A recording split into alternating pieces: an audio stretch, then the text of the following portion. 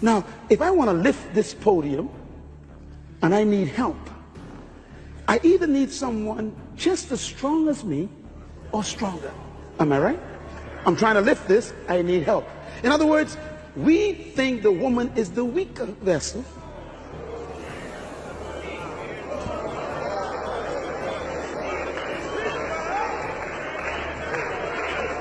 The word weaker in the Bible, used once for women, it means delicate. It doesn't mean no strength. The helper has to be either just as strong or stronger to help you with your work. Men consider women a threat because the men don't have any work for the woman to do.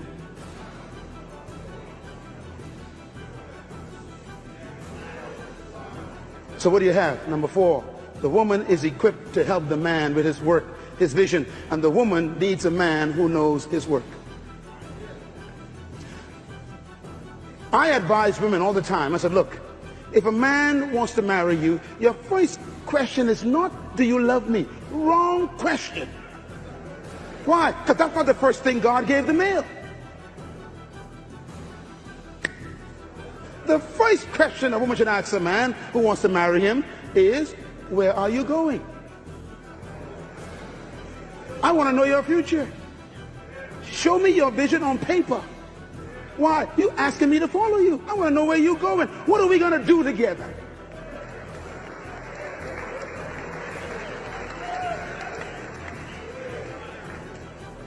Work before woman. Vision before woman. Assignment before woman. Your vision is the key to the woman's fulfillment. My wife is the happiest woman in the world.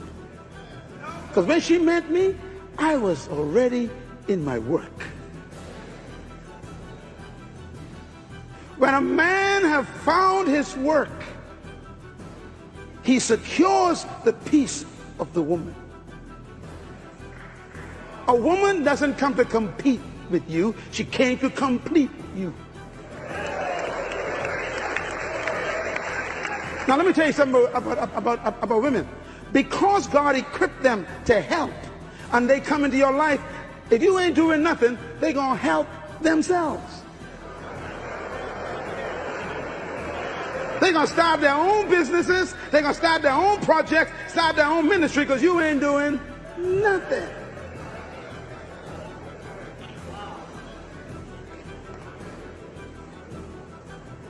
Do you know what your wife is waiting for? A plan. When you leave this conference, you need to go home with a vision for your family. Tell your wife, honey, I got a job, but I'm working on my work right here.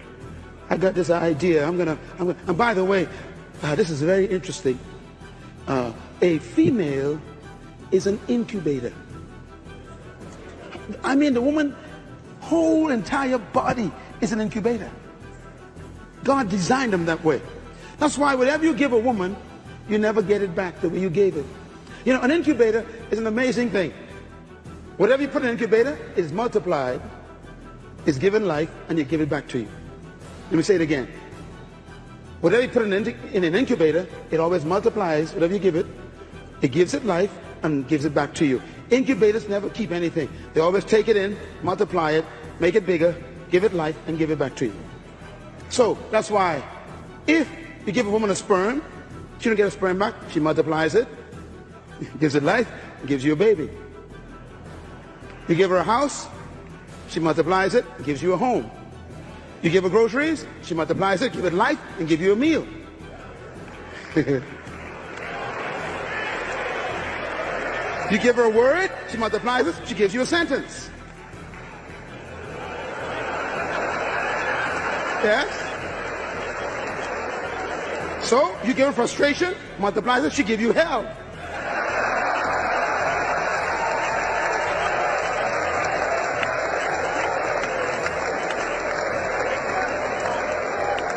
You can always tell what you're giving a woman by what she's giving back to you.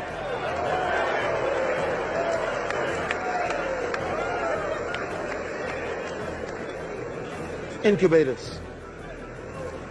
She came into your life to what? Help. Write this down. The woman is frustrated by a man who doesn't know his vision, his work in life, doesn't know what he's becoming. That's why I appreciate manpower. Manpower is us hiding away for a couple of days and trying to grapple with these basic issues so we can save our women from frustration. We need to be honest with ourselves. Saying, I don't know what I'm doing. Your job is not your work. You got to find that work. Find out, what is my assignment? What was I born to do? That's what a woman is looking for.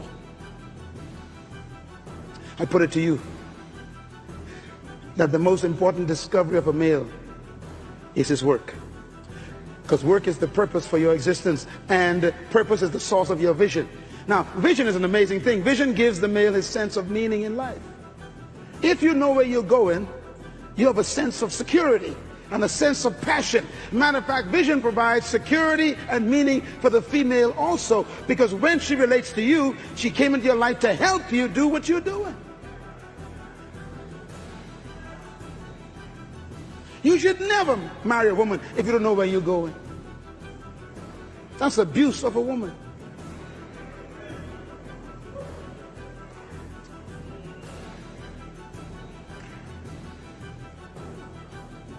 She came to help you.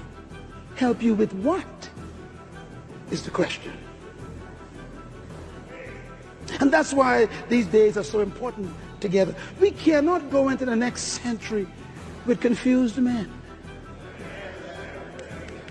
Your wife is quiet, but she is quietly frustrated because you wouldn't tell her what we're doing. What are we doing in this house?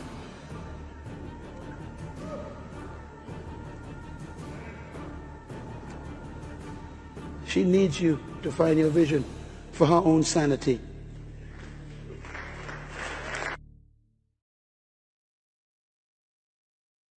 What's the first thing women notice?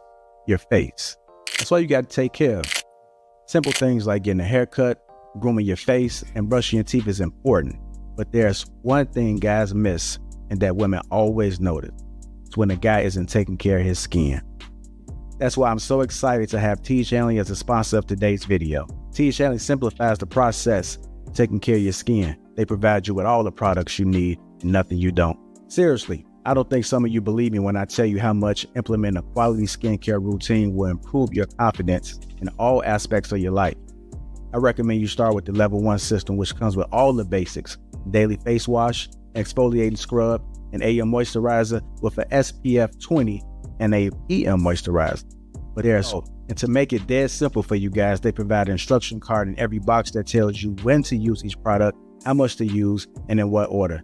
But because T just sponsoring this video, they're offering you an amazing deal. Just click the first link in the description and get 40% off your first skincare system and free gift.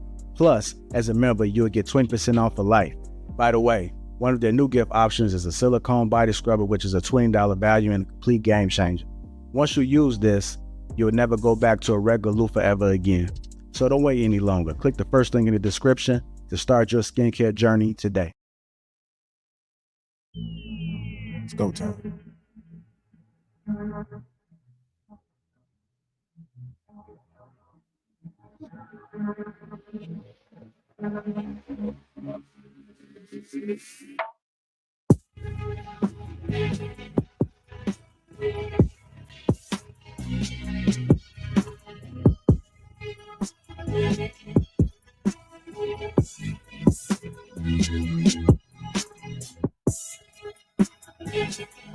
What's going on, family? Welcome to Lapeef Sunday. Let me go ahead and introduce the crew. We got Mistaken. You can't expect me to take you seriously. Got him. One country cookie is the poet. It's Coco Stiletto. Me, myself, Lapeef JR. Welcome to Lapeef Sunday. What's going on, family? What's going on? How y'all doing? I'm good. It's Coco.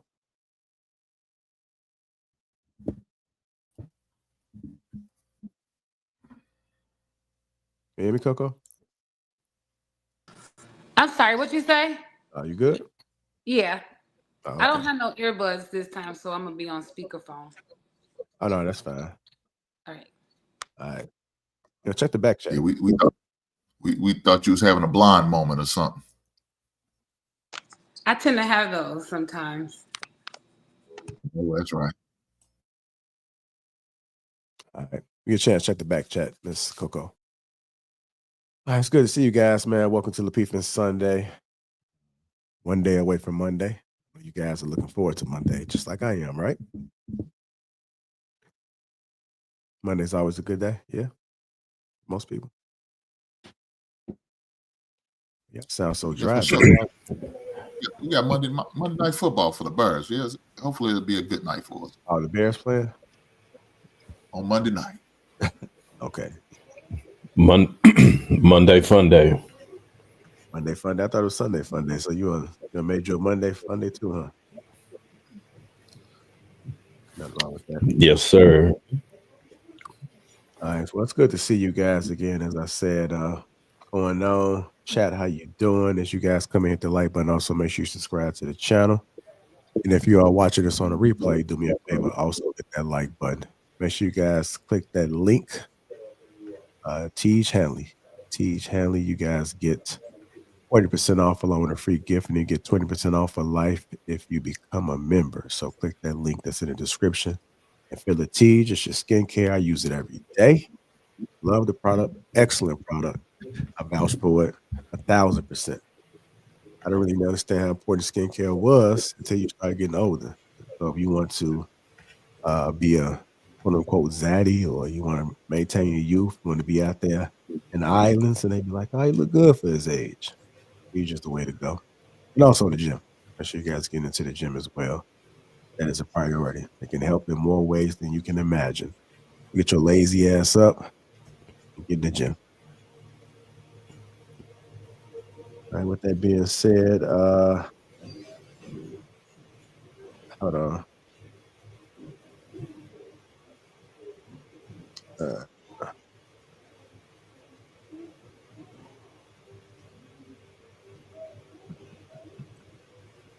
Apologies for that. I had to send that message.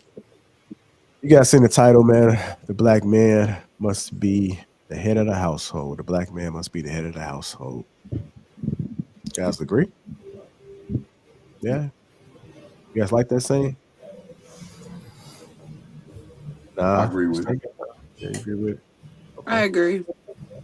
Okay. But they have to be worthy of it, though. You can't just automatically label black men the head of the household if he don't know what he's doing. We just watched a whole 7-minute sermon about it. So I agree with it to a certain extent.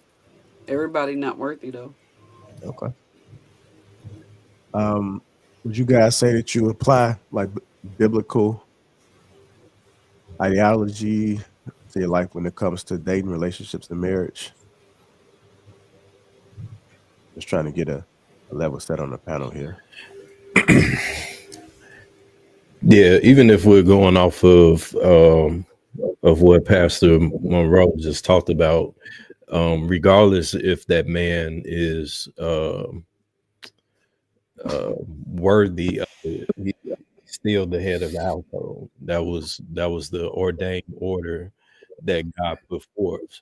So if you feel that he isn't, worthy of it, then of course don't follow him. But the fact of the matter is that regardless, that man is still the head of the household. Well, let me read that correct. He can't be the head of my household if he don't know what the fuck he doing. That's fair. Well, the thing about it, a woman should say I do then. You should establish that way before you get to the altar or to the courthouse or whatever means you decide to marry. That should have been established within the vetting period, the dating period, or whatever you want to call it. And once you realize his abilities is not what I think, then ladies, move on. I mean, I know it's slim pickings out here, but it can't be that slim to the point where you're willing to follow somebody who's going to lead you off the cliff. Now, if that's the case, then you's a fool for making that decision.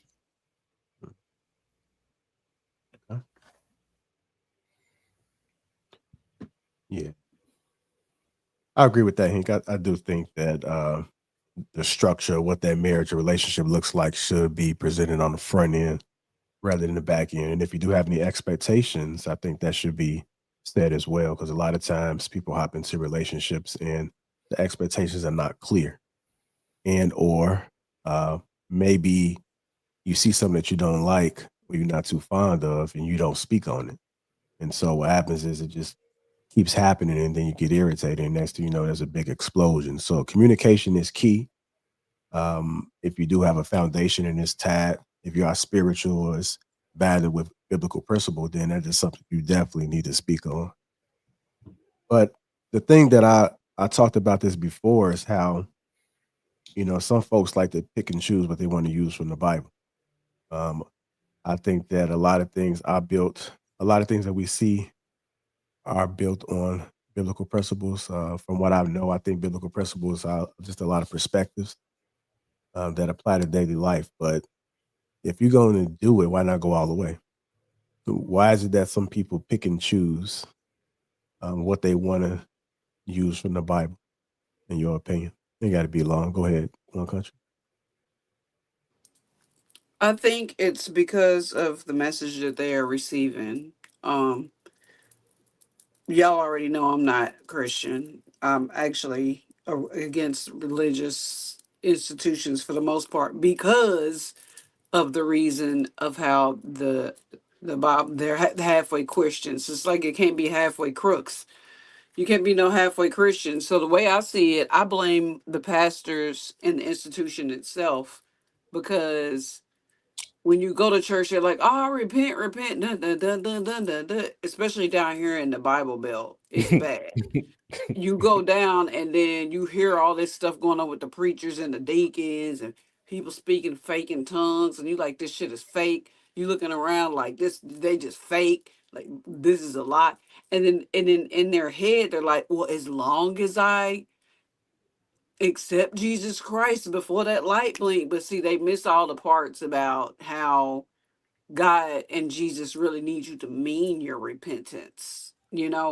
Like, that's why I cut out the middleman, and I blame halfway Christians on the institute of the church itself, personally.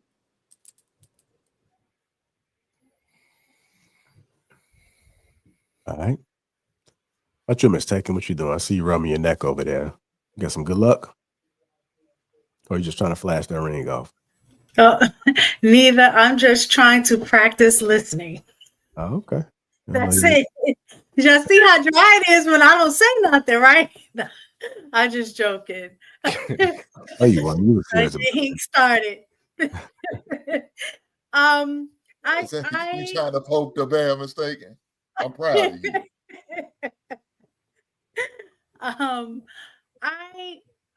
Can you what was your question?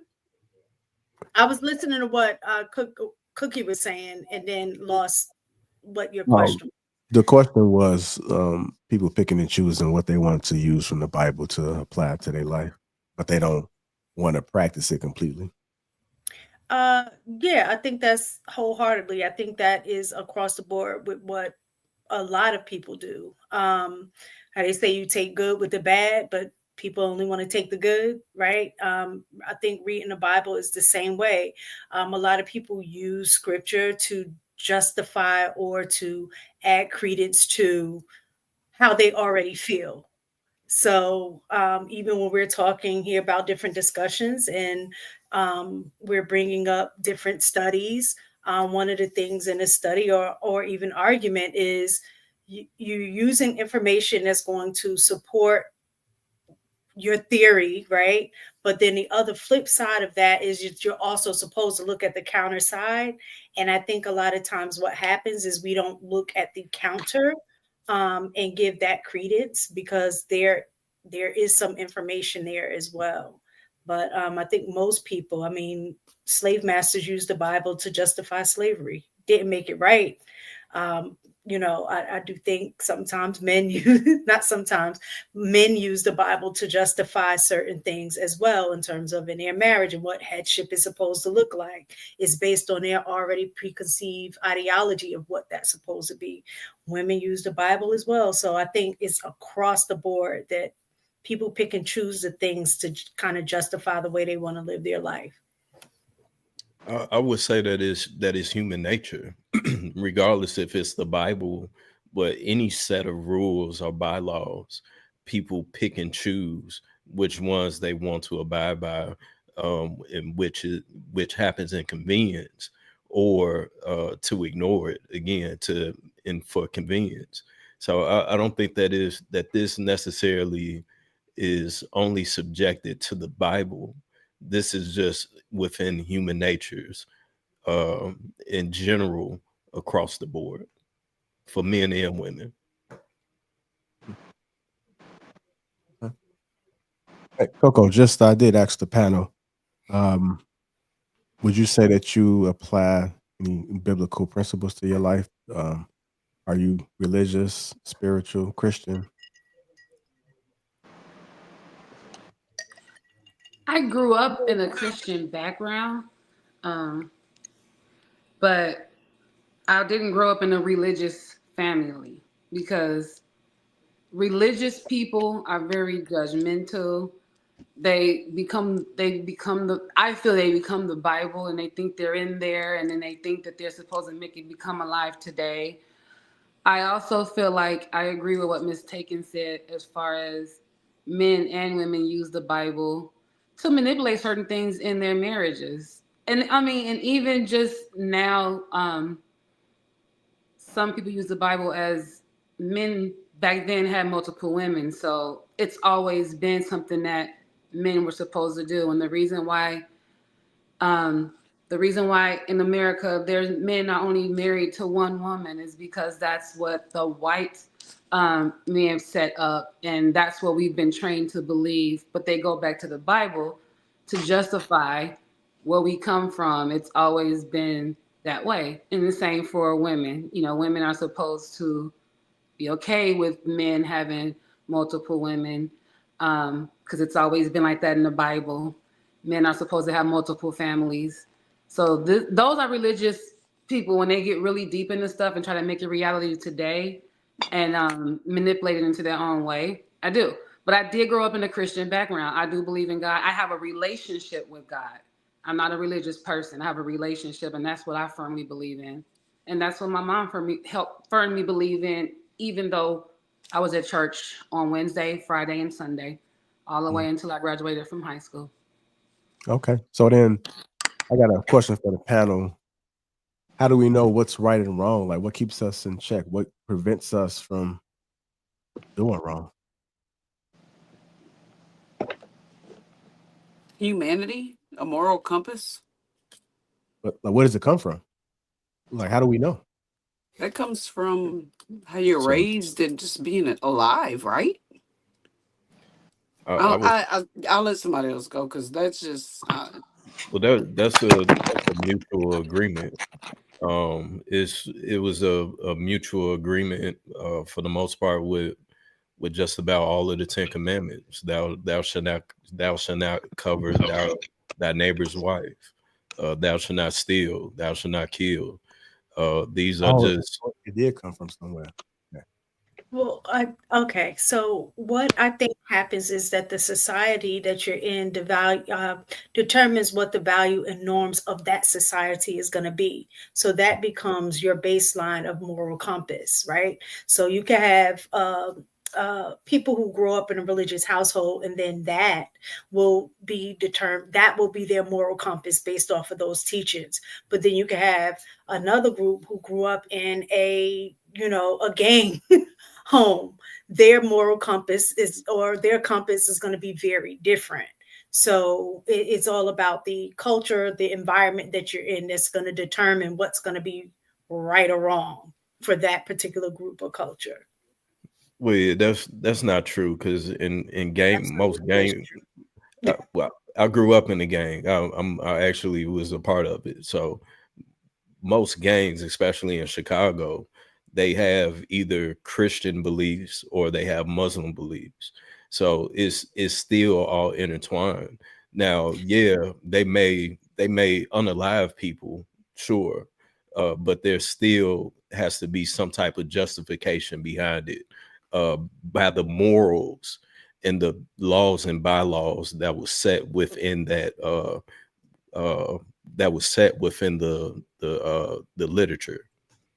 See, he agreed with me and argued with me at the same time. Did I not just say that? I literally just Well, no, said you said on that the you said culture. that it'll be different. I'm saying that it's still the same. That's all that I'm saying. And it's not an argument. I'm just No, I spreading mean we enlightenment just about it. agreed. I guess what I took it is we agreed. They have their own cultural norms within that gang that will not necessarily apply to everybody else that's not in the gang, right? Well, no, I would say that it's still the same cultural norms. You protect men, you protect you're not supposed to target women and children. They were originally untouchable. You were supposed to protect your community. You were supposed to uphold and make sure that everything runs to a certain degree. Now, of course, yes, over time, the structure and the laws of it got lost in the confusion and the dismantling of those organizations, but it was still based on the same exact values that just about every single society abides by. Okay. King Talk TV. Welcome to the panel, brother. I was just kind of going around just to get a basis as far as how people thought. Do you apply biblical principles to your life? I would say I'm more spiritual than I am biblical. Okay. Spiritual and biblical. I was raised in the church, but I found a lot of things in it that didn't sync up with my spirit. So I kept the connection to God and dumped the rest. All right. Before we dive into the main video, let me just play this clip and get you guys' thoughts about it. Listen, look at me. No woman on this planet, I don't care what she tells you, no woman on this planet wants to have to go to work. Let me say it slowly. No woman on this planet, none. I dare them to talk to me. I've been to 87 countries, and every woman is the same. They don't want to have to go to work. Why? They're not built to have to support nothing. They came to help. Oh, Lord Jesus. All right, let me get you guys' thoughts on that. Dr. Miles Monroe says all women should be housewives, that no matter what they say, they don't want to work. It's true. Well, hold on now. He didn't say housewives. All he said was all women don't want to have to go to work. And that is very true. I'll agree with that. I like the way he put it. Have to go to work. There's some women that want to, but don't nobody want to have to. I go to work. I got business and everything. But I mean, would it be nice for somebody else to do it so I can just be cute and do what I want and not have to do nothing? Yeah, because that's what women pose. That's what they were raised to do. I was raised around my grandmother, and she never worked. And when she did go to work, it was a part-time job around the winter time to pay her JCPenney's credit card off, because she done maxed it out for Christmas gifts. So yeah, I agree that most women do not want to have to work. Okay, so you brought up your grandmother. Did your grandmother do anything in the house at all? She just didn't work? Oh, my grandmother, she had 10 kids. So she's pretty much stayed barefoot and pregnant. My grandfather was a steel mill worker. So my grandmother cooked, cleaned, washed his clothes, ironed his clothes, got his lunch together, cooked for everybody, watched everybody's kid. Nobody in our family, none of us went to daycare. We went straight from our grandmother's house to kindergarten. I mean, whatever, because That's all she's ever done is just been a mother. She's never had to work. Mhm. So if your grandmother didn't have 10 kids, just say they had no kids, what do you think she would be doing as a wife? She would be a wife. Like, simple as that. You know, it's 17 of her with her siblings. Out of 17, 12 of them are girls, and they all been wives for over 70 something years. So, you know, and she's from the South. She's from Memphis, Tennessee. She's come from a traditional background. So she would have been a wife, whether it was, that's it. Like, that's what she would have done. And what would she have been doing as a wife? Like what job would she have been doing? Nurturing the house.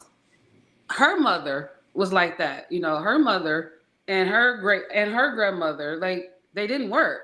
They took care of the house. They gardened. My grandmother made her own, you know, grew her own tomatoes and stuff like that. We always had tomatoes and greens and carrots and stuff in the house from the backyard, you know. So that's So what she did. you actually mean she can work outside of the home because that's work. Well, it depends on what you identify work. I'm assuming that conversation, what that man was talking about, is that women don't want to have to work. I don't consider, my grandmother did not consider doing the things she did for her home to provide for her kids and feed them was work. That's just what it was. That's how, you know what I'm saying? We have a farm. We own a farm way back in our family. So that's just what women been doing that long. So that's just what it is. My grandmother would never be a career. She's never had a driver's license ever. She's never driven in her life, you know, so she was going to always be a wife. Okay. Go ahead, Ms. Cookie. I think I know where Coco's going with that. And I feel like there's a fine line between having to work and actually wanting to work. So, for instance, a woman being forced to work to keep up a lifestyle, I'm assuming for the household. I mean, I don't know, but it's like you gotta have a job. It's 2024. We kind of be like, I get it. I want to work. I'm already working. I was working when I met you, but no matter, he's not lying because no matter how we spin it, a part of a woman dies when she hears a man like that she likes says, you gotta go to work no matter what. When she already working. Cause it's just like, bro, why are you so hostile in case of like I'm already doing this? So I guess maybe it's a little bit of I'm trying to find a word. It's a little bit off. And I know it seems like, well, how dare you, bitch? You know what I mean? But at the end of the day, that's just how women are built. We're like, well, dude, I'm already working. Why are you being so hostile about forcing me to go to work? So yeah, a little part of a woman dies when she hears a man being so desperate about her needing to be at work. It does. Now, whether she wants to have to go to work, yeah, I mean, like I said, a little part of her dies, and she'll still go. But you got to understand, with that tough guy command, there comes a lot of lost respect in women. They just be like, damn, this dude said I had to go to work. But I already, like, why would he say that? But everything that you guys are saying, it seems to be contradictory to the narrative that's being pushed now. Now women want to work. Women want to be the exact same thing that men are doing. If you tell a woman that a woman can't do something that a man does, you're a misogynist, and all these terms that are being thrown out. So it seems contradictory. I get it. Interestingly, I've never used that word a day in my life, but I can get how you can see that though. I mean, that's just simply what it is. I recently saw a conversation where they were saying that women now are more miserable than they were when they weren't having to work. So I wanted to say this. So what happens is when you're coming from having complete dependence seeking some form of a voice, you're going to have a varied set of results as you define the structure in which that's going to happen, right? So we're going from an era where you could watch old movies where you could see the men clearly slap their woman in the movie, in the TV show in the 60s, to an era where you cannot slap your woman, right? And the reason why I use that as an example is there's a spectrum of shit that is too extreme, pardon me for cussing, that example being hitting your woman, and then there's the way that you should actually treat a person, right? So you got this era of women who are tired of having to spend 20 years in a relationship, 30 years in a relationship, and be shoved into the workforce because the relationship did not work out, right? So they should have a voice, right? There should be a rationale of, well, how did we get here, right? If there was a larger pattern of guys handling their responsibilities, there would be fewer guys complaining about child support. How about that? All right, so we got to look at cause and effect. It's not just these women out here are unhappier. A lot of these women were being domestically mistreated because they had to stay in that situation because of financial dependence, right? So like, look at the full scale of how we got here. A lot of men went away to war, came back with depression, came back with alcoholism, came back with opium and heroin dependencies. So we have to look at the full spectrum. A lot of the black men were sent to jail in the 80s and 90s for drugs, right? So the women had to work. Like, it's not like women just up and said, you know what? I am tired of being comfortable in the house. Let me just go ahead and see what this employment thing is looking like.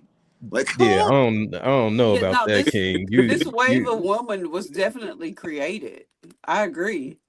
I don't know about that. That again contradicts the very narrative that most women push, especially feminists. But that's what a narrative They is. want to work. We got to look at the facts. We look at from the war. Look from the Vietnam War. Look from the 60s and 70s. Then you look at the drug epidemic in the 80s. We have decades of men being removed from the house.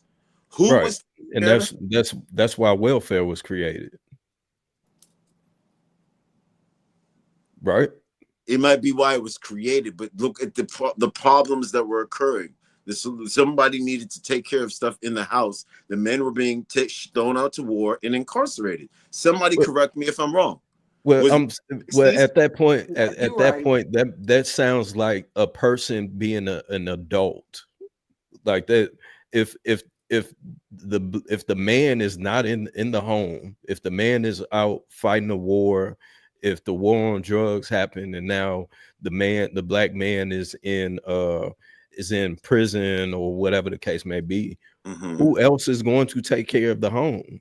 Right. And then what happened? Okay, great. Now you agree with me on the basics. Then what did we do to restructure the home after that? I'm telling you, that's what damaged the home. And I'm waiting for somebody to tell me what we did to repair it. Because what I'm hearing is a bunch of finger pointing from people who have already lived through puberty. And why I'm saying that is we got to outgrow the name calling, right? Because guys are telling women they're crazy. Women are telling men they're crazy, right? We're doing a lot of name calling, which we should have outgrown in the 3rd or 4th grade. And get to the actual solutions, right? Because what have men done to be the leaders in putting us back on track? What have women done to acquiesce to those men? It goes both ways. A woman is not going to acquiesce to a guy that seems to be inexperienced and emotionally unavailable, emotionally volatile. If you don't seem settled emotionally, she's not going to automatically be in her feminine energy and submit to your nonsense. You actually have to have some sort of peace to you. Men don't go to the doctor to get physical help unless their arm is falling off. So we know we ain't going to get mental help, right? So if your mind ain't right, your spirit ain't right, and your body ain't right, who are you fit to lead? Let's break it down. What percentage of men are actually leaders? What percentage of men are actually men? Being born with a penis makes you male. But if you have no ethics, no morals, no experience, no guidance, no wisdom, who are you supposed to lead but yourself towards a better life? Like, get your ish right and stop coming in random women and telling them they should have aborted the child. Y'all giving your semen away before your last name. You scared about 50% of a home, but you ain't scared about 50% of a child. Make it make sense, Jesus. Hey, can I just add something? Because men that went off to war, and I'm going to go back to my grandmother because my grandfather, you know, he fought in the Vietnam War and the Korean War, and he was gone for a while. My grandmother had kids, but the United States, she was married to him. So United States, while he was serving the country, was providing for my mother. My grandmother, at that time, they can go to the grocery stores, and just because they were military wives, they can get food from the grocery store without even spending money. So You still that's can. that's what was taken care of. Welfare started when homes started being broken and women started complaining and going to court or whatever it was about the fathers not being there. Welfare started with all of that stuff. And so much No, more it behind that to wasn't. keep the black man It back too. wasn't So the I can go fathers into not deeper being that. there. But Welfare started because of war. It was really meant initially for white women. If you look at the history of it, it was I was about to initially say black women are granted, new to welfare. Yeah, right, and honestly, for really, white women because of their husbands and them not being able to support the household because they typically were housewives. Black women typically always worked from the beginning of the time. talk that shit. Even if y'all talking about biblically, women went to work outside of the home. They went to market, right? That was their job. That was how They they went to get contributed water. to the household.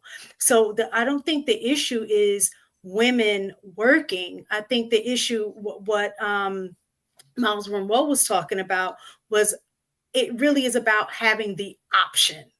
Women want the option to either work or not work. There is a huge difference when you have to work versus being able to have the mindset of knowing that you don't have to work, but you're choosing, right? There are a lot of people that I know that are currently now, they're retired, but because they really, didn't have anything to do, some of them chose to go back to work because that was just a part of their life, right?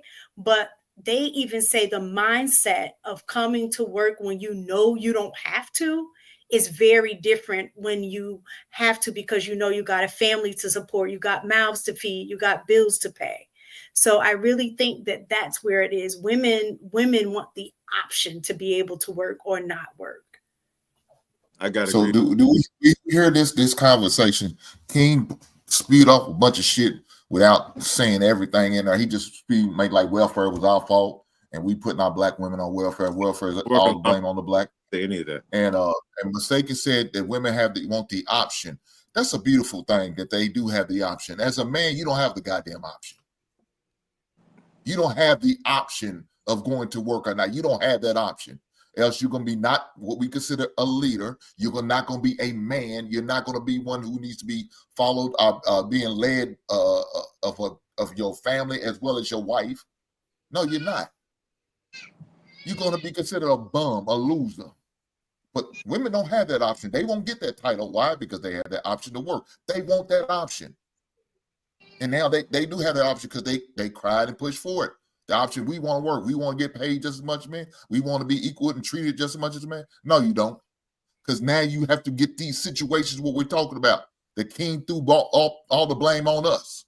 As men, you don't want them options. You don't want the options where you cannot go without working. You have to work. Like Cookie said, you have to work. It sends a pain through the spirit. That's what Cookie shared. It sends a pain that you have to work. No, they don't want them options. So you don't want to be like the men. You don't want to be equal to a man. Enjoy being a woman. Enjoy the perks and the benefits that you get of being a woman. Don't try to come on this side of the fence. You're not going to like it. The result's not what you think they are. Why? Just because we got certain standards that's double compared to y'all's? Yeah, y'all, we know double standards out there. We know they exist. We accept them as men. Women, why can't y'all accept them?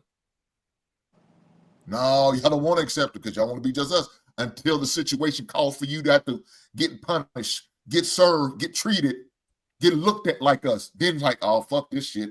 I'm tapped out. The reason why I may have to tell you to continue to work, because every other day, y'all be ready to quit. Y'all be ready to retire. You work 5 years. I'm ready to retire. Fuck working. I don't want to work no goddamn more. But a man can't sit there and say that. He got to do it to the end. And some work to the death. Now, y'all don't want to go to war. Y'all don't do military. They got standards in military. At least for the men, they do.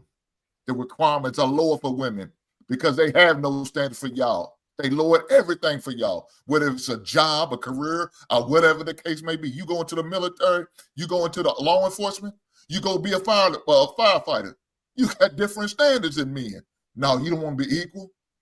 The grass ain't green on this side, not for y'all. I landed there. I guess you told us. You always yelling at us. Don't sound. It's Jesus Christ. I mean, everything he said is true. It's the convenience of it.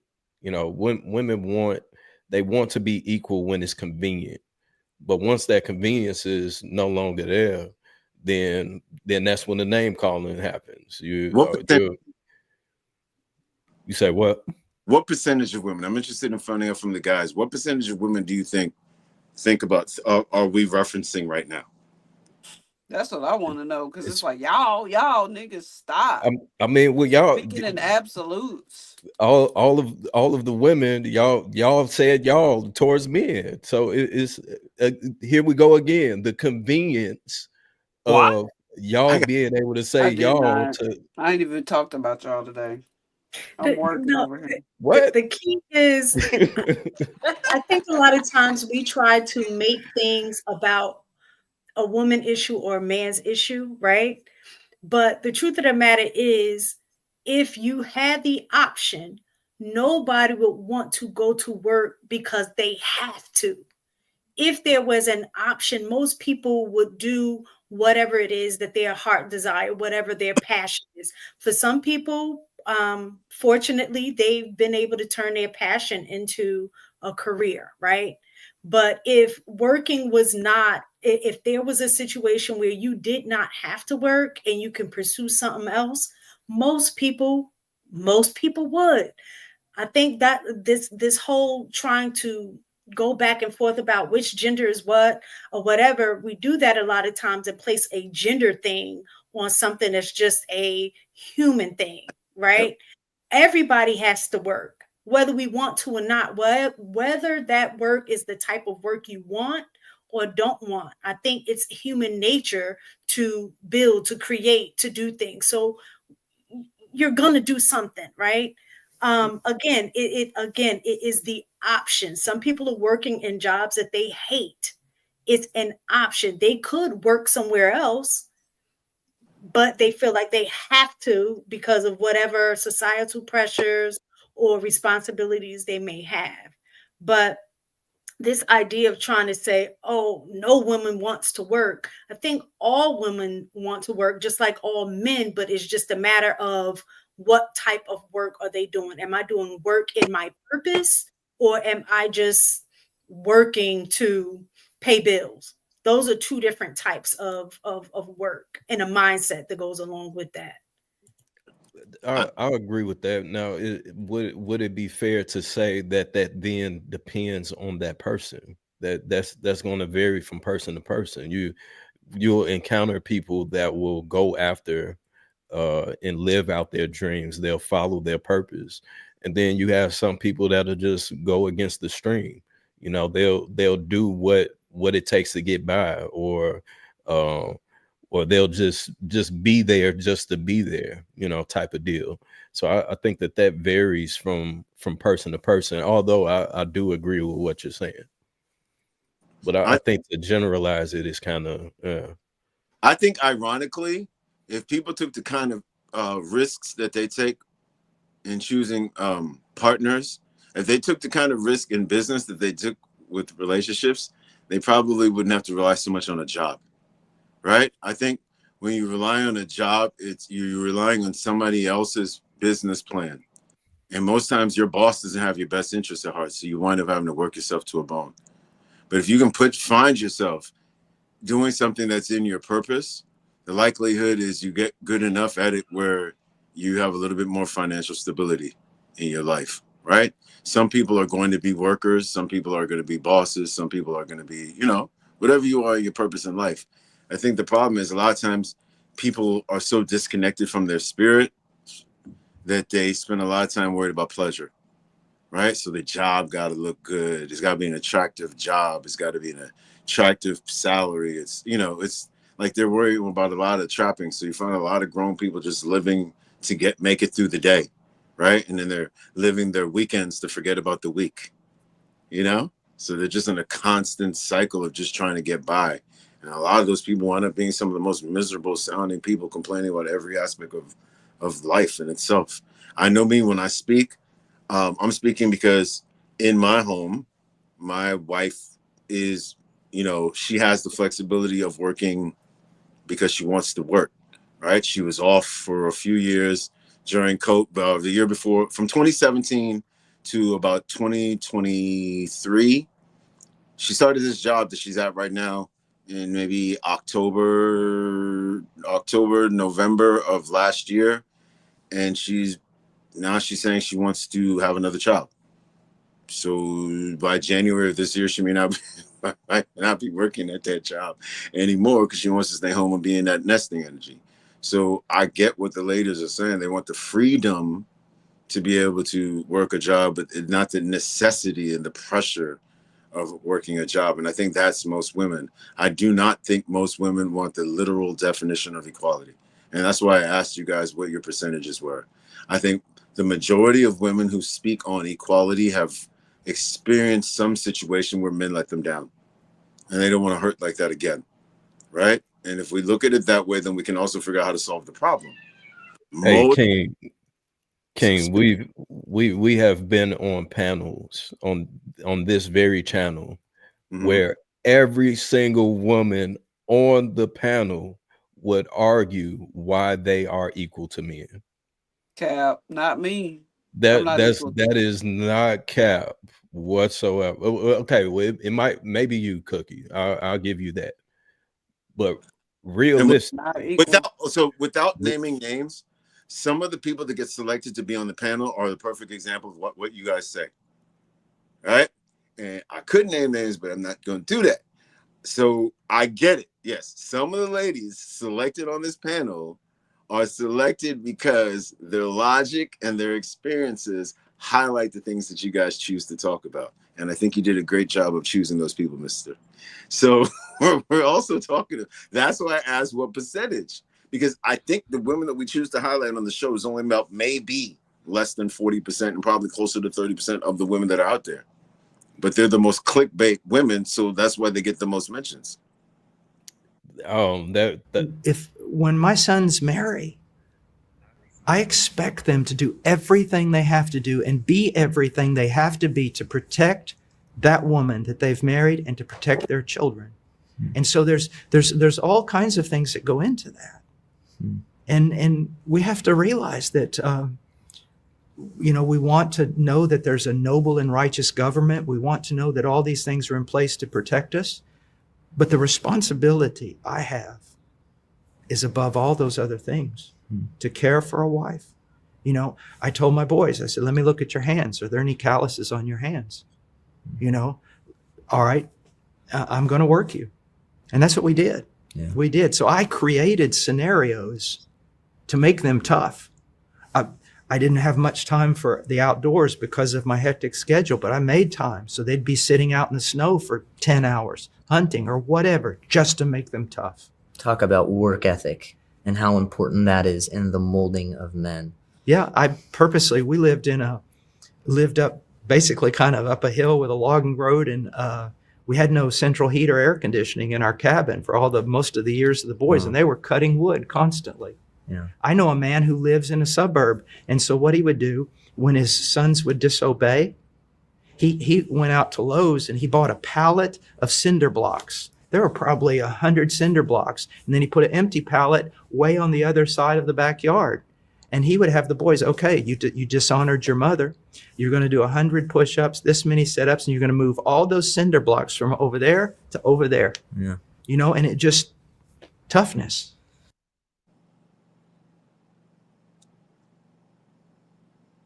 What's going on, Swing? What's going on, bro? Everything that he just talked about now would be considered toxic masculinity. That's My true. brothers got It would done be like that. considered. It So would be That's true. considered child abuse.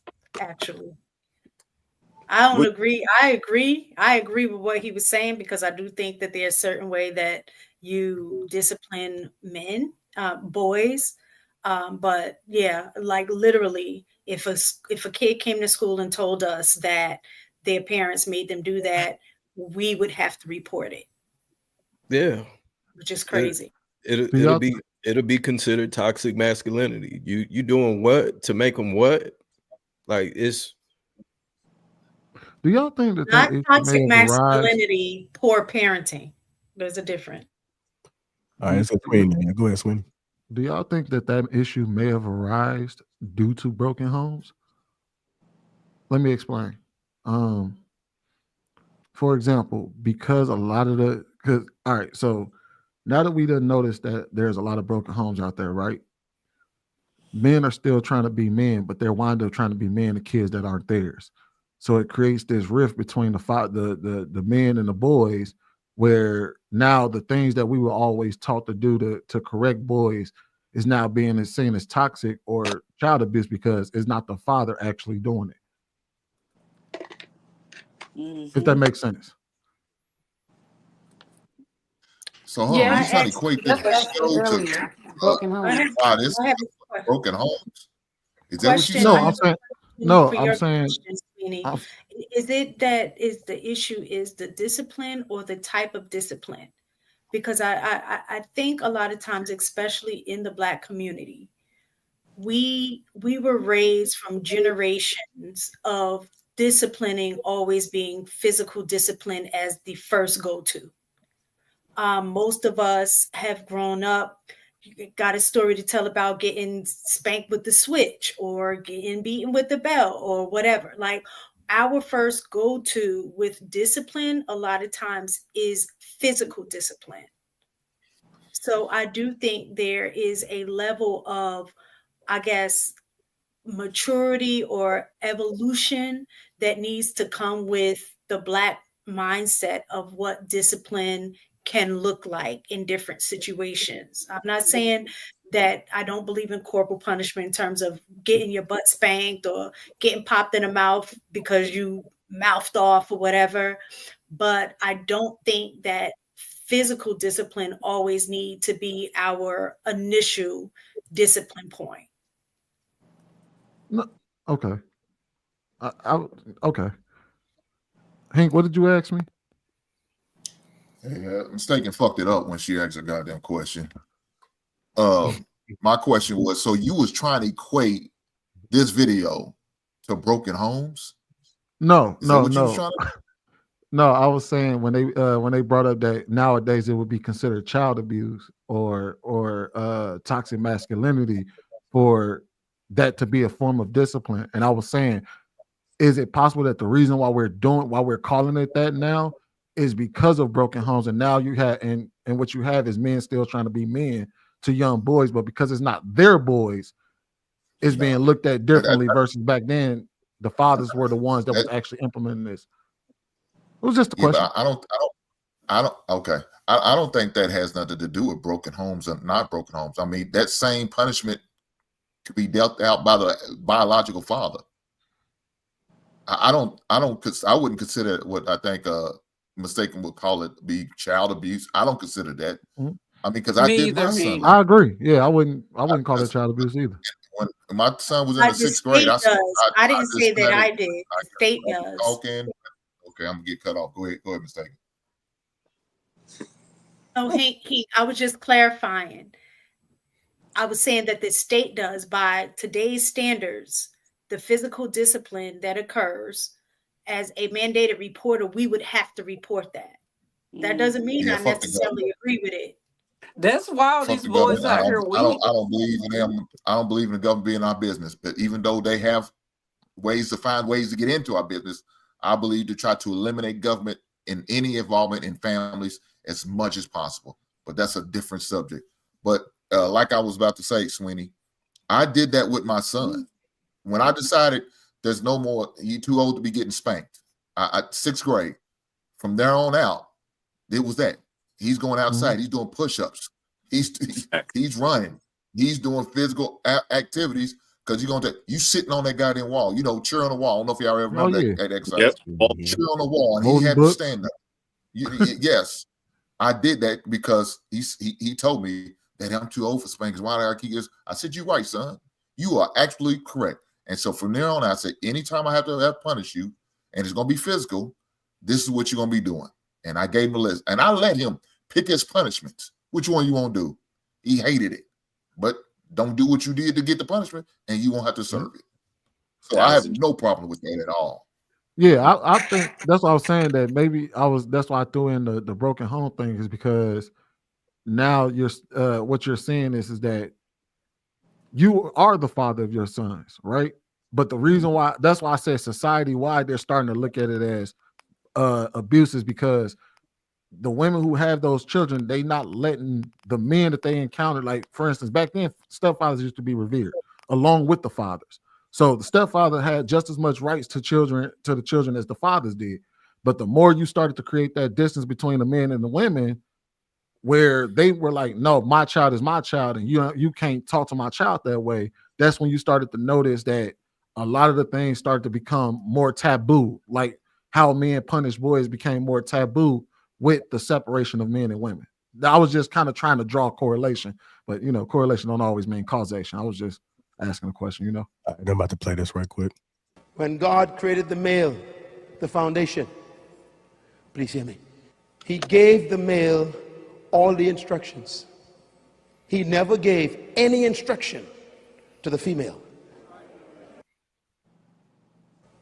When God created the male, the foundation, please hear me, he gave the male all the instructions.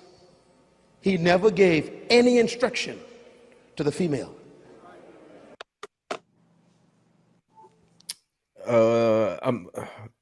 I agree with him to an extent. When God removed Adam's rib, he did that in saying that I'll create you a helpmeet. So that was her instructions. Even once they left the Garden of Eden, once he sent them out of the Garden of Eden, he then gave them both instructions. So on that one, maybe there's more context to it. Maybe that there's more to that clip that he expands on it. But I just from that clip, I would have to disagree with that. But Viz, I think he's talking about the dynamic of a woman leading a man. Because when you give instructions to an individual, that's you leading them to do certain things. You know what I'm saying? And so Right. if the Lord did that, now she's telling instruction to him. Now she's leading him. That's what it looks like as far as the dynamic. You understand what I'm saying? Right. That's the weird part, because God did give women instruction. Not for over other men, though. No, I mean, obviously the instruction wasn't over men, but he did give her instructions, specifically things that she needed to do in respect to her man. That problem is nobody's following God's instructions. Wait, say that one more time, Sweeney. I said he did give her instructions. The problem is nobody's following God's instructions. That's how you get a lot of people that move how they want to move. They're not being guided by anything. There's nothing to hold them accountable for the things that they do. It used to be God told you this is how you need to act. So everybody followed a specific creed and a specific way of life. And that's what was your guiding light. This wouldn't even, if let's just keep it straight. If we're just going to specifically talk about women, if women followed God's instructions, men wouldn't have anything to complain about. Find something. Yeah. Now that you said that, I mean, and again, I'm not sure what the rest of the context was, but the 10 Commandments, that was something that was given from God, and that was given to mankind. So mankind is man and woman. So I don't know if he's saying God didn't give women exact instructions the same way that he told Adam to name all of the animals of the earth, or is he talking about pre-Eden, or is he talking about just in general over the entire timeline of Scripture? He was just wrong. Yeah, That's what I got from it too. I got that he was just flat out wrong. Like I said, he gave structure over the man for directions for the family. That's what I'm thinking he's talking about. Not necessarily he didn't give women instruction. Yes, she gave an instruction maybe over other women and other kids, the children, everything else, but not structure for the man to lead, to share, and to communicate to the woman. Now, King's gonna fight it because Kings fight everything about the situation. He believes in free spirit for all. Right, you were literally this man is so wrong, and you want to add in whatever narrative. Can't know that man wrong. So Hank, I think you wrong. I think you wrong. That's who I think wrong. But that's a different culture. Here's a guy that selected a woman that says things that make sense, right? So I'm not triggered by the idea of following a woman's lead, because there's some things my woman knows better than me from her experiences in life, right? And the idea of following a woman's leadership is, oh my God, that's not the natural order according to God. Man, if you don't go get a hug somewhere, some of the stuff that you say just really makes it seem like the only thing you need from a woman is to make her food and access to her room. I get it. That was enough for you. But for me, I wanted somebody who had some intellect that could pour into what I'm trying to create. So when she speaks, I listen. Following her leadership because there's something she might know better than me is second nature. So it's not caping for women. It's actually having more than basic needs. Well, no, King, I think you're a goddamn Pinocchio and she's Geppetto. I got you. Ironically, let's just share this for the purpose of having this group conversation. I'm a polygamist with 2 wives. So with your struggles that you're having with one woman, I'm not having with 2. You just a Pinocchio with 2 Geppettos. That's actually, cool. Honestly, I'm a guy. Congratulations, brother. I understand. I'm an already retired guy. Congratulations. So when you talk about your realities, they're not mine, right? Right. I'm not a guy who's sitting here with toys behind him and still angry on a podcast. Go play with the toys. About to check out. I agree with that too. I'm going home. All right, back on topic. I do enjoy the banter with you, though. I do. No, he was the pastor was flat out wrong. Like even if he meant what Hank said, right? Now, granted, JR may have just gave us a clip of what this man said and not the full context of what he was talking about, but let's just take the clip at face value. To leave that out in the universe and say God only gave man instruction and never gave women instruction is just wild. She definitely got instruction. And part of that instruction is what helps sustain households. So and it's one of those things that I look at where they continue, where pastors like this will just put everything on the man, and it absolves his entire congregation of women of any responsibility for what happens to the relationship when it does fall apart. Well, so Sweeney, and I agree with you. However, the thing is that if we're going off of what Scripture tells us, he did only put it on the man. Like God didn't speak directly to Eve. He spoke to Adam when God found out that they ate of the forbidden fruit. He asked Adam,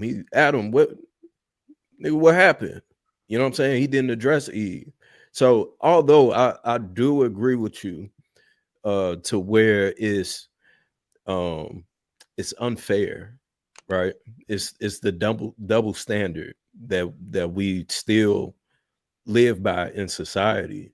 It is kind of the harsh reality of it at the same time. The problem is that we keep talking about one book and two people.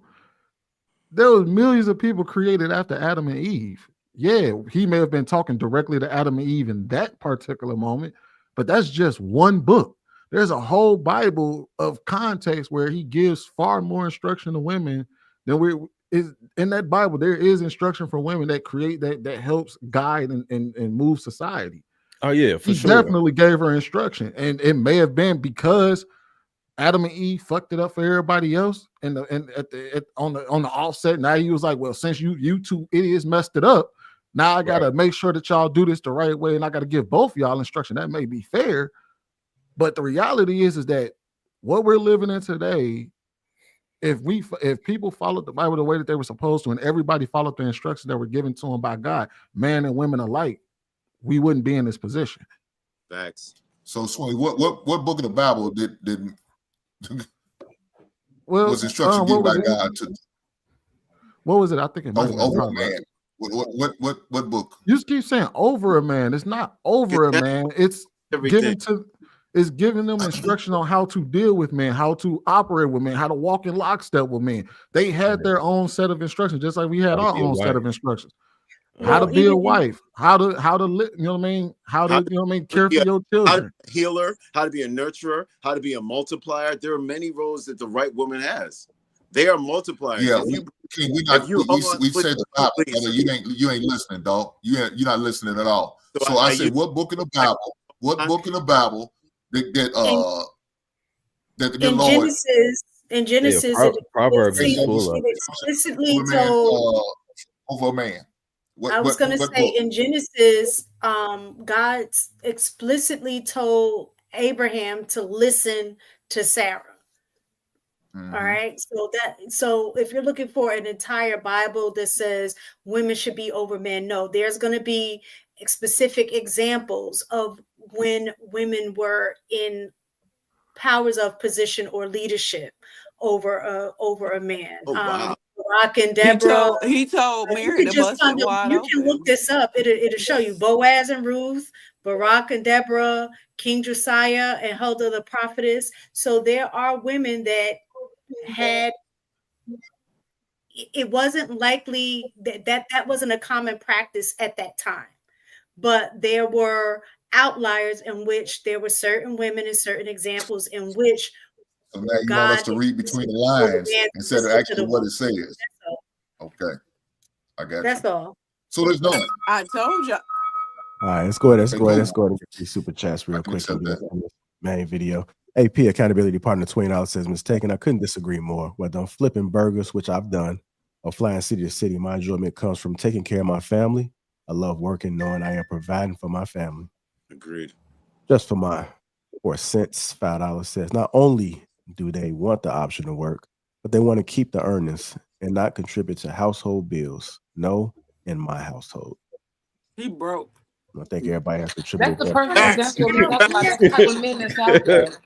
That's what I'm trying to figure out. Is this really real? The comments, and even I'll say, even for us at times, the comments that are made about women and how they move is so unrealistic to what happens day to day. Same thing with certain things that we say about all men ain't ish or whatever. That is so untrue from the day to day, because the men that I have in my life that I'm around don't be the same men that some of the women are talking about. But that doesn't mean that I'm naive to not see that those men exist. And the same thing, a lot of the women, these comments that are being made about women don't want to work. They don't know. They so selfish. They don't contribute to the household. When even stats disprove that if you just read a little bit of literature, but especially in a Black household, typically the women are the ones that are the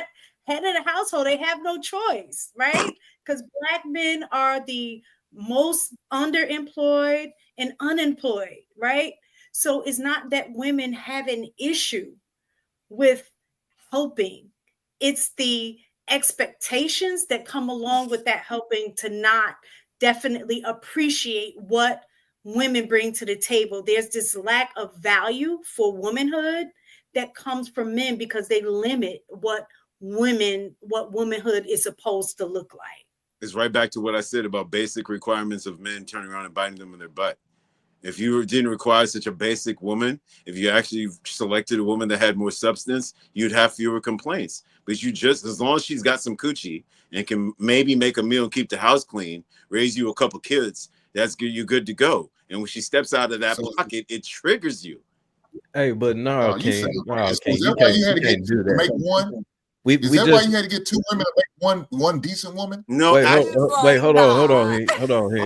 Wait, You guys have to- hold on. So King, wait, King. Come on. Wait, King, hold on. So we literally just had a whole panel conversation, damn near 2-3 episodes, of a woman that had a page focused on being a trophy wife, literally being the very thing that you just talked about.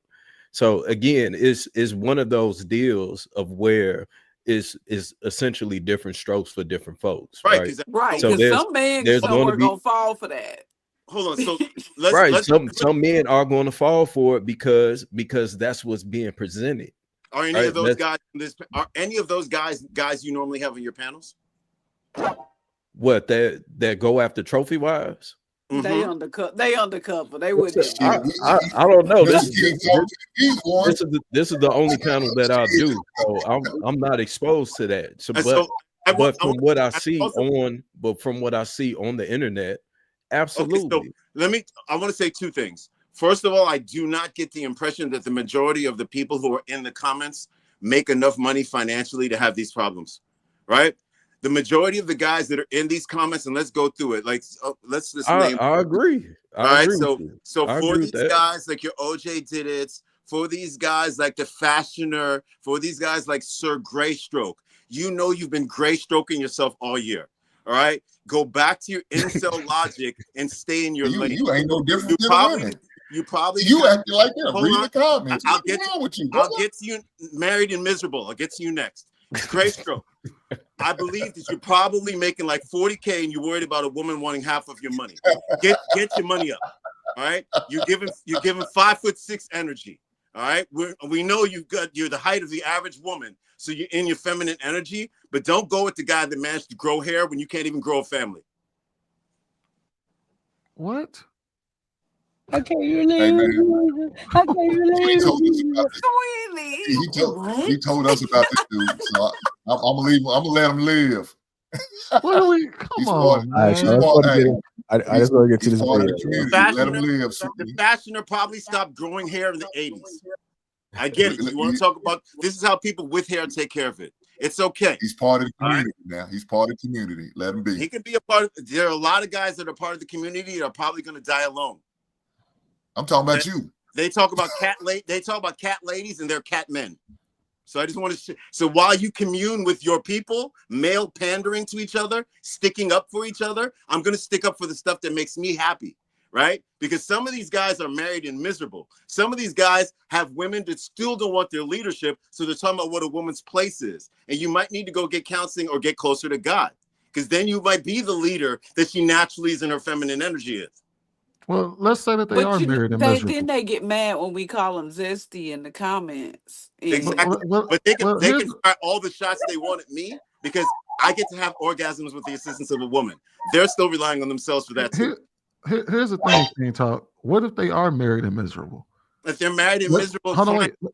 Let me finish the question. Try me. Try Jesus. Let me finish the question. Let's say that they are married and miserable because their women aren't operating the way that God intended them to operate. Then I'm gonna say what guys usually say to women: they should have chose better. Ooh. Well, Dr. Monroe said, "Check yourself," because she only multiplies what she's given. So if that's the case, then what's the point of having these conversations? We just gonna give each other the same energy. Gonna give you the, hey, you should have chose better. You know what I mean? Instead of just, you know what I mean? This is why we never get anywhere, because there's no instructions. We just hurling insults.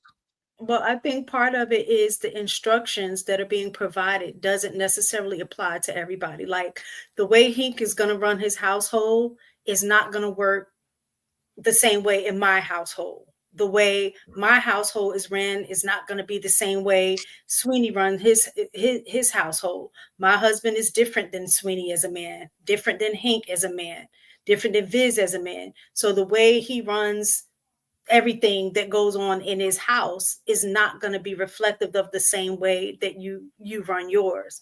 So I think the basis is part of the problem is that there isn't a certain level of just basic respect that people are having, for the differences that are brought to the table, for the differences and experiences that they, that people have. So you're giving directions to a situation that may not necessarily apply No, to yeah, I everybody agree. else's situation. Yeah, I agree. I think that's why I was like, and that's why I was sitting here like, dang, we hurling insults at people.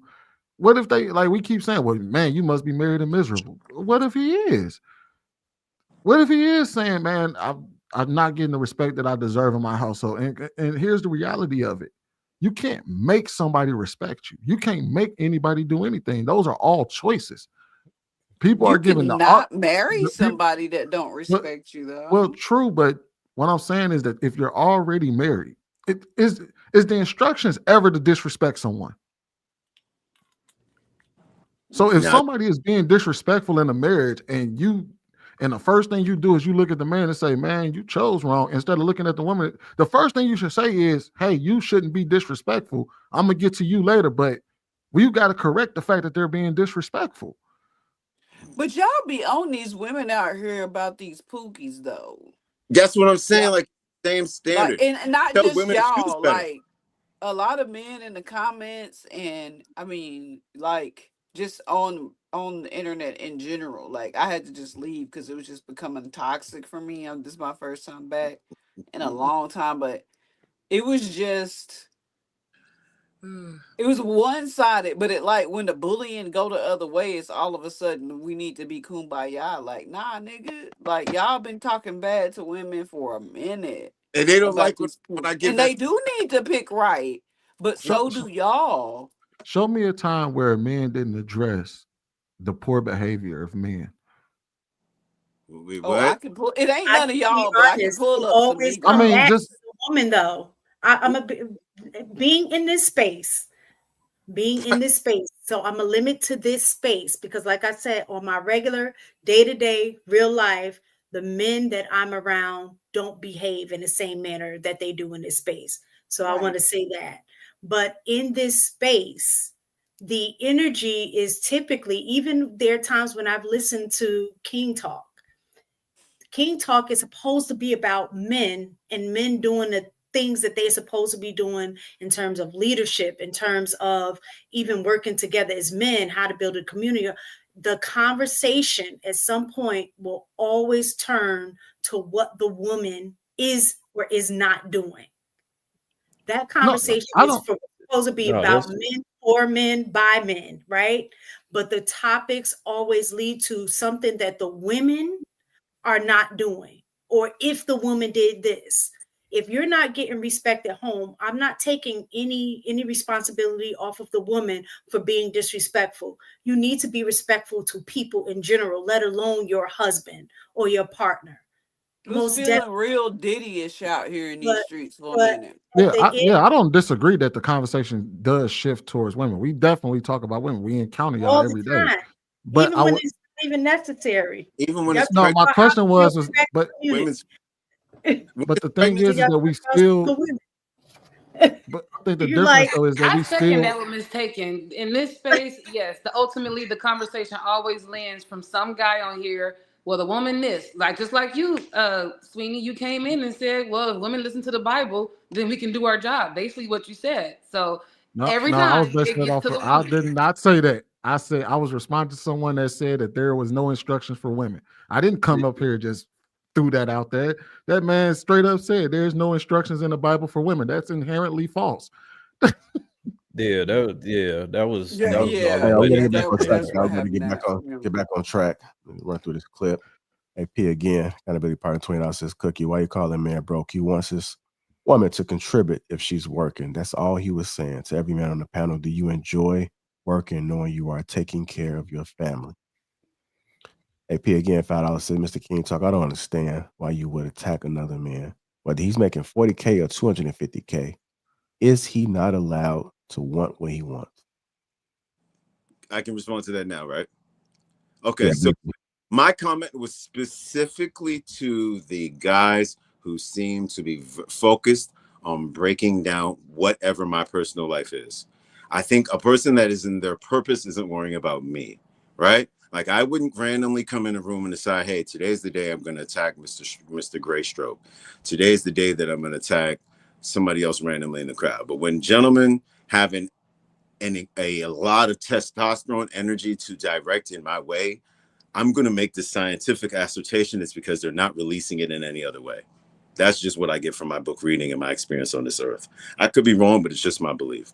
So I don't care if a guy's making 40,000. If he's in his purpose at 40,000, it's going to smell like leadership, and there's going to be a woman that's drawn towards it. But if he's making 40,000 and he's effing around and he's not doing anything, and he's spending a lot of time chasing as many girls as he can get on the $200 left extra after he pays his bills every 2 weeks, complaining about women who don't want to go on cheap dates because he really just wants to see how many women he can take out with what's left in his check, then I'm going to trigger those kinds of people. And when they're triggered and they decide to speak towards me, I'm going to speak towards them. That's just what it looks like. I'm gonna come to you, Cookie. Let me just read this real quick. AP Accountability Partner 20 Hours. Mr. King Talk. You went in after this guy for what? Sweeney is right. Instead of using the panel to attack, why not educate? You say you got 2 wives, which in the U.S. only one is recognized. Talk about how you did it. That's clownish. Hey, sweetheart. I'll be right there. So what I actually did was address somebody that was addressing me. I'm going to say that one more time. If you want to feel this free to scroll back or watch this network when it's on rebroadcast, you'll be able to inform yourself and then, speak to me based on informed things. Yep, you're right. Legally in America, you cannot have 2 wives, but I have a wife and a girlfriend, one of which just called to say she's on her way and the other one is here. So the point was that I've accepted the role of taking care of more than one person. And it's a role that I don't feel burdened by. So that I can be on the lives with 3, 4, 5 guys making comments from a place where they should actually just be asking questions. Why would you comment on the aspects of my life without asking questions? Right? The piece that I have in my life, I wouldn't mind showing you how to get it in yours, but you got to come from a place of not being condescending. If you come from a place of being condescending and then I match your energy and you complain, then you come off as zesty. You don't think that you may have came off as condescending? Oh, let me read this right quick. Cooley $20. King, you started off with the insults when you stated we should stop. I've been in this episode for mad when you get attacked. 10 minutes ago. Can you keep track of time? Hold on, bro. He reading the super chat. CRNA anesthesiast nurse. Hold on, JR. We didn't hear that. Yeah, you broke up. Well, go ahead, Cookie. Because it's broke and miserable. Well, okay. So first of all, I was gonna say if a dude's making 40K, he can't. I'm not talking to him because I make more money than that, way more money. Anybody that know me know what I do. But I think what it is people are trying to date on top of being delusional. They're dating outside of their pocketbook. The reason I said that man was broke goes back to because I stand 10 toes down on what I say. Goes back to what I said at the very beginning. Women like the option to be like, hey, what if I get pregnant or sick? Can we afford for me not to work for a little bit? Or are we scraping and living check to check? Women don't get married to live check to check. We just don't. That's in human nature. So sorry, I guess. I mean, I don't know what else there is to say. I called him broke because he's speaking like a broke dude. Well, I ain't never heard neither one of the men on this panel sound like that. Hold on, y'all. Let me just start this video. This is from Brother Trev. I do have the entire video in the link, but he did an interview with Smart Guy. And so I'm going to go ahead and play a little bit of this, and let's go ahead and get into it right quick. Day long, now that's a vibration for your ass. And then when you're walking outside, they're going to be women that are good and righteous that's attracted to what you're putting out, because what you put out is attracting those particular type of women. I hope y'all listening up, gents, for real, because this is real game right here. Yeah. And that's one of the things that because the main complaint, I listen to women, right? And one of their main complaints is that look, I listen to the gripes, and one of the main complaints is that they want us to lead, right? Well, at least they say they do. They say they want us to lead, and many times we'll talk. And see, the game is backwards. This is what men think. Not to cut you off. All right, let me cook. we're not supposed to listen to them. They're supposed to listen to us. That's the biggest problem. Women have a genetic advantage in the area of listening. We don't. But because media, society is working overtime to reverse the roles, even the basic forms of communication and the communication skills needed to communicate is off and is an imbalance. Like, here to listen to you, you need to listen to me. And then this is the goddamn problem. Everybody, a black woman don't know when to shut the fuck up. You don't know when to shut the fuck up. You got an opinion about every goddamn thing, and the motherfucker can't tell you nothing.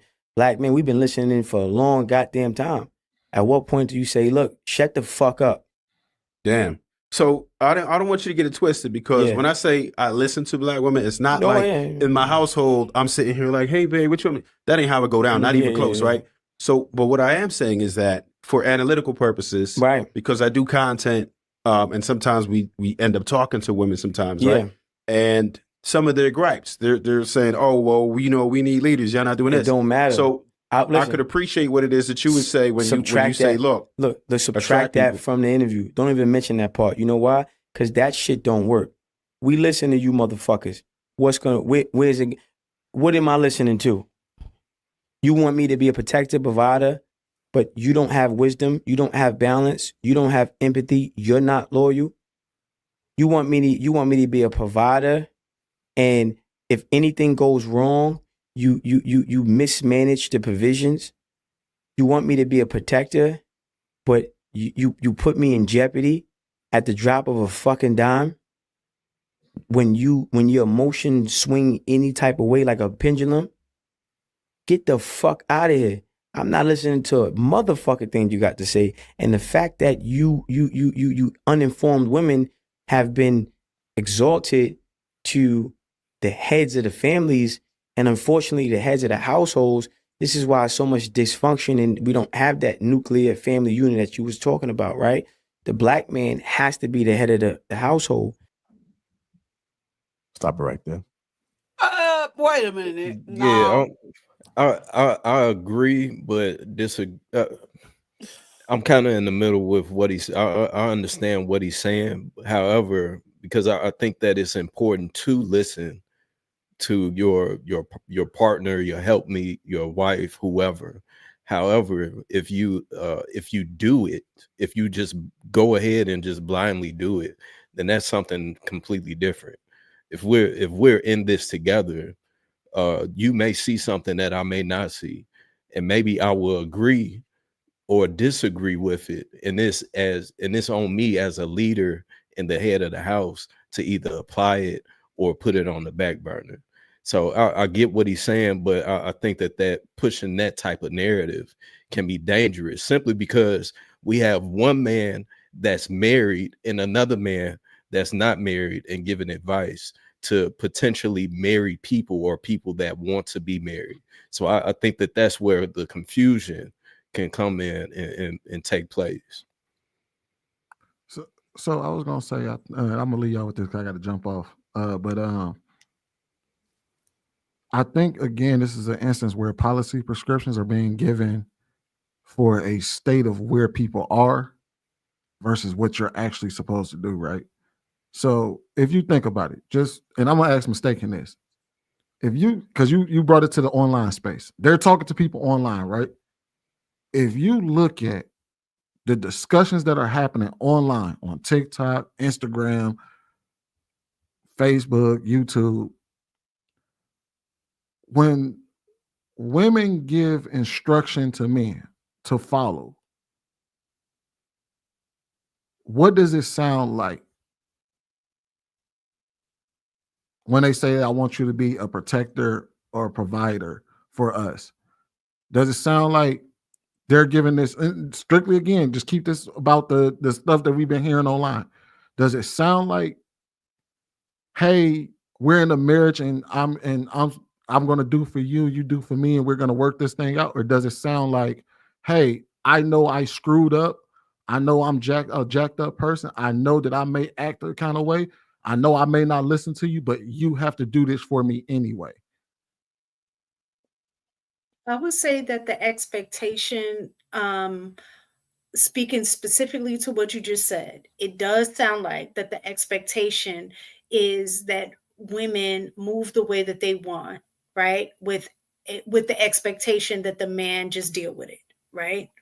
So I agree with you with that. No argument there. Mm-hmm. But we got to look at the entire picture. Yeah. Is that the same energy that's also being put off by men that's saying it's a duty, whether I do X, Y, and Z for you, my expectation is still that you're going to cook, clean, and F me when I ask, right? So I think that's the mindset of people in, I don't just want to say any spaces, because they're coming from other spaces, coming to this one space. So they're out there, you know what I'm saying? That the mindset is, my goal is whatever partner I choose, the expectation is that they're committed to prioritizing me and making sure my needs are met. And that's as far as it go. The mindset of reciprocation is not there. And I definitely agree with what you were saying. But again, I think that's the mindset of this generation in general, It's more of a or self-fulfilling the time policy. period that we're in. Yep, that's exactly what I was speaking to. That's why the way that he said that sounds rough, but you got to think about who he's talking to when he's saying that. He's not speaking to your regular degular married woman that's just trying to get down the road with her husband. He's speaking to what has been getting said on the internet for the better part of the last 5 years. That's what he's speaking to, and that's what a lot of the content creators are talking to. Is they're talking to a demographic and a internet that is saying these are the issues. And to your credit, to your point, you are saying this on the men's side as well, where they're saying, damn the hell, everything that I do, you still have to do this. So I know it sounded harsh what he said, but you got to remember who he's talking to. Yeah, but Sweeney, I think that's kind of the Shouldn't be problem talking though, to because nobody you with that stupid ass hat on. I'm sorry, Oh my Viz. God, here Go we go. ahead. I'm going. I no, gotta go. but I think that that's But kind of the problem, a part of the problem, because the men that he is speaking to, he's, in my opinion, making those men more bitter. Even preach, Viz. I would agree to King's point, and even to Mistakens. Sometimes on King's Talk, between the conversation that we have and even the comments in the chats post, you can tell a lot of men are just bitter to the fact of whatever experience it is that they got. Just how Trev started off speaking on, I think Trev started off on that video, how he was saying how you present yourself and what you give is what you're going to receive once you go outside. So if you a shit ass nigga and you think that you know what I'm saying, you on top of everything and you perfect, and you know it's like, nah, bro, you regular just like everybody else. So just to be honest, you know what I'm saying? So I think everyone has their own right to have expectations. However, I think once you put a blanket over all women or all men, I think that's when the problem happens, because now you're literally just a bitter person. I don't give a fuck if an ex of mine cheated on me 10, 12 years ago or whatever the case may be, and now since then on, I think all women ain't shit. No, it was just that one broad. You know what I'm saying? There's plenty of women out there. There's plenty of men out there that are amazing. But the fact that you don't see it that type of way because you're listening to motherfuckers telling you shit like that, then that's all you're gonna get, because that's all that you see. Amen. Amen to Viz. Let me play a little bit more of this video, then we get into it. And it has to go on for some time before we can be open to listening to what you got the fuck to say. No, you're going to listen to what I got to say. And I'm not about to be going back and forth. complaining, nothing. I'm giving you instructions. I'm giving you direction. I'm leading you to this destination. And this destination is the only thing that I'm laser focused on. And if I don't have a life partner that's going to contribute to the transportation in terms of getting to this destination, then get the fuck out my life. And I don't give a fuck what you got to say. Snap your teeth, smack your lips, shake your whatever the fuck. Just go that way, and don't come back. You serve me no purpose. You're not even valuable at all. And I think brothers need to learn how to put their foot down and stop this. You don't value yourself shit. First of all, we're outnumbered by them. It's more of them than us. So if you're a black woman, you get a good brother. You lucky to have that brother. You don't cherish that brother. You make that brother feel like he's expendable. You make that brother feel like he's them cheap ass fucking eyelashes that you glue on your fucking skull every morning before you leave out. There it is. No. So there's a few problems. There's a few problems with I got you. Let me say this for the brothers in the back that don't have the nuts to say this.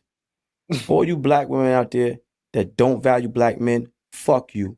Go get somebody that don't want you because you don't want you. And we got to stop having this, we're going to save everybody.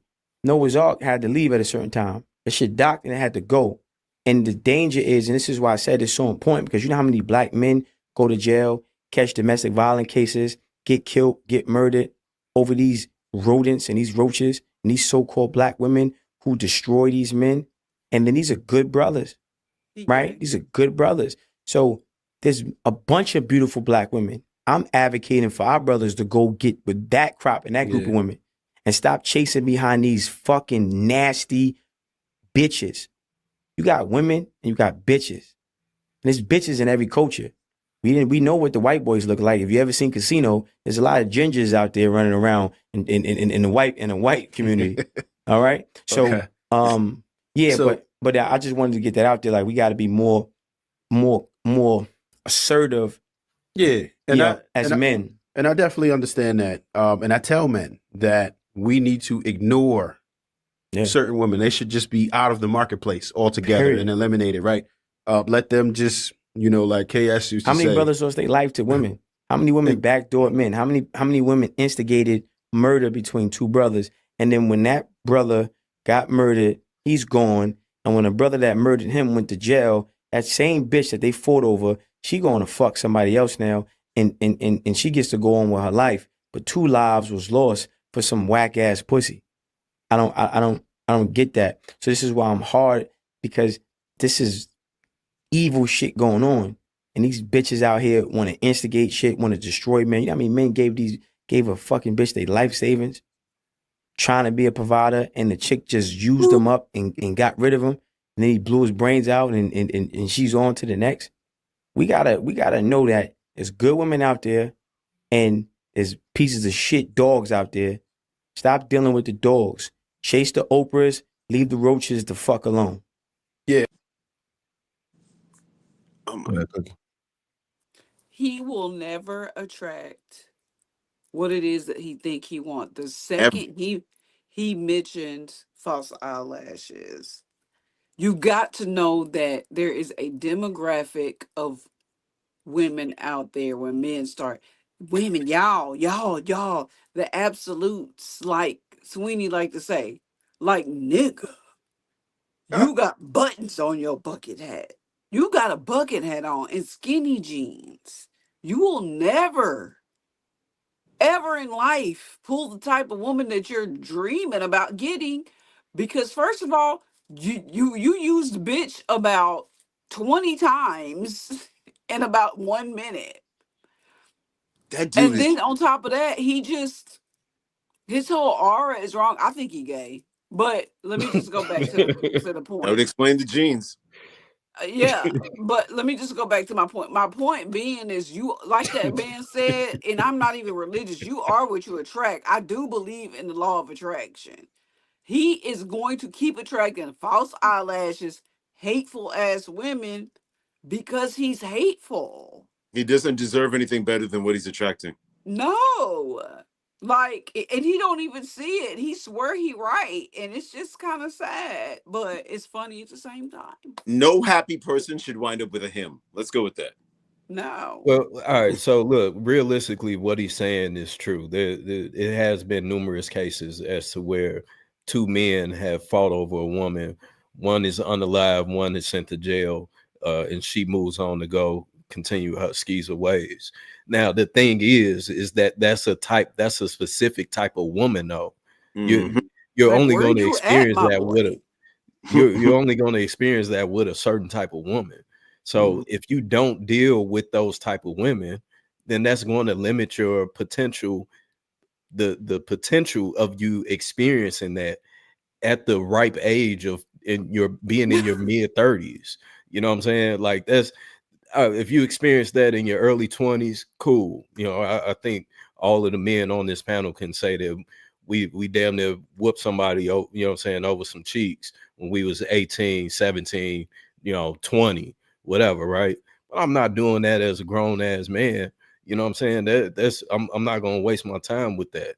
But there are certain men that will do that with women. So I think it's one of them deals of if that's what you're entertaining, then that's what you're gonna deal. That's what you're gonna experience. If you're not entertaining that, then you're not gonna experience that. And then the way Trev was looking at him like, nigga, where are you shopping? It's like, I don't go to Walmart because I don't want to deal with Walmart shit. I go to Target. You know, like you're at Walmart, you getting Walmart bitches and expecting Target experience. That's not happening. But you don't look like you belong in Target. So that's why. He in the kids section of the Gap. Yeah, okay. So the fact, I look at it like this. If that was the conversation, that's what he's dealing with, that's what he's going through. Look, I'm not gonna hold that man. That's what he deals with, that's what he sees, that's his point of view, that's his POV. Fuck it. But we can't act like it's not like Via says, not really some individuals out there.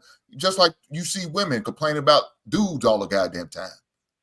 We can't act like there's not no dudes out there that's really like that, what these women are complaining about. So we accept that. You got to accept me. So you got to accept what he's saying. I mean, I don't completely agree with what he's saying, but I don't disagree with what he's saying either. Now, the part about not listening to the woman, I don't agree with that part. Because if you got a smart, intelligent woman got a head on the shoulder, hopefully she comes with something. Because she wouldn't be blessed with my last name if she ain't got sis enough coming out the rain. Now, if my name was Mr. King TV, I'll take any goddamn thing that got a pulse. Like his weak ass is up there sound like a goddamn woman is goddamn self co-signing, cheerleading and shit. What's wrong with you, dog? You got to give me one example. That man body's on too tight. You sound like you're in your feelings. Give me one example. I think that man body's too tight. Give me one example. I get it. I get it. But give me one example. Because other than that, you sound like you're speaking from your feelings. I am. There you are. We all had a little soy milk, a little almond milk in our lives. Let's continue.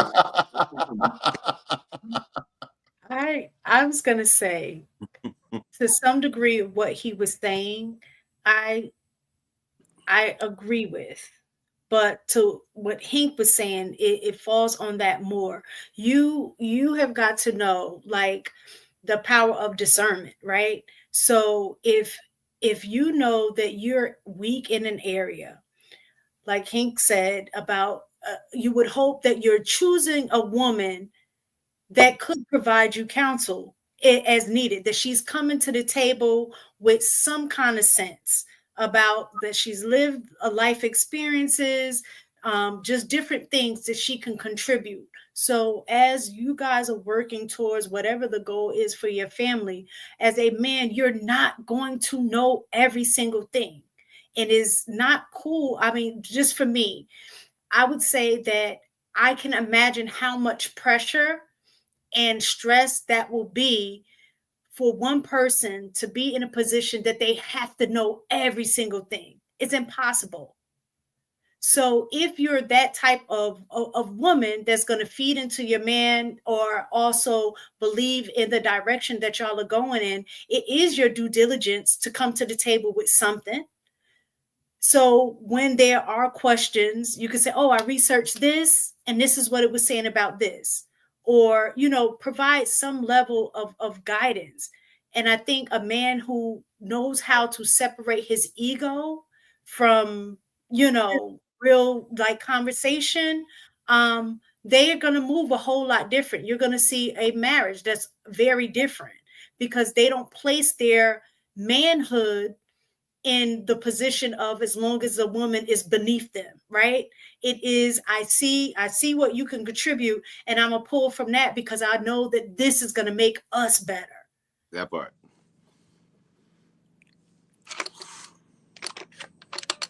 I just wanted to provide a little. You sound kind of low, Trev. I don't think your mic hooked up. No, you sound. Straighten it out real quick. You said it sounds good now, or no? No. It sounds real low, like it's not hooked up. Like real low. Now, if we could just get Hink's mic to work like that.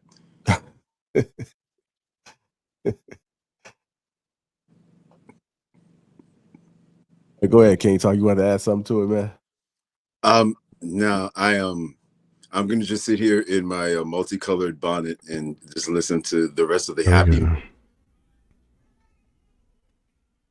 You might learn something, though. I mean, I just can't believe, like, every week my hair is the topic of conversation from guys who can't grow any. I wish y'all gotta find something else to talk about. I just can't believe that dude had the audacity to go in. We should be back, right? Y'all can hear me now? Yeah. Yeah. All right, cool. Good. Appreciate it. So, yeah, I just want to give a bit of context of what was going on in the video. So, we came into the topic of relationships. We talked about a lot of other things about what men could do to improve themselves. And, you know, he talked about the energies and, you know, a lot of stuff.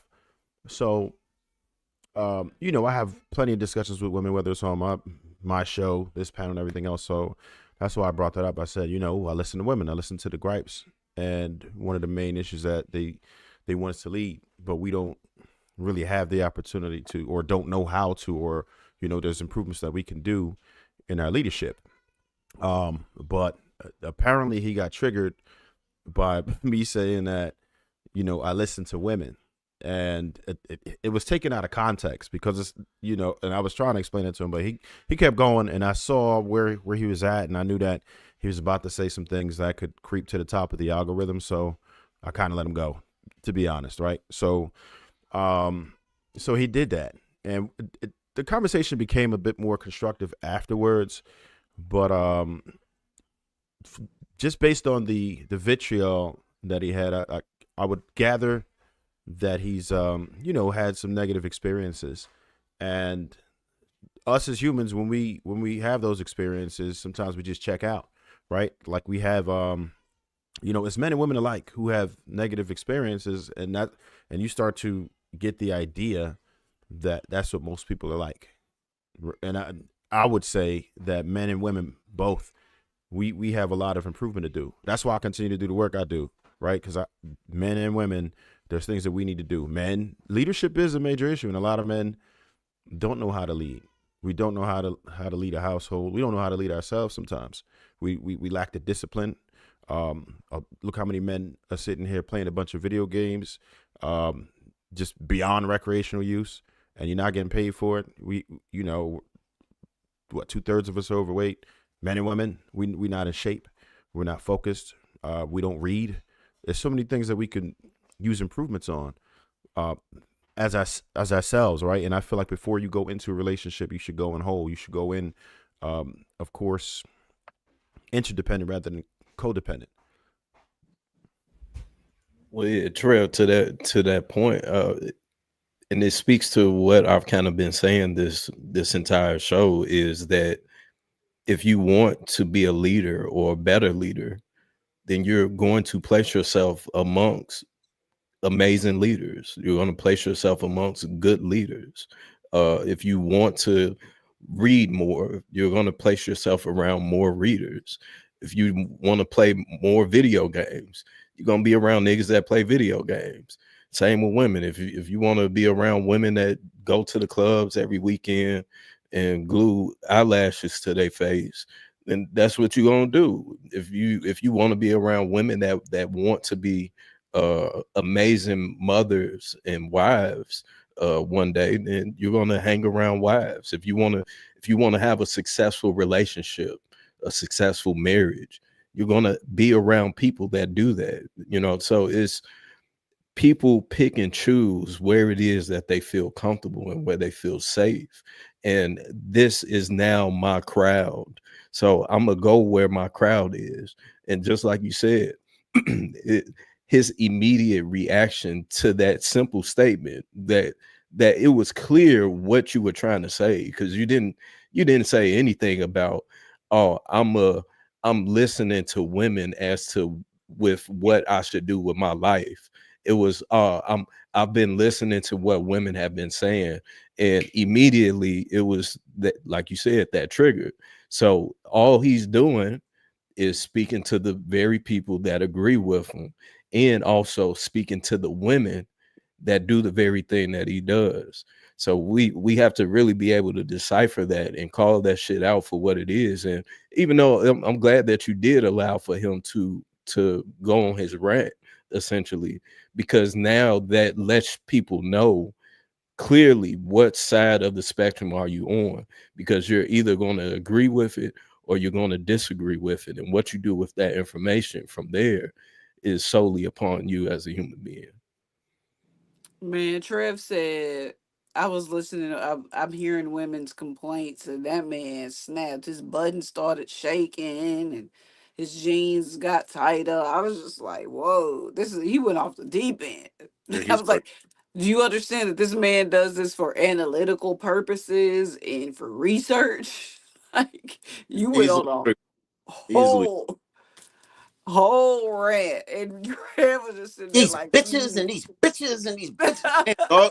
You know all of them personally, because you speaking with a level of emotion and passion, like all he was mad as hell. They all offended him personally. All of them. God damn. Trev was there with his cards, like, fuck, man. I said the wrong thing. This boy triggered. I just looked in the chat. I only mentioned the eyelash thing because that was something that he said in the conversation. That's why I brought up eyelashes. The lashes bothered that man for real. Right. You gluing on your eyelashes. Who? Where are you weeding these women? Trev didn't say nothing about No, now let's not dismiss it like that's not a thing, because it is. But where though? They definitely out here like this now. I have a question. Certain type of woman, but let's call it like we ain't that like 30 and below? How old was he, Trev? I'm curious. You're on mute. You know, I'm not even sure. I think he's probably, if I had to guess, mid-30s. See, ain't no way. He's all to be worried about those type of women But anyway. I mean, and I'll just say, other than that, I'm not sure how familiar y'all are with that guy, but he's got like a crazy following. Which is crazy. He does a lot of good things though. He's done $85,000 food drives. Like he puts back into I the community. said he a bad person. He just got bad some style and a bad choice in women. That low could be, emotional, that could low be true. emotional IQ, a dependence on cussing. Like the laundry list is like that man needs a pacifier and a hug from a counselor. Like that man. Okay. And a stylist. But the weird thing about it is he didn't use any harsh language until it got to where that part. at what part? He sounded like part y'all witnessed. Trev said he listened to women. Yeah, before that, I don't even think he cursed at all. Maybe like one or two strays throughout the entire interview until we got to that part. That's when, it kind of got derailed. Something he couldn't agree with, and then he showed his lack of emotional intelligence. He unraveled on the spot. The minute he heard something he couldn't agree with, he turned into one of those guys that sits there and says that these women here aren't going to accept my leadership. Dude, you sound more emotional than a woman. You can't calmly disagree with somebody. That is like this man show talking about, see, that's where you messed up. Did you you know if y'all paid attention to the y'all paid attention to the cues though? He's actually a great content creator, which is why he's so successful at it. And I don't even he don't even channel like just go on people like Austin White. You know what I'm saying? Like that deal. So what happened is if you Your look, signal going in and out, Trev. It is. Yeah. What is? Super The choppy. Lord defend that man. Sorry, but go ahead. All right. So he made a conscious effort to look into the camera when he did that. And just listen to the cues. Let me cook.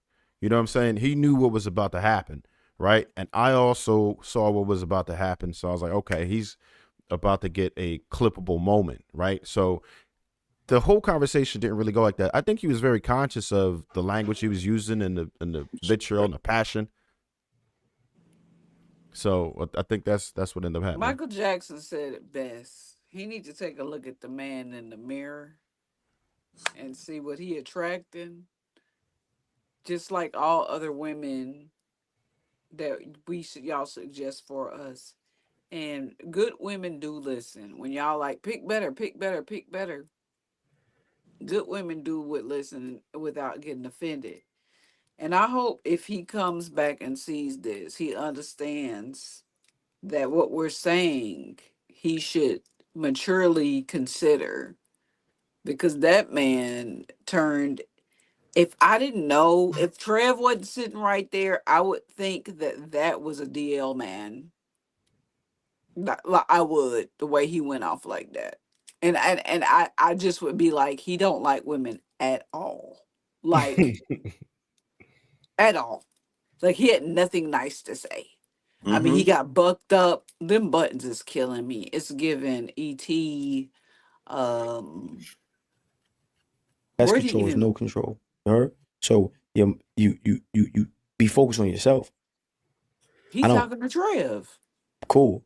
I'm focused on myself, and then that puts me how powerful the black man is.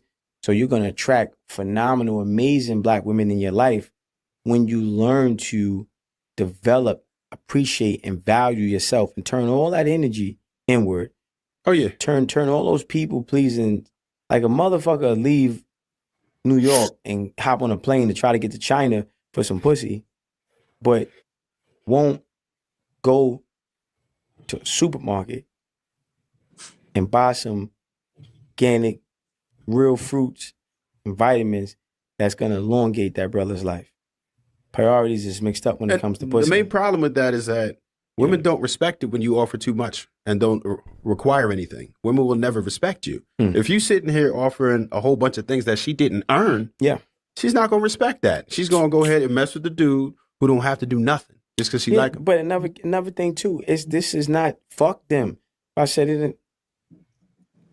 You would do all that shit and have requirements, and her justification for doing what she does would be you're controlling.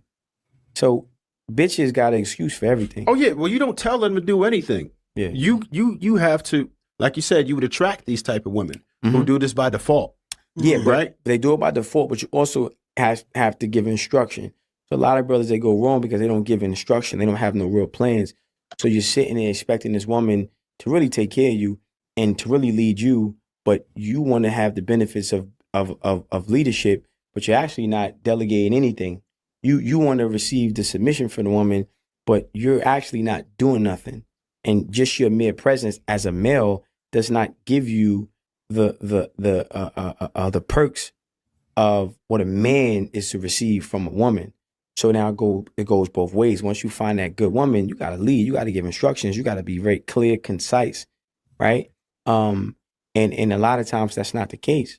And then you mad at the woman when she's just doing her best. She don't know a knee from her elbow. She supposed to follow you, but you act like you leading her, but you subconsciously and indirectly following her. Absolutely. So now that boy when I bipolar. say they do these things by default, meaning they have a spirit that is receptive, whereas they are awaiting these types of instructions. They are willing to have a leader, right? And they're soft, they're feminine, they're articulate. They have these things that also will attract you. And she's going to, of course, look for your leadership. But after a while, there's certain things. Once you instruct her, she on autopilot. She already know. Right. Sometimes she could think for you, not in a way where she's making final decisions, but she can actually have some valuable insight because she has an understanding due to her dealings with you, and then exactly. now due to those dealings with you, she's now a reflection of you, so she can take initiative, and that initiative is still relevant to your principalities, and and that initiative that she takes will always be in the vicinity of your values and your beliefs, right? Because she's gonna always stay in the vicinity of what you feel is right because she's a reflection of you. I don't want to stay too long on the relationship aspect. Mm-hmm. He bipolar. And I would Yeah, just like to, His can I, man may just I, just Trev, your shoe game, magnifique. Just thought I'd throw that out there. But go his ahead, I'm sorry. his meds Appreciate you. just kicked in mid conversation. He became a whole other calm person. yeah. Like if for, and again, I definitely understand what he was saying in the beginning. However, essentially the very man that experienced that is the very man that he was talking about in the segment that we just watched. So if you're not leading your woman, then yeah, more than likely you're going to be in the middle of chaos to where you having to fight another nigga, you know what I'm saying, over the female. So it's, like I said before, I agree with him. He definitely was making more sense on that one. Yeah, However, it it's was giving bipolar really though. Hank, he was was he really pandering talking near the about end the there? Was that pandering or it's okay?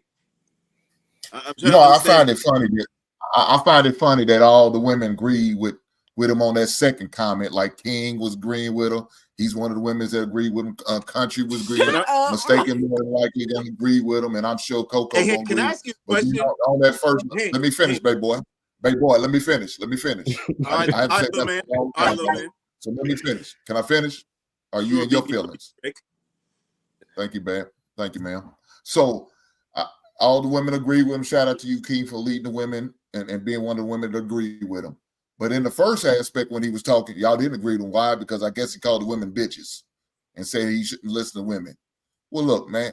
Then he went into detail on the type of women that you shouldn't listen to. He didn't. I don't think he said every woman you should listen to. I just think he was talking about the bitches. You don't need to listen to the bitches. Well, me, as a man, I don't listen to bitches either. King's a bitch. I don't listen to his ass. There's another hoe out there. I'm not gonna listen to his ass.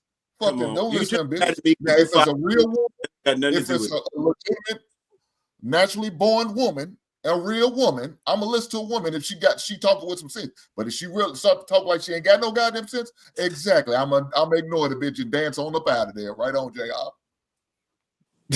Go ahead, King. I know you got something to say to the man.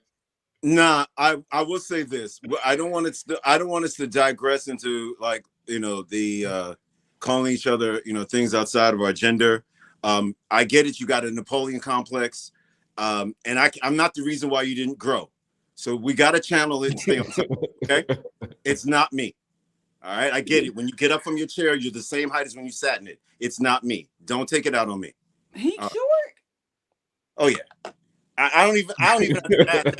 That man ain't never seen 5'8" unless he had Nikes on or some Chucks.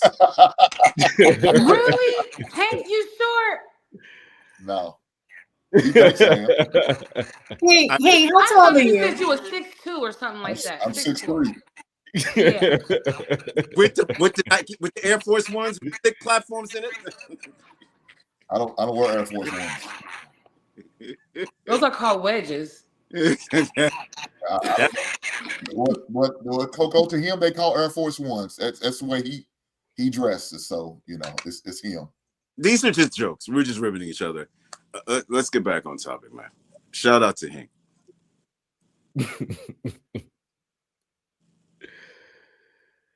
That boy need help though. So yeah, and In I'll be the honest. closing though, that you were I mean, I'm pretty sure because you're logical and statistical.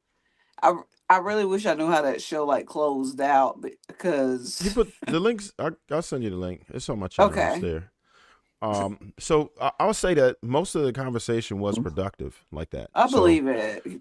yeah, it was only that one moment, but of course, a lot of people clipped that part, including myself, and posted it, and it did the numbers that it was supposed to do. But And that's just what it is. And I don't always like to do it like that, but it at least brought people to the interview, right? So, and they could get the full context once they watch it, because I always list where the video is available. So if you care to, you can go ahead and check the rest of it out, because I think it was a constructive conversation overall.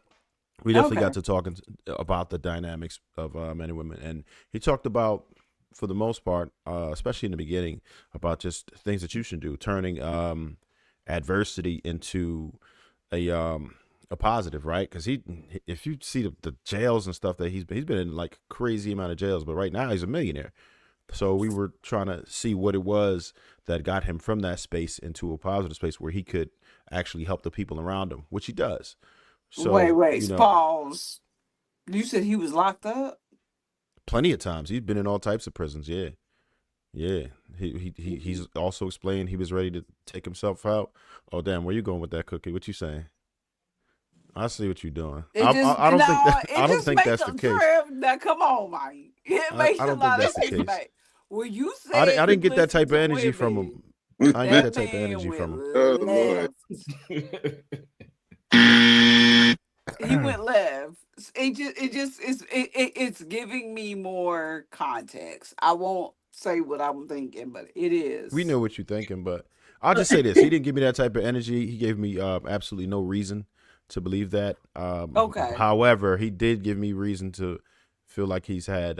Well, he's actually talked about other things as well, right? So he's talked about it on his own channel. That's the only reason I put it out there. It's not something he confided with me in and told me, but according to the videos he released, he was actually abused by his mother in more than one way. So that's and it makes sense that he has a level of anger. Because honestly, that's what I saw. I saw more fear and hurt, but like what I'm learning, that the basis of anger a lot of time is fear and hurt, right? And so I think that comes off when you said that there was a trigger. It was a trigger word from him, and then it just went went far left in the way that he spoke. But I think what Ibadu says in one of her songs, a man that knows something knows that he knows nothing at all, right? I know that ain't from her, but that was in one of her songs. But the point being is that you can learn from anybody. Anyone that has wisdom will understand, like, that there is something to be learned from whatever anybody says. Like, a lot of times people will discredit what, like, a crackhead is saying about you shouldn't use drugs, right?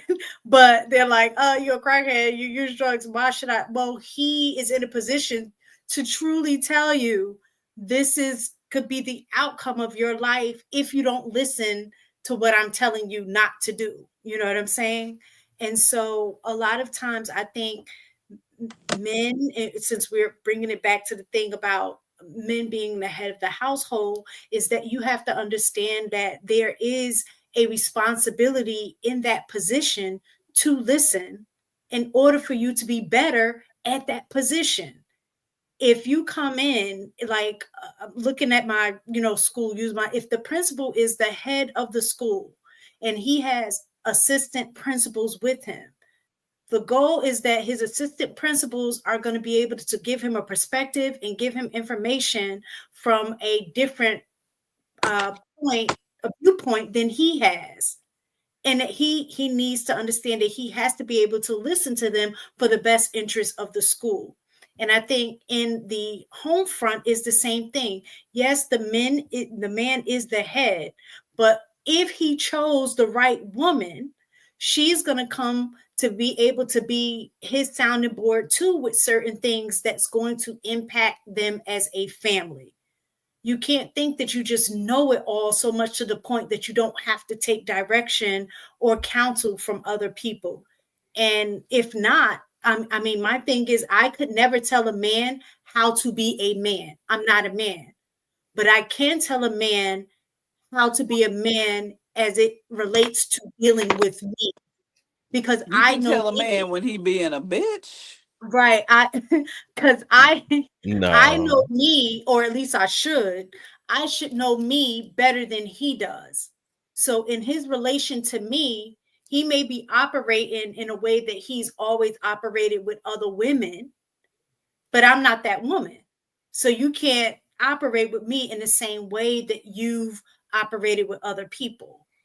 So if you are a smart man, you will take advice, you will take input, you will take counsel from the woman that you chose. Obviously, it was something that you saw in her that you hopefully is not just the physical aspect, but other things in which you know that this is the right choice because you can see that she's going to be able to multiply your dream, multiply whatever it is that you are seeing for your plan for the family. You got to get out your ego. And that's for both. Women even listen to what men are telling them to do. Sometimes not sometimes women got ego. Women have ego too. It's a human thing, right? We got ego as well. So sometimes we also need to get out of our way and listen to what our partner is saying. Because if you chose him, obviously you want to think that he always has your best interest at heart, right? So. But it has to be a mutual dance. I always speak on this. It has to be a mutual dance of both parties coming together, the masculine and the feminine, and coming together as one. I 100% agree with your with your example of being able to take advice from crackheads. Because me growing up, there was plenty of crackheads outside, and all of those crackheads had a life before the first time they did crack. And they had many experiences and where they were able to not only learn from, but also share so that someone else can learn from that if you're willing to listen. In order to be a great leader, you have to be an amazing student, and students listen to learn. One quote that I always say is, we learn life from the living, be that if it's in books, be it if it's in person, over the internet, whatever the case may be. Just being able to learn and listen is everything. What's the saying of look and listen to stay alive, or something like that? Like, all of these things are true regardless of who it's coming from. So even especially with if this is a person that you're with, that you're intimate with, especially if you're laying with this woman, if you can't take advice or listen to them, then that's a big red flag, because you're essentially setting yourself up to be the very to be just like all of the men that's complaining about women, and vice versa. So we have to legitimately be aware, be conscious of the decisions that we're making, and, like Mistaken said, on both sides, be able to remove your ego from it, because we don't know everything. You don't know everything, but of course there's some shit that you'll hear that's going to be it's going to be bullshit, and again, that's up to you to decipher. But your God-given gift is for you to be able to make your own choice of free will. So you do with that information what thou will. Go ahead, King. When you say it probably sounds different, but I feel like that's pretty much what I've always done, or what I've always said, and I feel like that's what my rhetoric is. And so I do want to take this moment to say just enough that the people with ADHD can hold on to it. Leaders take responsibility for anything they can prevent. So anytime I speak, please understand I'm speaking from that filter, right? It does not mean that there's not something that the other person could have done. But leaders always take responsibility for things they could prevent. So if that sounds like I'm pandering, if that sounds like I'm always sticking up for women, I'm sorry that you guys are hearing it through that filter.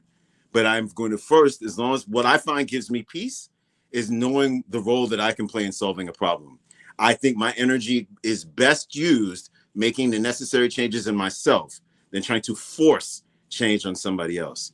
So I hope that in the future, you guys can hear what I say through that filter. Real leaders take responsibility for anything they can prevent. That means if we're having a conversation about pregnancies and all the men are saying, but at the end of the day, the women have a choice because they can go have a procedure done or they can go and take a plan B, I'm going to be the kind of guy that says, and we can also not come in them. It doesn't mean I'm pandering to them. It means I'm talking about what I can do. That present a question to the ladies on the panel. This has been coming up, at least on my show, a lot, and I've seen it on social media a lot too.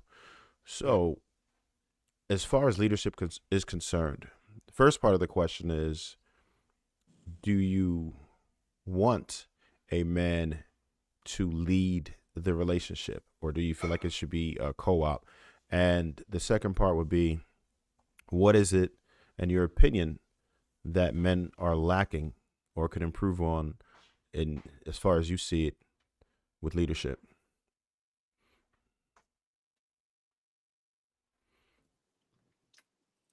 Sorry. Lead me, please. One of the things that I've learned growing up with a father, watching my parents, is that my dad was a good leader. He was he was a great leader. So that level for me, that bar is set high. The thing that is lacking when it comes to a lot of men, not all men, because a lot of the men that are leaders that are my age are already married, is outdating, is being unsure or not taking initiative to say, this is what I want. I know this is what I want. So any insurities for a woman that comes from a home full of leaders, because I have brothers too, and someone that's looking for a real leader, it gives us anxiety. Because where are you leading me to? So it goes back to the very first video that JR played, where they were like, you got to have a plan, you got to let it know. Because just like JR asked, do we want to work? Or whoever it was, I can't remember. We also just want to sit and be in we want to do what you say. Most women are waiting on that guy that can tell them to shut up. But it's just a lot of men out here that don't have the resume and don't have the system to be able to tell some of these smarter, educated women that know what they deserve to shut up and just follow. Do what I tell you because that's what you're supposed to do. So I would say, yeah, I want to be led, but I don't want to be led into the pits and fiery pits of hell. I want to be led into a life where cartwheels, blowing bubbles, going to work, cooking, and things are my priority, instead of worrying if this nigga gonna be cheating, if the lights are gonna get turned off. Like, delegate. I'm a former athlete, so I don't mind being told, delegate me to me. I follow instructions very well. So in my opinion, I think delegation is the number one thing that a lot of women look for. Like, you want to lead me, but what am I doing? And I'll end it there. Coco, do you want to go next? Because I know I've said a few. You've been real quiet, so I'll let you go and then I'll answer after. Well, I was just gonna say, I prefer the men to lead. Similar to what Cookie was saying, I come from a background of men that are leaders, so the bar is set high. I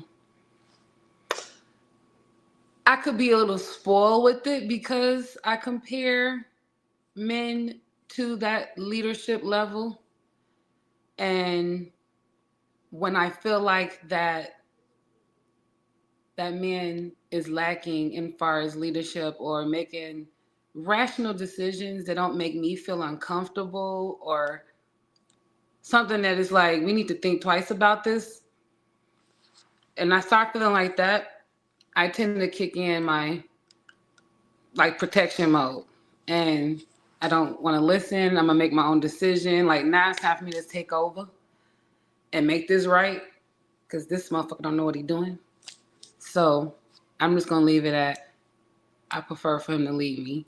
But if that's not what's gonna happen, I'm not gonna stick around anyway. So, you know, it's not gonna be a situation where I've never been in a relationship where the man wasn't leading and I wanted to lead over him. I'm a very submissive woman in a relationship. Facts. However, I was raised a certain way. I'm smart. I am not naive. And Facts. I am okay with stepping up and saying, I'm good. So. Fucking facts. Yep. So for me, I think leadership is always forever growing, right? I don't think you end up becoming a leader and then just don't continue to learn, right? To grow in your leadership. So one of the things that I do think men are lacking is that the growth aspect of always seeking to how to become an even better leader, right? I think they get comfortable as long as the results that they are currently getting okay. So sometimes is a level of stagnation. But I think the biggest thing is part of leadership is that I definitely think you become a better leader through serving others. A lot of times, from just what I've seen, this may not apply to all men, but I'll say in my experiences of being around men, is that the leadership mindset always come with the delegating responsibilities to other people in order to serve the man, as opposed to having the servant mindset of leadership by leading by example. So if I have an expectation of these certain things, I'm going to model that. So now I'm not only talking about it, I'm a living example of what I say I represent. A lot of times it is do as I say, not as I do, which I think is very poor leadership. The other thing is the communication factor. I definitely think men can learn or improve in the way that their tone and delivery about certain things.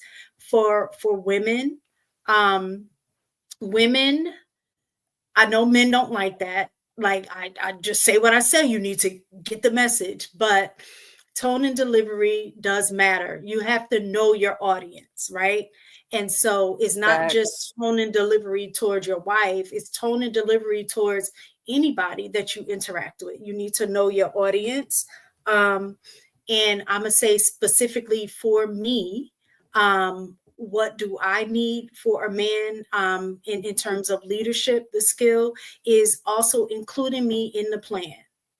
Like, meaning that if you have an idea about something that you're doing and you're working towards that I am definitely a why person and not out of trying to like be combative. That's just my natural makeup of wanting to know why, to be able to take the time to tell me that is okay. If right now isn't the right time, then tell me that. Like I'll explain to you, but right now is not the right time.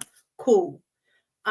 So definitely including your woman in whatever plans or whatever it is, because if you're going to need her to support you in that, she needs the details and how to do that. So Can I piggyback on her, please, real quick?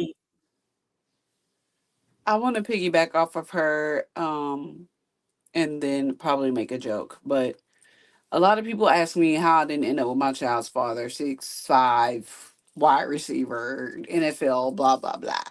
Right? it goes back to the leading factor because I did have a dad. He was a leader on the team. He was a football player, but he was a bully. And that was so unattractive to me. Like he was just mean to people for no reason, whether it was Walmart or his teammates. Like he was just so hostile. Mind you, he was from New Orleans. But I get what she's saying when she says how you deliver in your service to others. Because even other men were just like, relax. And I was just like, I don't think I could see. He was never that way with me. But he definitely, like, just seeing him be a bully to other people was just like, bro, I can't spend the rest of my life with somebody that treats surface industry people. These people just trying to ring our groceries up. Why are you so angry? You know? So he was a good leader in football, but then he was just he was just too much. Like I didn't want to spend the rest of my life with a bully. And when the question popped up, the first thing I thought about was that dude coming in, interrupted Trev, like, why are you asking these bitches this question? I just thought it was funny that like he would not approve of this question. He would definitely cut this shit short. Cause why listen to us, right? I don't know. So did all the women answer? Did you answer? Did all the women answer the question? What the question that was just posted? Yeah. I just want to make sure before I say anything. I want to make sure all the women get an opportunity. So Yeah, I think they were speaking in leadership in terms of leading them, though. Okay, I just wanted to make sure all the women had an opportunity to answer. That's what I was Do going y'all to hear ask. that echo? Just please don't say nothing like women don't want men to lead. Coco, I I think don't you got. understand why. Yeah, well, Coco, that's exactly what I was going to say. So I'm glad you said it for me. No, we heard what we heard. We heard what we heard. And what we heard was ladies did say they want them to lead until it doesn't go the way they want it to go. Then their leadership is fuck your leadership. I'm doing what I want to do. I'm going to move on my accord. Ladies, let me help you out. A man who's a leader is not going to hit the ball every time. We're not going to get home runs every time. We're going to make more mistakes than we are correct. So are y'all going to bail on us when we do make a mistake? Is that what I'm pretty much hearing? Yeah, as soon as I see it go left, yeah, I'm happy. Because I'm not surprised. Because I heard this on Wednesday. I listened to it on Thursday. I heard it on Sunday. It's the same thing. When everything's good, they with us. But when it starts to go left, that's when they get that parachute out and they ready to jump ship. See, this is sad. So no, y'all not really want their leadership because that leadership is what it is.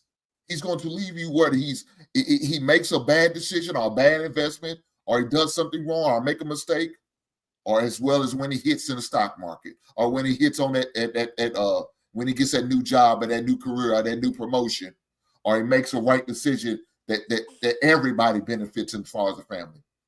That's all a part of the leadership. We're not going to do it right every time. We're going to make mistakes, but we need for y'all, as great followers that y'all supposed to be, to stand right there with us. Baby, that's okay. I know you missed on this thinking too deep. I know you're going to get on there. But go ahead, man. Go ahead. No, I think you, Cookie. I think really. No, go ahead. Go ahead. I think you maybe Hank. I agree with you. What you're saying. First of all, let me say that I respect your opinion, but I think you're thinking too deep into the question that was posed. What he asked us was, do we agree with being led? And what is the weakness that we see in leaders right now? It wasn't necessarily what would make you jump ship. I never said I would jump ship. I just know why I'm single. There's certain things, characteristics that I'm looking for in a leader. I'm not saying that I would jump ship once I decide that that's the person that I'm gonna be with. That's the person that I'm gonna let lead me. So I think I don't want the question that he asked to be turned into something completely different. Because what he asked us was, are we willing to be led, and what are weaknesses that we see in leaders? Not what will it take for us to fucking lead. That's not what happened, Hank. That's like a setup. Thank Like you. Thank you. that's like a setup. He asked us what the negative thing, well, what we saw, what weaknesses or negative things we saw in leadership. So we had to name something negative, but it didn't necessarily mean. I never said that was a deal breaker. I told you what my deal breaker was. My daughter's father was a bully. He was a fucking bully. I wasn't doing that. I'm not that person. That didn't have anything to do with him being a leader. He was a good leader on the field. He was a good leader in other shit, but he was just a bad person to me. But I don't want you to take what Trev asked us and twist it into bitches don't want to be led, because that's not what Trev asked us. That's Yeah, all so I'm saying. my intent was to ask, in asking that question, was just understanding that most women aren't willing to allow most men to lead them, right? So for, gentlemen who want to be a solid leader in their life, like, what is it? What we want to know what it actually is that your requirements are, because men are willing to lead. That's what it is. That's in our nature, right? But at this time, women aren't letting people lead. They're not letting us lead, right? Not me per se, but men in general. So that's why I wanted women to articulate what it is that's going wrong. What is going wrong? Why won't you allow these men to lead you? Why don't you feel comfortable with these men to lead you? So that was my point in asking that question. So Well, Trev, at least also, go ahead. no, Trev, also, like I was saying, I think that guy was speaking out of fear, and you brought it to light when he's had, his experiences in his past, which is definitely going to shape how he maybe interact with women or think about women until he gets some kind of healing from that. But I think a lot of women, and I'm gonna just say specifically Black women, because a lot of times we're talking about Black men, Black women issues. So when I'm saying women, I'm speaking to Black women. Is that I think what happens a lot of times is that we also operate out of fear, right? In terms of allowing a man to lead, because many women, many Black women, have not had positive role models of men leading, right? And so when you don't have that, it's going to be very difficult to make the adjustments, right? You should to make the adjustments in somebody else when you're, saying that the man should be the head of the home, but you've never been in a home with a man that was ever the head, or been in a home where there may have been a head, but he wasn't a good leader, right? So asking a woman to just say, trust me, right? I'm going to lead, and then don't think that there is going to be some kind of hurdles to jump through in that process is unrealistic, right? But the way that a man can lead and help his woman, kind of overcome those hurdles, overcome the fear that she may have, is the consistency, right? So if you're consistent with your leadership, and consistent based on your leadership, the outcome, then when you do make those mistakes, how do you operate after you make the mistake? Is it like, dag, this was a bad decision, let me figure out how to fix this, right? As opposed to blaming the situation or not taking accountability. Because most women are okay with a man who has that leadership mindset, that knows how to lead and take risks, right? But when they take the risks, are they weighing those risks? Are they looking at, or is it impulsive? You know what I'm saying? So women are going to look at all of those things to let me know, is this a consistency? Like, he's always losing his job, but he'll find another job, but he loses his job. Again, he loses it. Like, that's a consistent pattern in which women are like, you know what? I can't trust that he's going to keep me stable, right?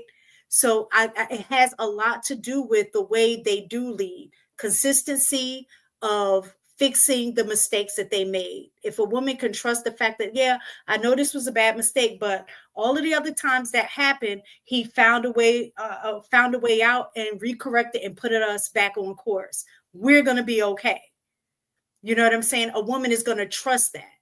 But if you are out here trying to figure things out and expect us to be on board with that, that leaves us feeling very uncomfortable because you don't even trust where you're going, but you're asking us to trust where you're going while you're riding with blinders. Like it's hard for a woman to do that.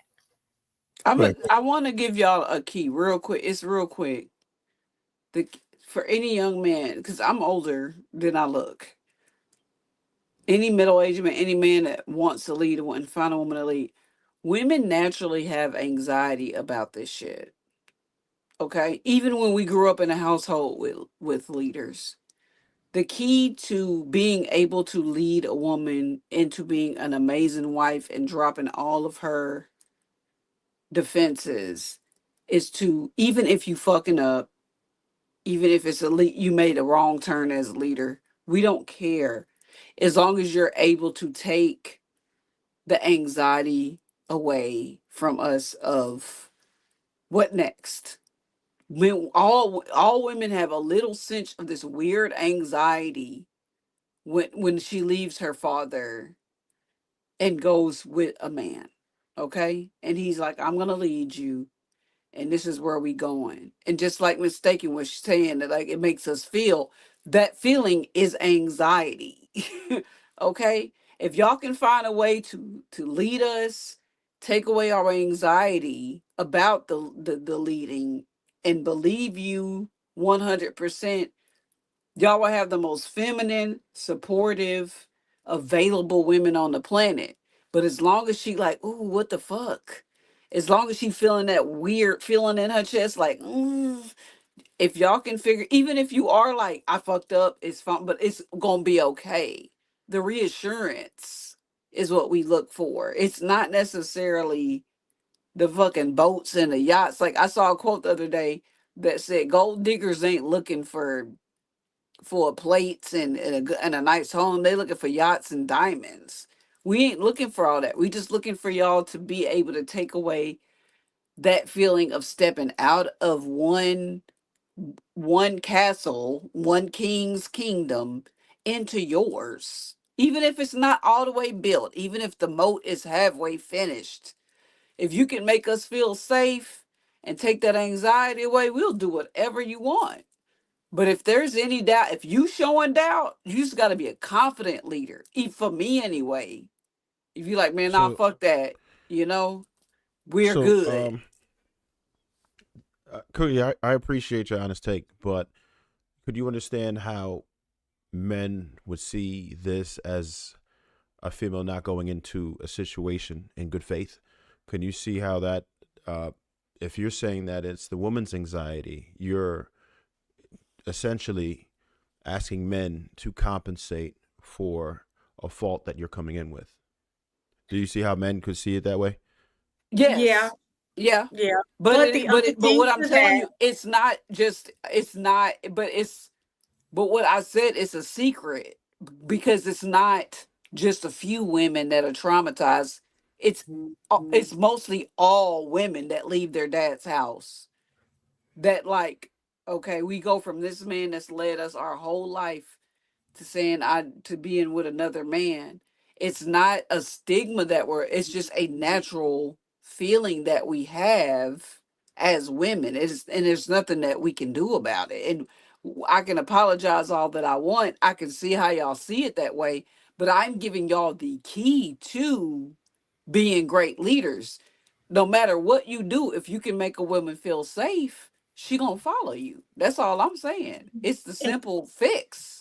And the underlying No, thing most with men can accept anxiety, that, but Cookie, the underlying most thing men with can accept that anxiety if specifically states that with anxiety is the anticipation of something that hasn't happened yet, right? That's where the anxiety come from. So when I was saying earlier about men communicating with their women to let them know what the next steps are, or this is what we're doing, giving us direction, letting us know, that helps decrease that anxiety. But if you're Women the born type with of man, anxiety.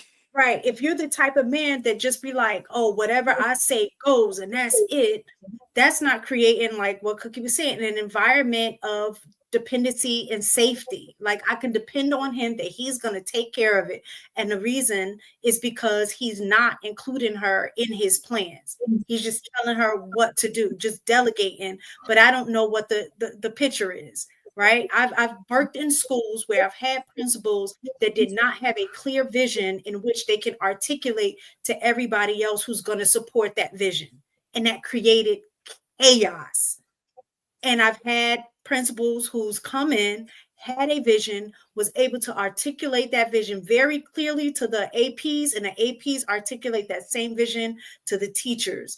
And it just went smooth, right? So I think that you were right, Trev, in terms of the anxiety part is something that we do have to deal with on our own. But part of helping with dealing with that is communicating It's y'all. because that will help reduce our anxiety. But we got it. We born with it. I'm So- giving y'all the key. That's a secret. Like I'm giving you the golden Midas key to women. We all have a little bit of anxiety. That goes back to the statement I've been saying for 3 Remember weeks what now. my man said that day, don't listen to him. That's why the man said that. Because y'all anxiety, y'all think about feel. Look, again, we can accept that. If that's your anxiety, we accept that. We understand it. It is what it is. But it shouldn't go 5 years in. We should still deal with this so-called anxiety. Absolutely not. No. But that's the case. That's the case on a lot of situations. If like what Mistake was said, well, sometimes a man shouldn't have to tell you all the details of how things going to work. You should just trust that man. I done show you consistency that I've done it over 5+ years, and I've still been doing it now. So why can't you just trust me that I don't have to tell y'all? I'm telling you what we're going to do. We're going to make this investment on this apartment. I'm not going to tell you the details of it on how it's going to be done. It gets too confusing for you. I'm not going to tell you that, but just trust me. It's going to happen. No, Why I can't that get be what the you case? said. No, that's too long. I'm talking about early. I'm not talking about forever. I'm talking but in about honestly, in about 6 months, here's another secret. I'm probably women gonna hate me. In about 6 months, a woman knows whether she can fully just be like, all right, whatever he says goes. If she ain't doing that in 6 months, y'all could just kick it to the curb. Cause she not. When you Again, say it goes back. Oh, if she's not doing what, Cookie? If she's not secure in you making decisions, if you're dating her and just her, and she knows that, and you've made it very clear that you're the one, like I'm dating you 6 months to a year in, and this bitch is still questioning your authority, she don't want to be led. That you kick it to the curb. That's real talk. What I was talking about is early, like getting into a relationship, not like y'all been talking for 5 years. Nah, that's automatic. I mean, and then if y'all been talking for 5 years, y'all should be talking about long-term marriage, and she should already be in the program. But Hey, like I'm talking like from day one to like 365. Does that hey, make sense? Cookie, just is to not to, you said that it was a secret, but what you just said that's definitely not a secret with men. Men know if It is for some of there's them though. well, I was most going to men, say I would say. Yeah. the environment matters. Like, okay, so for example, we went on vacation. This was when we were in Ethiopia, right? There, the environment was totally different than somewhere other places that I've traveled. They direct everything towards the men, right? So I'm coming in not really knowing that, and I went to go speak to I can't remember who it was, like the receptionist or whatever. It was a man, right? It was a man, and he was saying something, and he wouldn't make eye contact with me. He would keep talking to my husband, but then my husband will look at me and be like, because he didn't know any of the information. Usually as women, we're doing all the planning, we're doing all of that, and so then he's like, ask her. And then the guy would talk to me, and then as he would say things to initiate, I would say, "Oh, it's this," and he would defer back to my husband. So I learned in that environment that was created that it wasn't my responsibility to necessarily have these conversations, that they were actually going to relegate that to the man. So I fell back. That was one of the most enjoyable trips I ever had in my life, because at this point, it put all of the responsibility on my husband. Like, he had to know where we're going, what we're doing, all of this. So I just was like, this is what I planned, but whatever you decide, that's how we're gonna roll. It was the most enjoyable trip. I did not have to worry about nothing. Nothing. All right, babe, we're gonna go to such You and such. fought that to the end, though, didn't you? You fought that. You didn't want that. You didn't want him to have that leadership. I loved it. You know why? You fought it. Because the You got environment your gloves on and everything. I loved it. The environment was set up in a way that it took so much pressure, it took worry, it took anxiety, because he had to have it handled. And I was like, all right, I'm good. Mistaken. Here's the thing, though, and I'm not the oldest man on the panel, so I'm sure Hink and JR can speak on this. But at one point, that was how it was in America.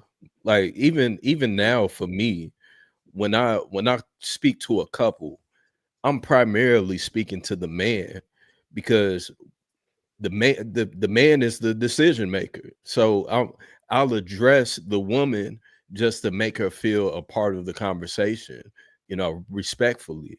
But for the most part, the conversation is being had with the man. Now, again, the problem is that feminists, they wanted the same values. They wanted to feel a part of the conversation. That is the perfect So now that has shifted everything in America to where that very thing that you just said that you want and that you enjoyed and it was the best experience ever, the average woman, they don't want that. They want the very opposite. They want to be called, they want to be in the conversation.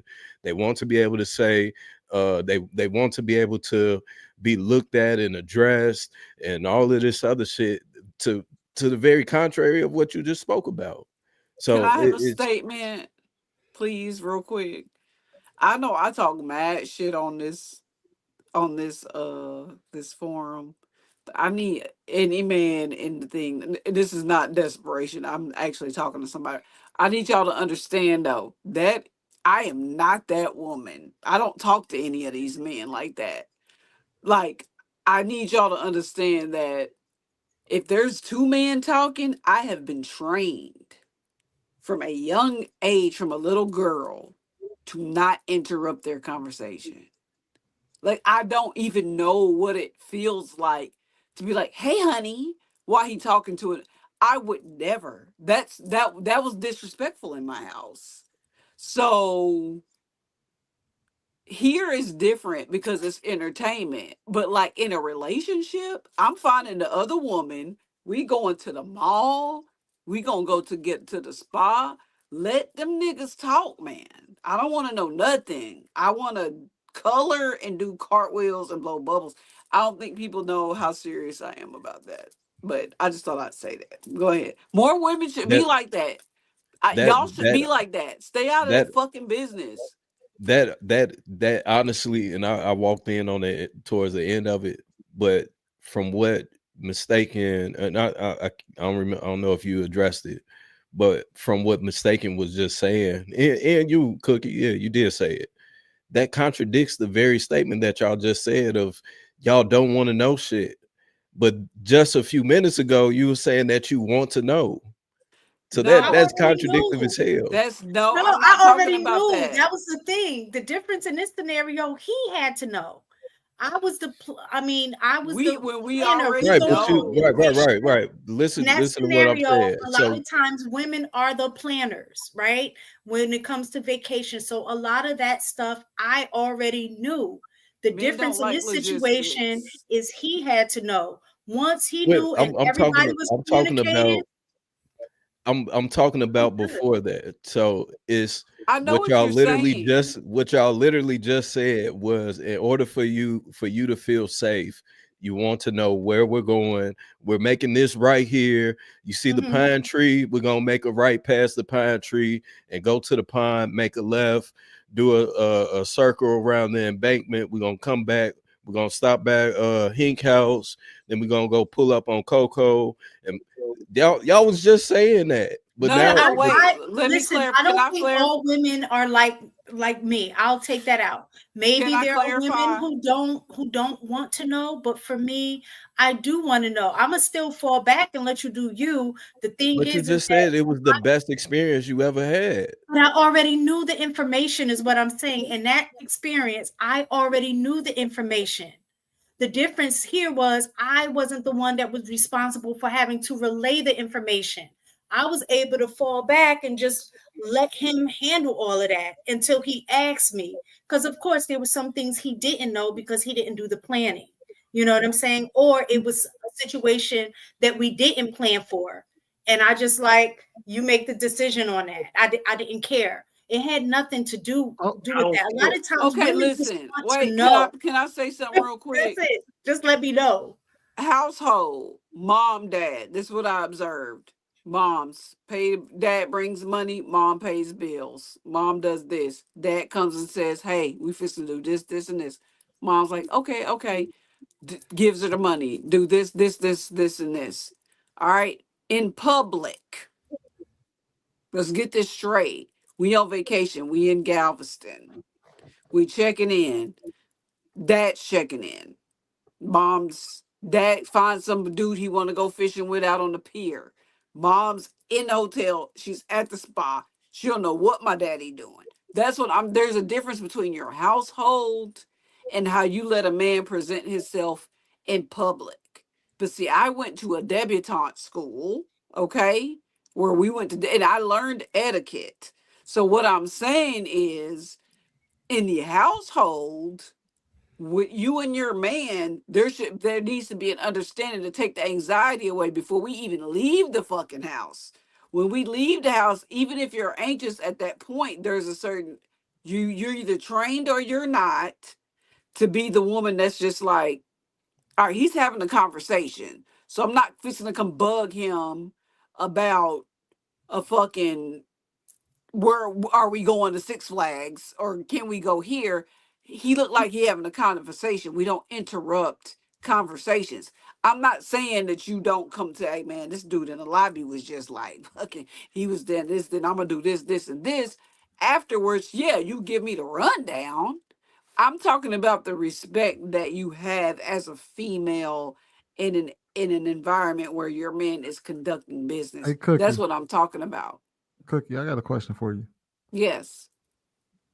If a man got on this panel and got up here and was like, man, these bitches ain't shit but hoes and tricks, and I'm gonna do what I'm doing. The woman need to learn her place and get the hell out the way. And I don't give a fuck what a woman talking about. I'm gonna do me, this, that, and the third, right? Like that dude just did on a thing. I would probably Right. think And he was then, gay.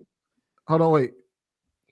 And then he said, I'm only doing that on these panels because I'm just talking shit. Well, my wife, man, I'm the greatest person in the world. She's the best woman in the world. I listen to her. I give her, I do whatever I need to for her. She's the son, mother, God, earth.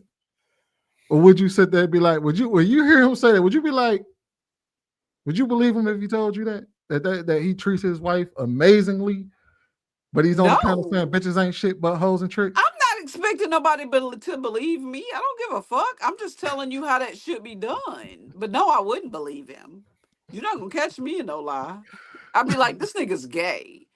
But this is a panel though. So I'm trying to give these little young men game. Y'all told I left and I came back and because y'all said I was not being genuine on the panel.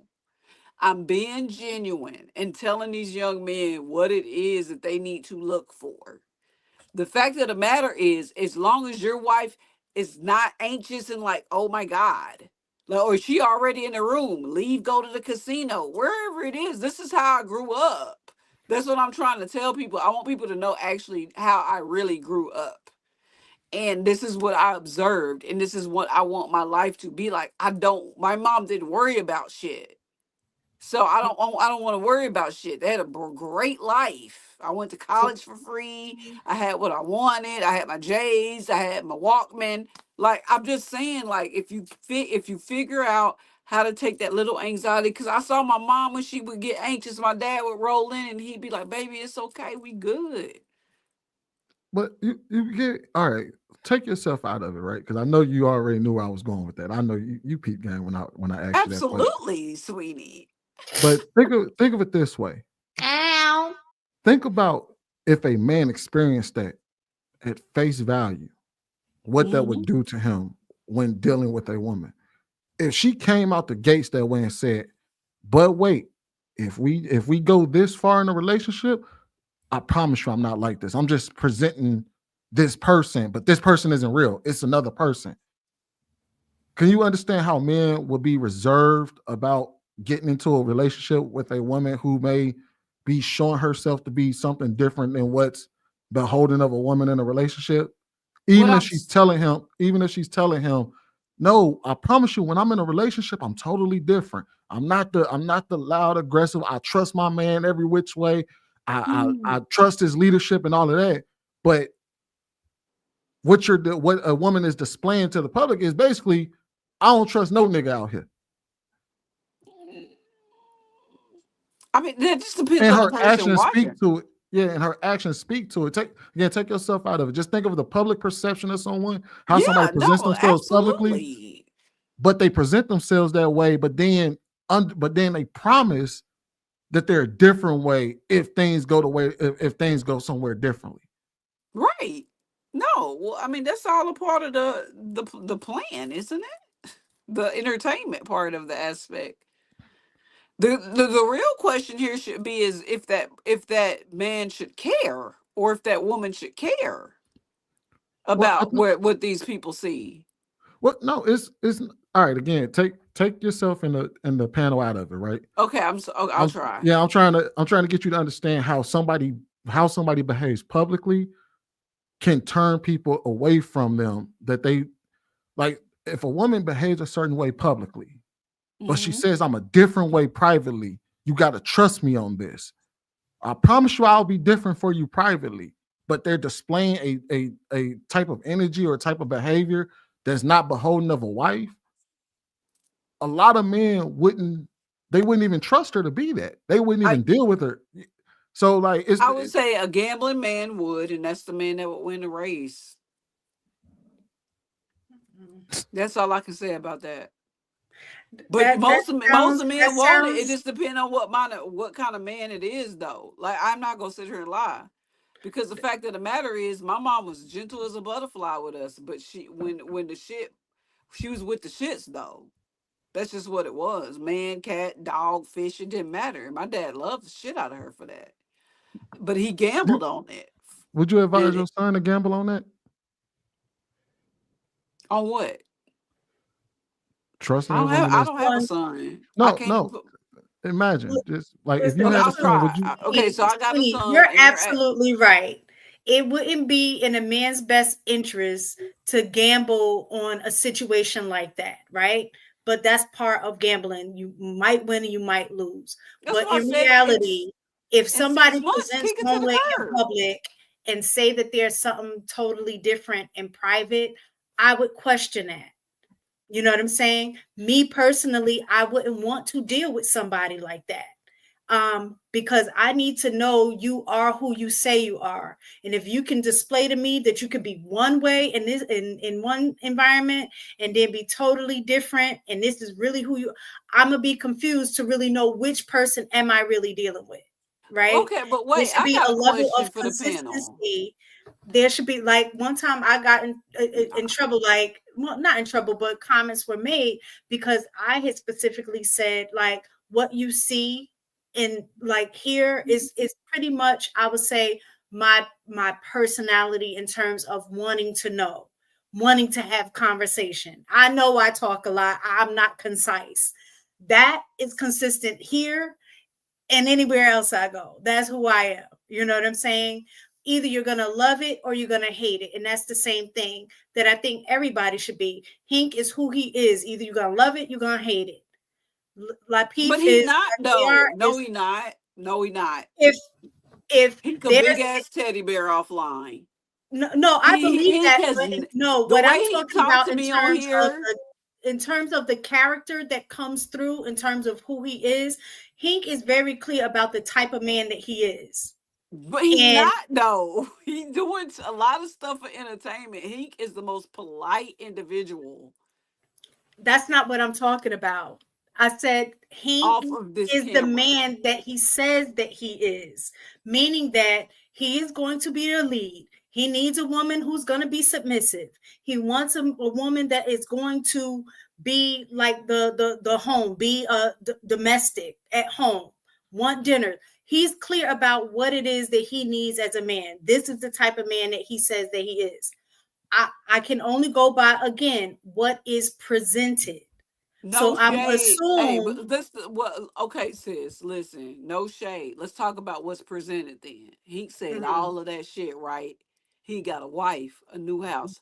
This man used to have a whole basement and a spreadsheet full of my favorite toys. And now he just got a cute little thing in the background. His whole background had changed since he got married. Because I'm pretty sure he leave that house shit to his wife. Now, what I'm saying is, if he was the nigga that he portrays, he is on here, them pop sockets would be all over that goddamn wall. Now, so what I'm trying to tell you is, there's entertainment. It's like thinking that Sharon Stone back in the day automatically was a slut. I'm showing my age because she did sexual movies. At the end of the day, y'all, this is still entertainment. I need y'all to understand that. No, no, Because if it I was, gotta stop misunderstanding you what I'm there. I saying. gotta stop I you know there. it Hink is is for an ish me. starter. Hink is an ish No, starter. That's his MO. I'm not talking about that part. I'm talking about the person himself in terms of beyond all of the BS that's intentional. There are Okay, times so where he we've can be had a shit conversations starter, and y'all behind. say he's standing on 10 No, toes. what I'm But saying I'm is, a shit starter, but you saying I can't be soft. Is that what you're saying? no, I've had conversation with Hink outside of this, like when we're in the Exactly. backstage. So that's what I'm saying. He presents, even in those moments where he's not on screen, is I can still kind of get an idea of the type of man that he says that he is based on conversation, right? Now, could I be absolutely wrong? I could be. I'm not in their household. So I don't know. I made a comment not too long ago. I was like, hey, you be starting that mess, but you be at home talking about, all right, babe, what you want to do? You know what I'm saying? Joking around, that kind of stuff. I do believe Hank to be that type of dude. And I know part of this, but what I'm saying is in general, most people, I would say, in terms of their character, can't stay enrolled for too long when you're dealing with them often, right? You can present a role, but after a while, who you are is going to show through eventually at some point. And if you're a person that tries to be one way in public and then be totally different in private, something is gonna there's gonna be a level of interaction that you're gonna either bring how you are in public home at some point or vice versa. So that's where I Listen, said I would be confused let me figuring throw out this who the out person there. really is. Let me throw this out there. I know that Sweeney asked me to take myself out of the thing. I am clinically diagnosed with social anxiety. When I go shop at Walmart, I literally feel like I'm falling through the floor. I have panic attacks and I do not talk to people. I have a diagnosed social Walmart is anxiety probably the issue. worst place to go shopping in. I don't go there. Huh? I'm maybe once a Oh year no, or I whatever only the go heck. no, Walmart is I I only probably ain't the go to gonna worst place it's to Walmart hard go if to find like shopping shopping. at Walmart. no. I only go to Walmart if I need like an appliance. Let's be for real. My What? groceries At come from Walmart all the HEB. time. I live in Texas. I don't know how y'all be having such hard time at Walmart. And Everything, no matter HEB. what Walmart you go to, everything in the same spot. You can go to any HEB, Walmart. same thing, right? I don't talk to people. I don't like talking at work. I have a, they call me Batwoman because I be in my cave. Oh, come over here and have chocolate. The only time I came out my room for a social hour was when we shooting in the JROTC thing, and we had the shooting competition. I won a medal. So my thing about it is I have social anxiety, but I am able to come on here and talk. I don't talk in person. I'm so fucking quiet in person. So what I'm saying it is a possibility. It's just what you no, Cookie, choose to believe. no, Cookie, you do talk in person. You just talk to people that you feel comfortable with. Exactly. So with that being said, me personally, I believe, and I've learned this with studying screenwriting and film and just storytelling in general. We all, and even just in human nature, right? We all create some type of character, and where we play this character, be it at work, at church, at home, on the internet, whatever the case may be. But yet that character is still true to who you are as a human being and a person. So it's, you can say that, oh, this is just who I am on here, but the truth of the matter is that this is who you are. Because if you wasn't that, then you wouldn't be portraying that in whatever space that you'll be in. This is who I am off my meds. Since y'all Oh, want to hell, put it what out the there. hell? Oh yeah. It get deep. What in the holy hell? Oh Lord, JR, you got another Well, topic for us? I'm glad you off your meds, because that's not a, that ain't a good place to be. Like what kind of meds? Like Kanye meds? Huh? Like what kind of meds? Like Kanye meds or like blood pressure medicine? Like white people meds, like Like Ritalin. nah. It's slow. It slow me down. Oh Lord. Let me go and get to you. I don't got no more topics for us. I'm just saying, I'm diagnosed, so it is what it is. You can believe me or not, but I've never had an issue with disrespecting the man that I'm with. I've always just, I don't. The reason I'm single is because I don't go nowhere. Is that when you on your meds or off your meds? Wait, I thought you was in a relationship. I'm single. I'm talking to somebody though. I got a real good prospect. Okay, But so that ain't my boyfriend yet. On your ain't your meds or off your boyfriend meds? yet. Most of the time, he know I got meds. He's okay with that. I have I know, severe we know anxiety I'm disorder. sure he know you got meds. Are you on your meds or off your meds? Right now? Do you be Right crushing now up I'm saying, on hey, that. man, you got to take this damn pill. Your ass tripping. Oh, well, it just depends on where we going or what we doing. I have severe anxiety disorder. Oh. So you take like fluoxetine or something like that? Klonopin. Oh, because like I have like, I don't have no diagnosis, but like you I taking have two high cocoa. blood pressure because I have stress and anxiety. Like I'm so healthy, get blood work done all the time, but I didn't know. I haven't been diagnosed with nothing. That's why I was wondering when you said calm down, because I get anxiety and I won't sleep for days when I'm stressing about something. And, when I'm not taking that medicine, I can be extremely stressful and don't get no sleep. So I was just trying to get clarity on what you mean you off your meds. You can't expect me to take you This would be me off my meds. When I'm on my meds, I just be chilling. I'm gonna come up here one day. I'm gonna take my meds first, and y'all gonna be like, "Damn, what's wrong with Cookie?" And I'm gonna just be like, well, guys, I'm gonna be all nice, and y'all gonna be like, "Maybe this bitch is bipolar," and it's okay because it's a So you're show. saying that you were diagnosed bipolar? What the Like, why would hell? somebody think you're bipolar because you're quiet? Huh? Like, why would somebody think you're bipolar because you're quiet? Are you saying that that's what you was diagnosed with? When I was a child, I think it was, I don't know what happened. When I was a child, though, I used to get picked on because I was quiet. I wouldn't talk to anybody. I got into several fights. I got kicked out of 3 middle schools, Just because I was quiet didn't mean I couldn't fight. But You they was a mute. assume, You was a yeah. mute. No, you know what it was? She did say she went to one of them debutante schools. Her ass didn't fit in. She like, this shit is too damn sophisticated for me. She was wilding out. They tried to make me put them gloves on, and I was like, We I know was an that ain't athlete. you. That, when you talk, I went to a debutante school. We know that shit wasn't you. That's why your ass didn't fit in. You was wilding out up in there. Hey, mistaken. You on meds too? Asthma, I take as needed. I'm not as needed.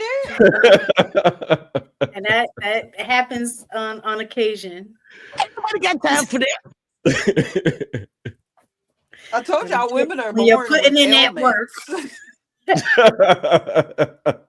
Y'all didn't believe me. I'm proof that women are born with ailments. Every woman I know, they're like, "Oh, my Adderall, oh, my anxiety." It's just we just a little off. All right, let me get to these super chats, y'all. Cooley. Now y'all know.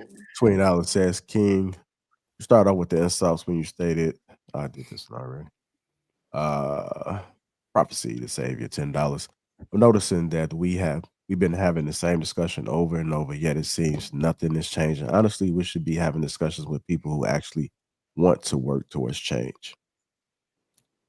Prophecy again, $10 says, and also, let's have productive conversations with productive people. Stop talking and having people on these platforms who seem to want to shame and insult the opposite sex. It goes both ways, shaking my head. It's like he's calling some of y'all out. Big at $10. Cookie is the perfect example of about 80% of what he's talking about. You don't know me. Prophecy. Maybe a member for 30 months. Salute to you. Well, salute to you and thank you for that. Can we have the same energy for the women who come on these platforms and bash men, even on this platform itself? At some point, we got to be honest. AP, $5 says, can someone explain to me? I am not being condescending. How we got to this place when a man is critical of women, he's zesty or taking it up. The woohoo. It was the passion. Sorry. AP, accountability partner, $5 has always thought that was something women did in order to avoid accountability, but twice on this panel, I've heard men do it too, 3 times. Prophecy, $20. Be honest, leadership is being used as a way to say, I want a man to sponsor me because I'm tired of working. Stop the BS. Do we not see what the majority of people are making out here? Men pick an asset over a liability. I make a lot of money. Talking about you, woman. Obviously, $20 That says, dude's mad though. when you hear the most women say they want on these platforms, the women say they want these platforms, it's about a man needs to make this amount. I want to travel here and there, but it's never about I want a man to properly raise a child with and to build a legacy with. Shaking my head. Prophecy again, $10 says, Trev, the real reason is the money, the lifestyles they see on these IG posts. They are lying to you. It's all about living a life of leisure. That's why most are still where they are trying to hold out. I'm a woman. Actually, Prophecy $5 says men don't fall, but the jitsu. The genjutsu. Genjutsu. Yeah. Oh, we got a Naruto watcher. You got a psycho. Somebody's None of that was relevant. Like Okay. I know you. y'all thought I was a psycho. I thought I was a what he's psycho saying, on the panel. I think what he's saying is valid. You gotta go take care of some business real quick. I think what he's saying is valid if you think about, again, you got to look at the conversation that is happening online. You see what these people are saying online? You know what I mean? Do you guys think that the people in the comments are showing a winning mentality? Fuck no. That's why I don't take. Are you talking about all the people? Are you talking about all the people in the comments or just some people? The majority of them. Why are you worried about the comments though, man? Why don't it's a group discussion. So I'm gonna go ahead. In this group discussion, do we ignore the people in the comments or do we actually give them relevance? I don't even watch the comments. I don't give them relevance at all. I Okay. usually don't even look at them. Every now and then, when I grab my phone to like the podcast, so I can always like it, I'll catch a few comments and then I'll say something and get back off. But I don't give them a relevance. I Well, don't. I'm I gonna don't look tell you. because men don't like me because I'm confident and because I had a dad. Well, So I'm gonna tell you the truth. Over my years of doing this, what I do notice is that everybody takes a peek at the comments at some point, whether it's during the live stream or after. The only thing that I ask for is that people stay engaged in the conversations on the panel, because sometimes it'll throw people off. And sometimes it could be a positive thing, it could be a good thing. Some people know how to pick and choose what they respond to, just to kind of clarify. Yeah, and just Yeah. context. This is the first week where I learned how to be able to view the chats. Okay, So you got excited. the Okay. other one I've ever been on. I mean, Dang. God bless him. I get my technology skills from my wife and my oldest child. I'm not afraid of what I don't know. yeah, but I mean, sometimes it could be a place where I've seen people come up one way, and next thing you know, they're a whole different person because they became what the audience wanted them to be versus them. No, my comment was based on the comments that you selected, because some of the comments that you selected, I cannot understand. I don't see. See, if you lead without compassion, then you're a dictator. Now, somebody again, correct me if I'm wrong. When you lead without compassion, you're a dictator. You're not following the people are now following your lead based on your ego, right? So I'm hearing a lot of people who, from the sounds of their verbiage, aren't having success with their technique, but they're holding fast and firm to a logic that has left them embittered and getting older.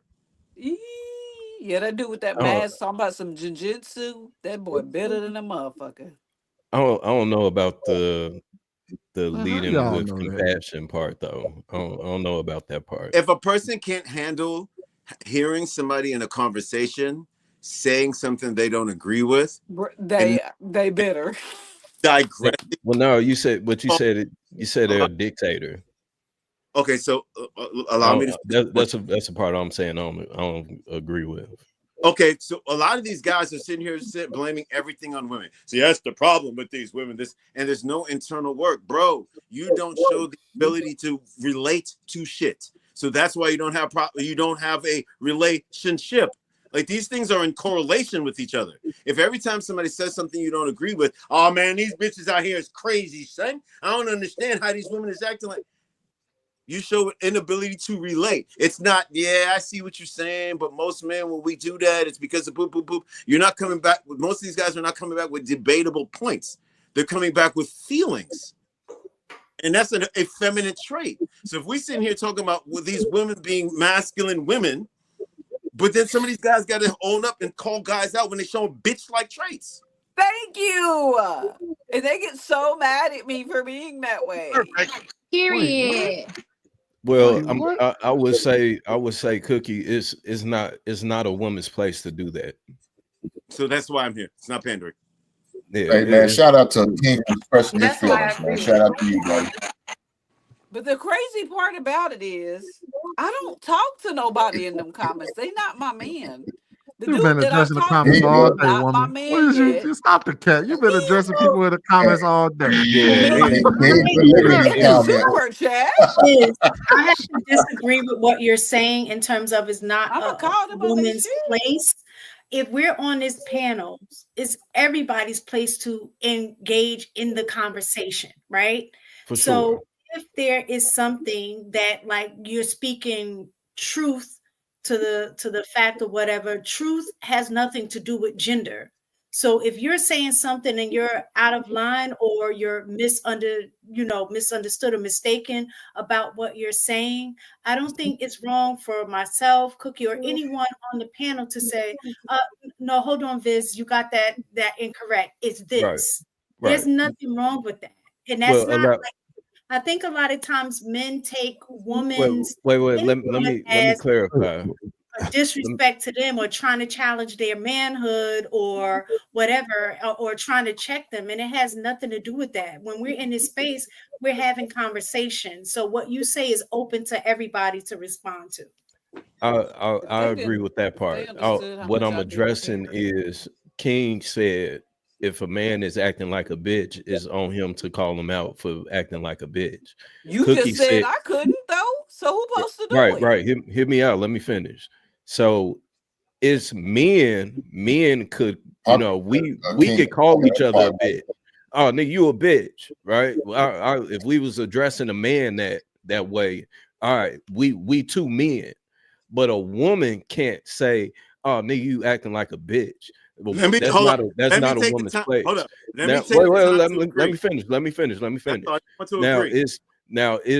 now a woman can she can say it, but in a different way. A woman can't just come out and say, "Nigga, you acting like a bitch." A woman has to go about it in a completely different manner, in my opinion.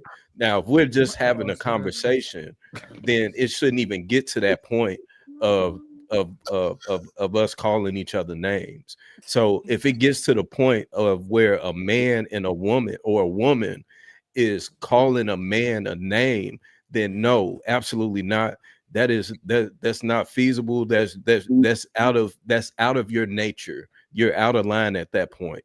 For a man to say it, then in my opinion, all right, all hands on deck type of deal. I want to how say come Forgetting no what you want to man say when people are said talking for anything a to long time. he They called can the feel like other a tug of war between listening attentively and holding on to your own thoughts. Like, you don't want to interrupt them because that could be rude. But also, the longer they talk, the more you lose track of what you're trying to say. Why does that happen? Well, it's partly because of how we approach conversations. Like, often we're preoccupied with preserving our own thoughts, so we fail to truly engage with someone else's. We may hear their words, but we'll miss their meaning. Trying to remember everything they say while formulating everything you want to say at the same time is like pouring water into a glass while you're drinking from it. You'll just choke if you don't do one thing at a time. So what should you do? Some people will just interject and say, "Hey, I'm sorry, can I share this thought before I lose it? And then I'll let you finish." And depending on who you're talking to, that could go well or not. Some people like to take notes during long conversations, but that's not always practical. And besides, sometimes you can't make other people stop, depending on what position they might be in. In those situations, let them finish and then say, "You shared a lot, and I appreciate it. Now, can you help me focus by sharing what you'd most like me to respond to?" You can always revisit the main points again. Like, don't be afraid to advocate for yourself and ask for clarity if you need it. Here's another reassurance.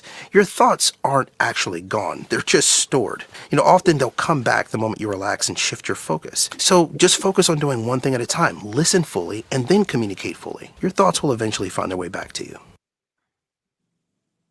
So my quick thing when I say that nigga bitch, smart. What? Y'all just missed the whole point of why that video was playing. It's easy. Every It's so last one of easy. y'all. That's why I've always said that a lot of times people think that they're communicating when they're really talking. And I fell victim to that too. Like it throughout my marriage, thinking, "Oh, me and my husband, we communicate well, da da da." But what we did was we talked a lot.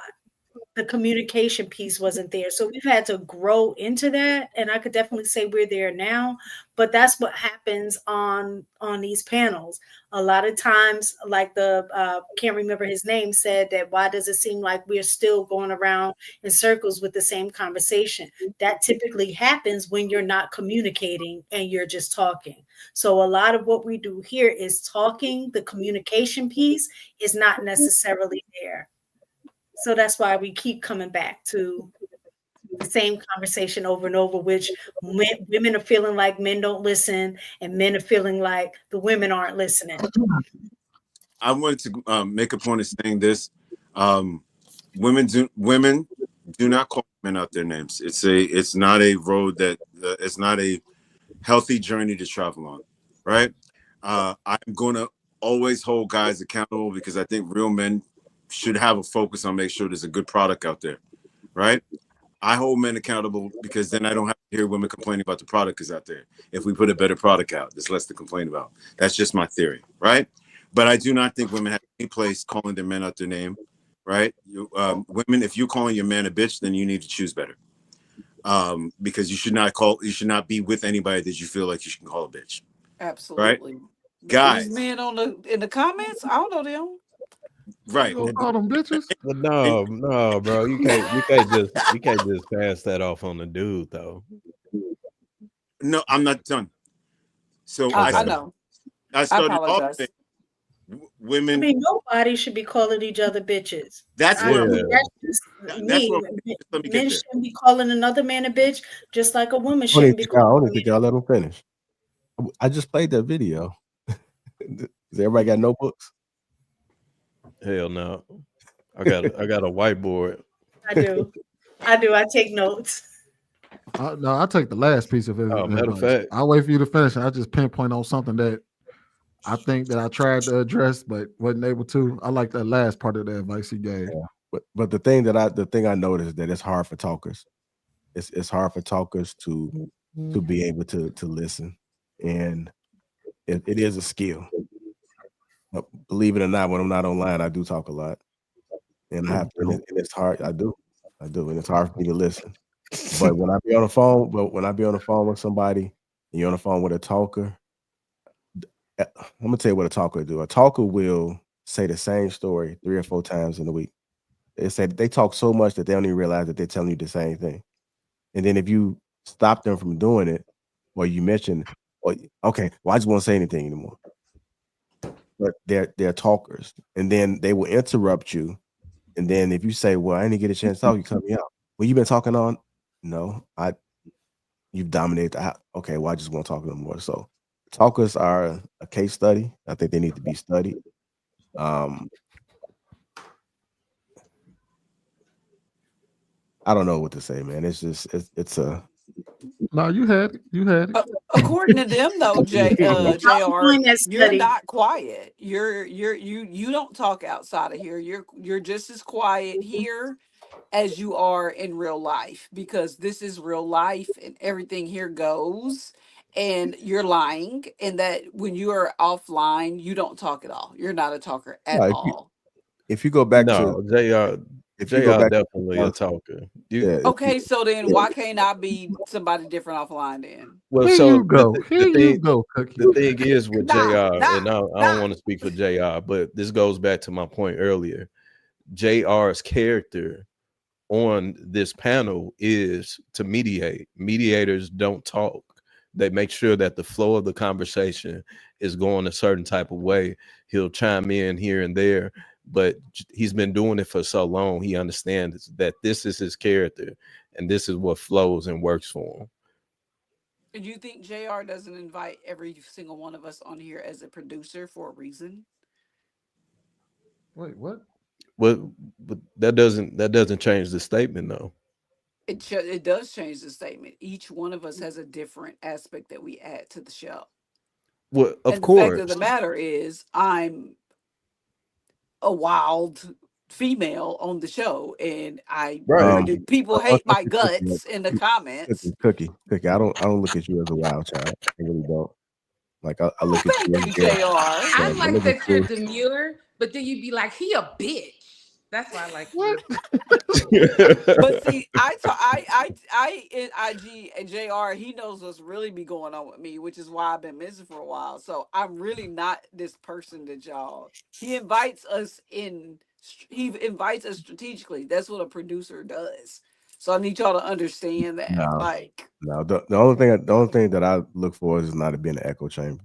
But I don't ever plan anything else outside of that. So no, he is not planning for you to come up here and be crazy. Yeah. You just doing that all on your own. But he knows our character. I need a timer. The timer thing worked for me. I'm gonna be honest. Oh, it worked for you? Okay, so you the timer thing works for me. I know I'm a talker. All you're doing. I can't help it, but I do want to work on it. So the timer works for me. Well, I think it's I just like because you always be like, what was the question again? Oh, that's me. You probably weren't paying attention. A lot of people don't know how to listen. That's the thing. So I've been practicing doing a lot of listening, because you can find out a lot when you listen. You can find out a whole lot when you listen, and people tell you a lot more when you listen. Find out all about them. Everything you need to know. I think Hank always said that you just let them talk. You let them talk long enough, tell you everything you need to know. Hey, you know, niggas talk they way out the coochie. They talk their way out the cell. They talk their way out the crib, the job, all of that. So as we come to, let me read this last super chat right quick, and then we're gonna get up out of here. Prophecy to Knowledge says, I've been a subscriber for 30 months. I come here to support. I never disrespected or call anyone out their name. And my response is, but I digress. That's bullshit. And that's a fact, Jack. Yes. Next point. What? My man, Why? something wrong with you, man. Something wrong with you. Hey, bro, come on, dog. Do you know how often I want to address somebody in the chat? Like, cause there be some wild people in the chat. You know how often there's two specific people in the chat that I know if they agree with me, I said something wrong. I know without a shadow of a doubt, if these two people in the chat say, yeah, Sweeney, you right, I said something wrong. Because they always on the wrong side of right. They're on the wrong side of history. That's funny. Hey, you gotta ignore them, bro. I'm sorry. I'm allergic to bullshit. I can mute up. Like, it was an instant allergic reaction. Like, I'm not sure how to carry that. This motherfucker has been bitching about people calling me a simp throughout the whole entire chat. All right, and he can sit here and tell you down to the month, how long he's been following you guys. Get a life. I've been following you guys for 30 months, 3 days, and 57 minutes. Bruh, what are you doing? 30 months? Come on, man. I do have a question. Y'all are talking about simps.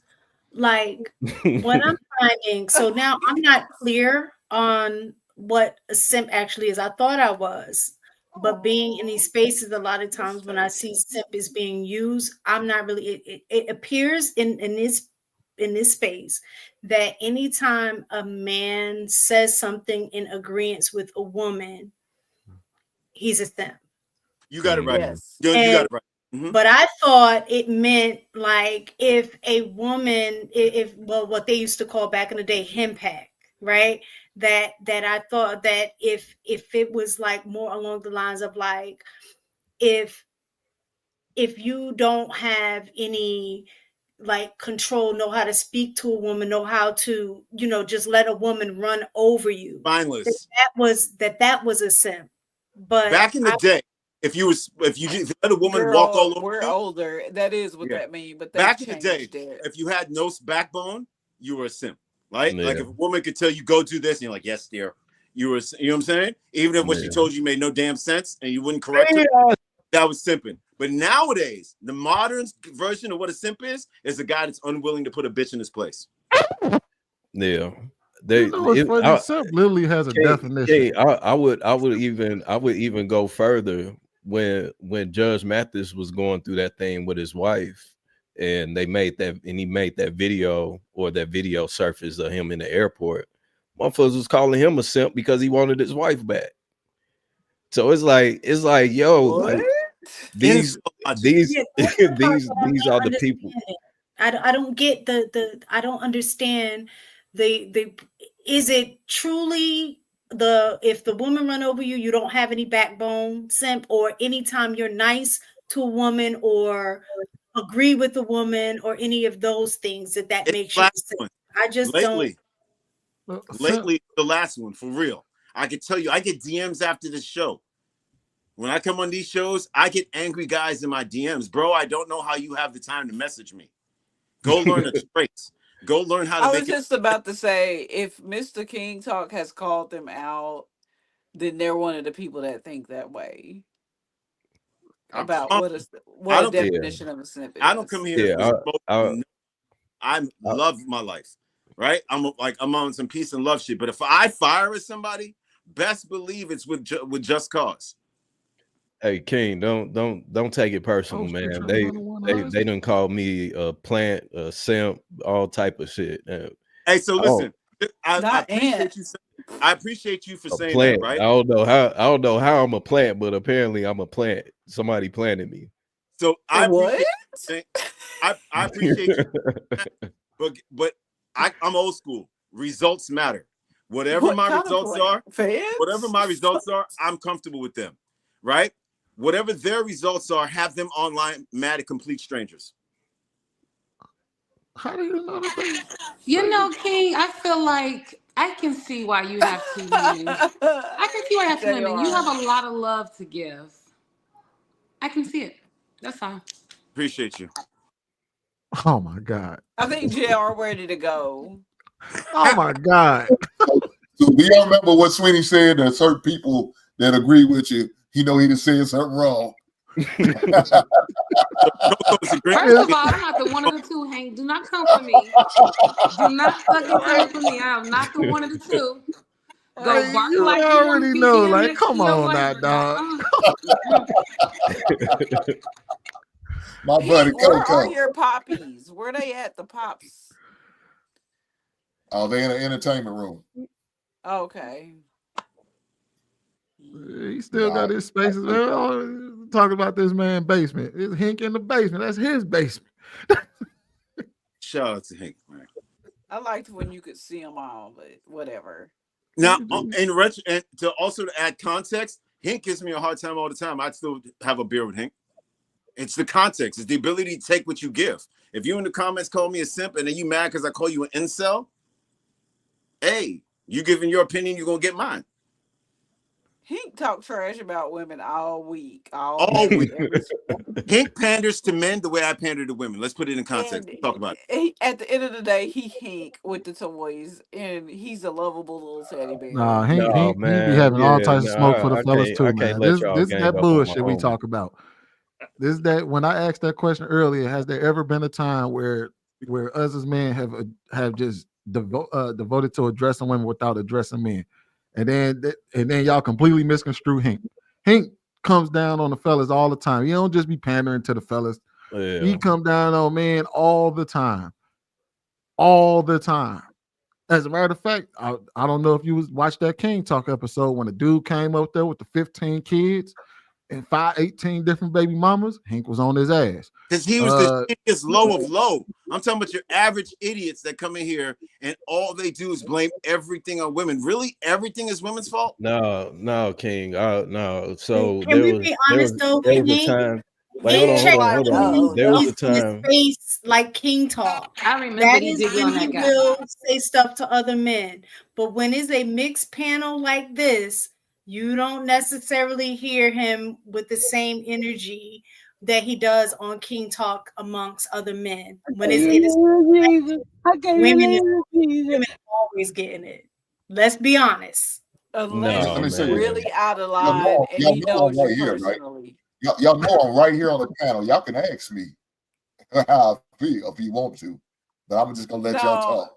You know what? I can say he I has got come you, to my Hank. rescue several times before JR. If you being disrespectful, and you're a woman, Hink's not gonna let that happen. You know, I got a I'm just throwing that out there. He's not. I got a straight up question. King Talk, whose fault is it? Whose fault? What is? Whatever they say is all women's fault. Whose fault is it? I don't think anything is all the time. So if you use the word all, you're automatically wrong.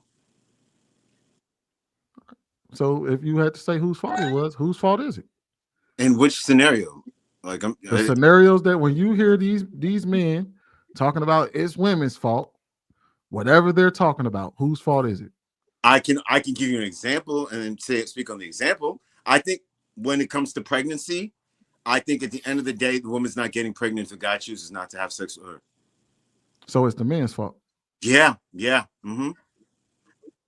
Only the man's fault or just the man's fault? I think if the man takes responsibility, the problem never occurs. You don't see how that doesn't sound right? Okay, so let me say it like a guy. If you decide to put it in her mouth or put it on her ass, she can't get pregnant. How does that sound? Is that more masculine for you? It does. No, what I'm saying is saying like a guy that you're not already a guy, King. That's questionable, though. Come on, brother. Come on, man. Come on, little man. It's not that serious. Like, why did you have to even say it, though, man? Why did you have to do that, brother? Just if that's what you feel, stand on it. If that's what you feel, then stand on it. Regardless if we agree with you or not. I stand on it. You have to say, I'm saying like a guy. I'm currently standing on it. Brother. I'm currently standing on. What are you saying? I'm not standing on. No, I'm not saying you're not standing on. What? Hold on, listen, brother. I said, why did you have to say it? I'm gonna say it like a guy. You didn't have to say that. When I said you're a man, right? Okay, that was sarcasm. It's called sarcasm because I'm saying the same thing. But I'm already questioning the guy deciding to have unprotected sex. When the guy decides to have unprotected sex, he's giving control of what happens next to the woman. If you decide to take control of what happens in the beginning, then there's no problem afterwards. There's no plan B if plan A was to wear a condom or plan A was to say no. Fair enough. So I get that. All right. So I get what you're saying. If a man came to you complaining about women getting pregnant and he was one of the ones that got her pregnant, I can see if you making that comment and saying, hey, you wouldn't have got her pregnant had you not done anything, right? Right. All right. So if wait. If a woman comes to you and complains that niggas is out here getting all these women pregnant and they leaving us with these and we're having these babies and we don't really want these babies, what would you say to her?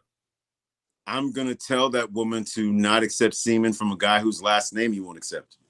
All right. So basically what you're saying is that everybody is culpable in this situation? 100%. You're still missing.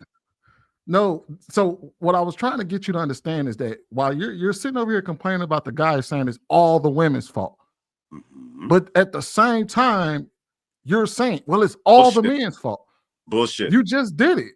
No, let me say it again. Let me repeat myself again. Sweeney, it is the man's fault, though. I understand what you try to do, he's but definitely culpable, but it's not just the man's fault for the reason why we're here today. Couple this for you further. It's primarily the man's fault. It's the man's fault first, though. I get what you're trying to say or do. Hold on, but it's if like we're having solution-based conversation.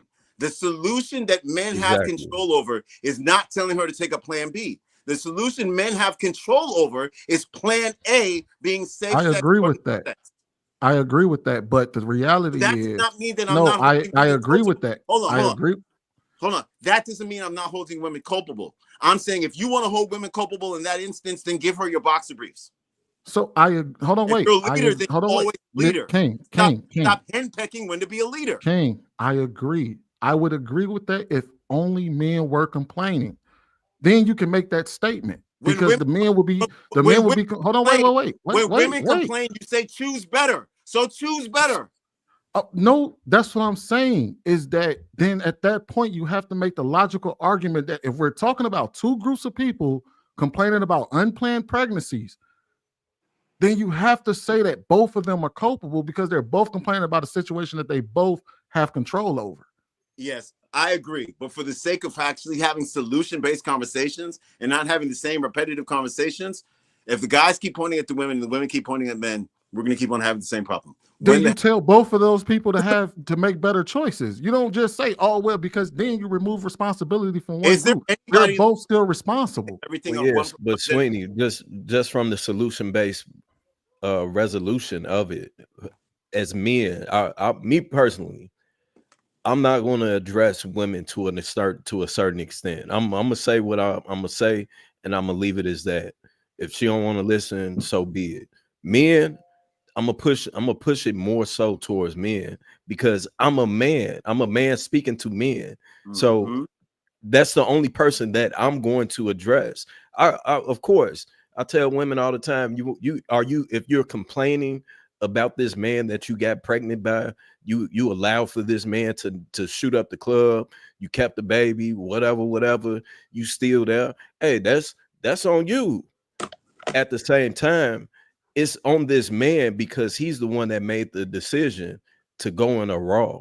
You know what I'm saying? If he never did that, then there wouldn't be a situation. So I agree with King on this. In But that case, there's no point of addressing the women because women gonna do whatever the fuck they want to, regardless if you tell them to do it or, so not, or will to men. not do it.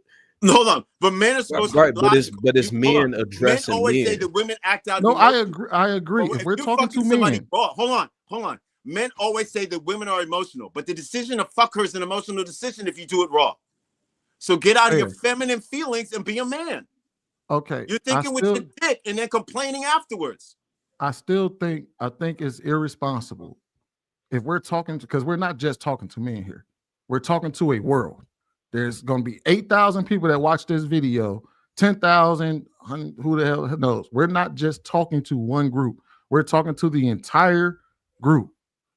So when you say something like, hey, one group is not responsible, it's just this group's responsibility, that's irresponsible. But I never Both, said. no, I'm not saying that you're saying anything. Because the whole point was that you're saying that in the chat, a lot of people are just saying it's only the women's fault. And then when I asked you a question, you basically said it's only the men's fault. Never So I asked, hold on, wait. Then I Is there asked further anybody here clarifying that questions. say that? Hold on, bro. And then when I asked further clarifying questions, you definitely, when I clarified, you said, yeah, I would tell a woman that you're responsible for this. If she's telling you that her problems in the world, then what that would essentially say is both of y'all are responsible for the decisions that y'all made with one another. And that's just simply true. There's no way around that. Okay, we agree on that. So what is the solution? Everybody's got to To stop. tell everybody to be responsible, not just one group. You got to tell both of them to be responsible. But can we truly be honest that in these cases, 9 times out of 10, the women are getting blamed for being pregnant and being single parents? Let's keep a buck.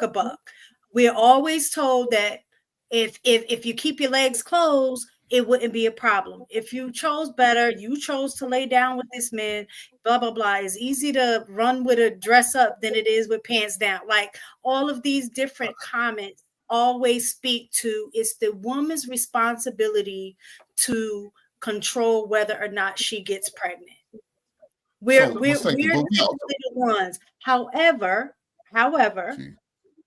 if we bring it back to the beginning of the conversation, when we're talking about leadership and being a leader, as a man, part of leading is being able to control yourself as well and make logical decisions. Make decisions that's going to be in the best interest of you and or family if you decide to have one. So if we're speaking from that perspective, when Sweeney asks, well, whose fault is it or who should take the lead or whatever, you can't be a man and take the lead in everything else except for when it comes to protecting yourself when you're having sex, and then put that on a woman on the back end to say it's her responsibility. Do I agree with Sweeney in that it's both people's responsibility? Absolutely. You can't make a baby by yourself.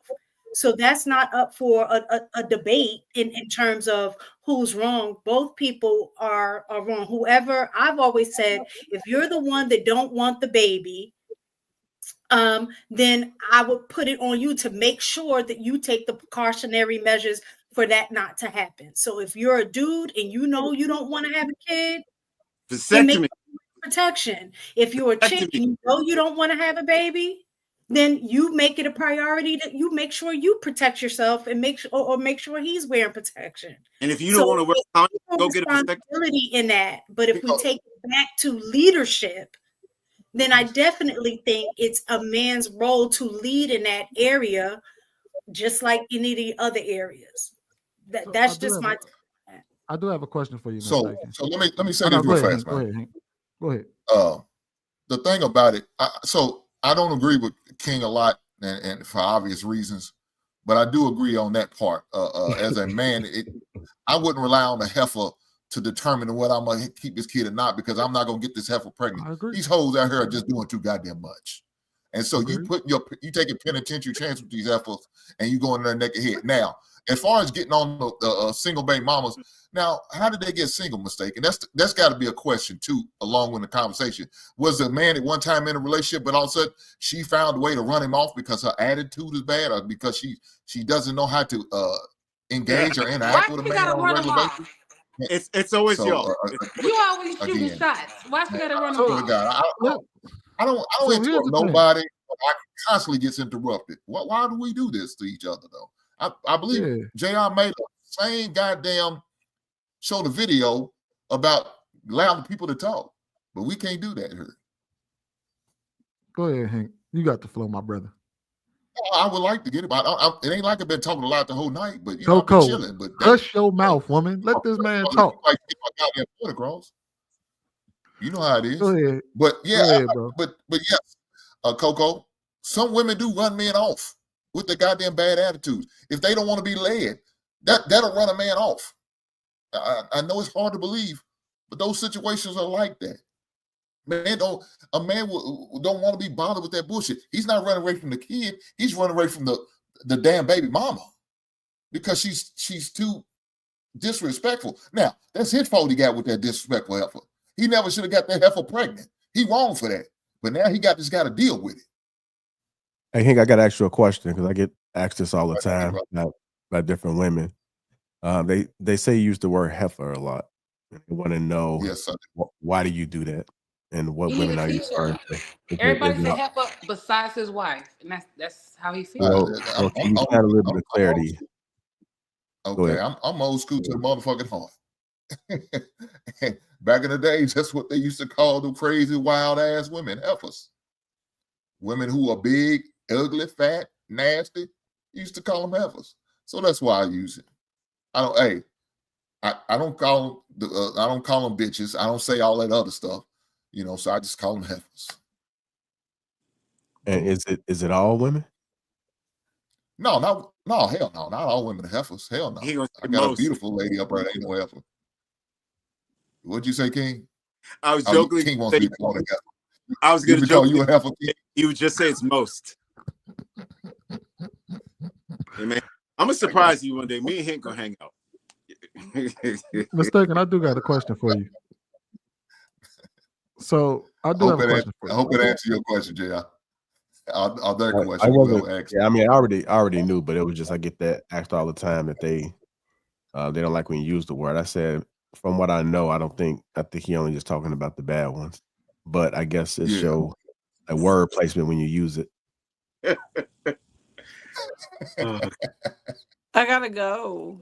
Wait, what's your question, sweetie? Oh, so all right, I got a question for you, and this can actually be posed to the entire panel. How often do y'all hear men who make babies indiscriminately, like left and right, leaving them and leaving these kids left and right, complaining about women keeping their children, keeping the kids? Like they literally come up here on panels and be like, "Man, I just had 6 baby mamas and 9 kids, and I can't believe all these chicks kept the baby." How often do we hear that men come up here and brazenly complain about that?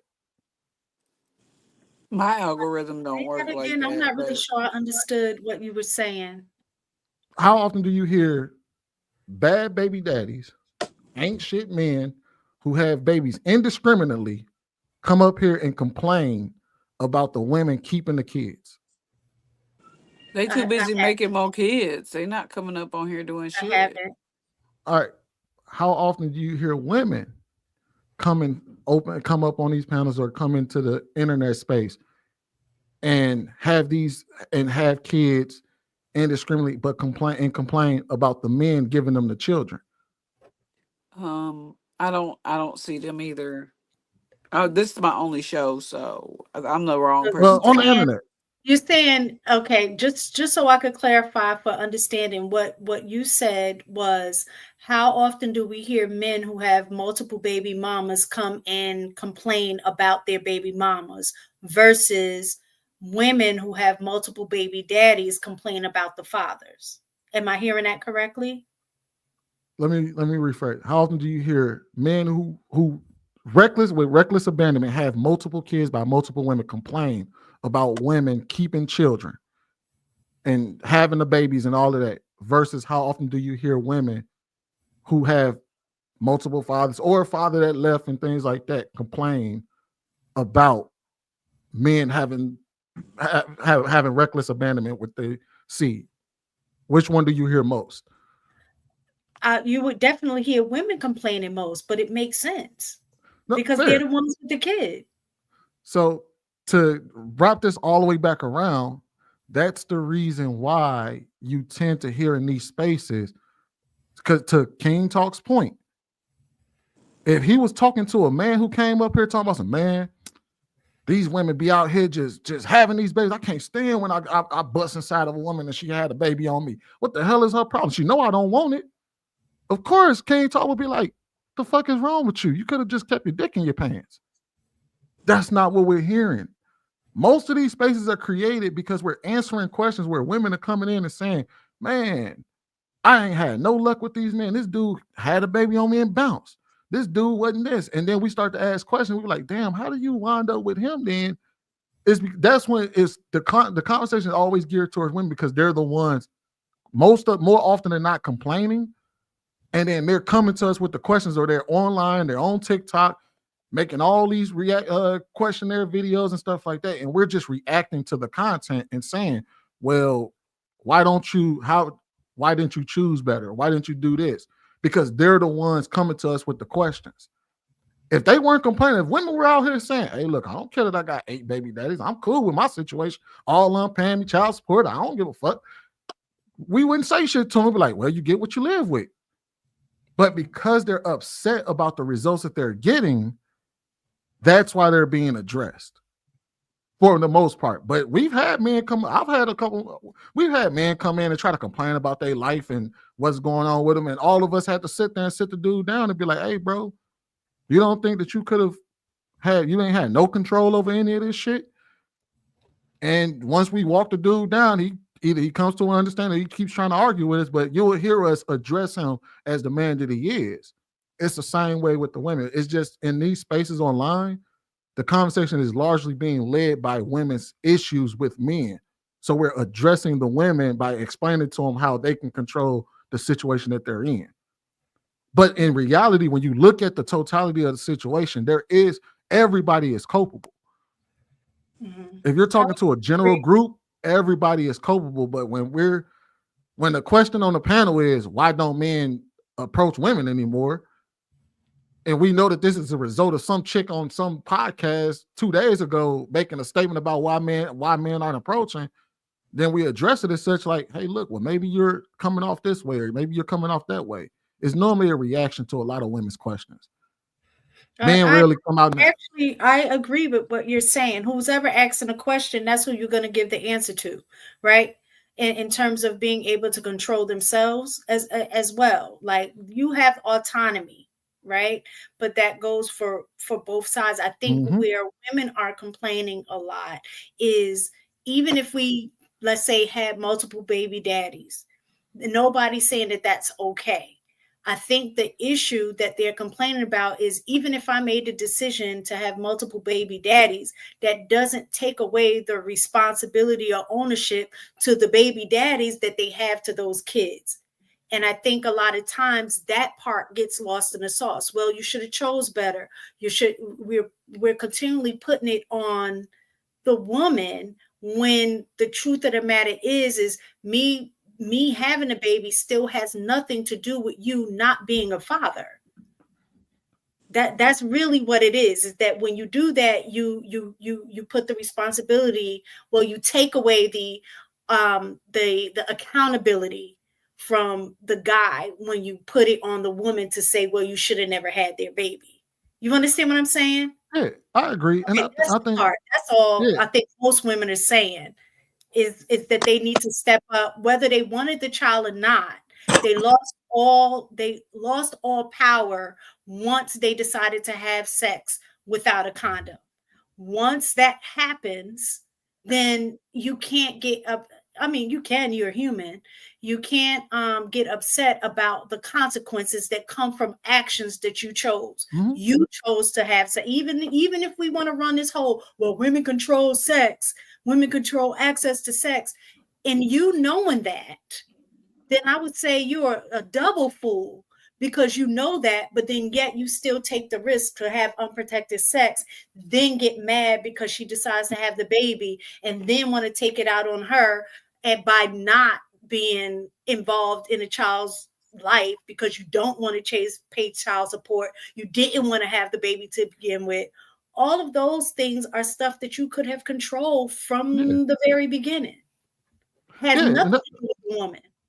Yeah, and you're absolutely right, and that's why it's difficult, because even in the conversation of, like, it's not necessarily that a woman will come out and say, you know what I mean, my baby. If a woman came out and said, hey, can you help me make sure to ensure that my baby daddy is held accountable for having this child with me, and that, you know what I mean, we get him to pay the child support and be the father that he's supposed to be, I'm sure most men would come and be like, okay, yeah, we can find a way to do that.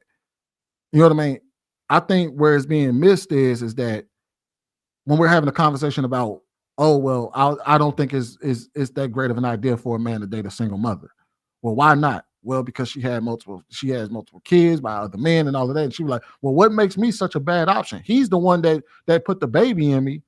Well, I get that he made his choices and you made your choices, but now you're asking me, the outside person, to accept your choice.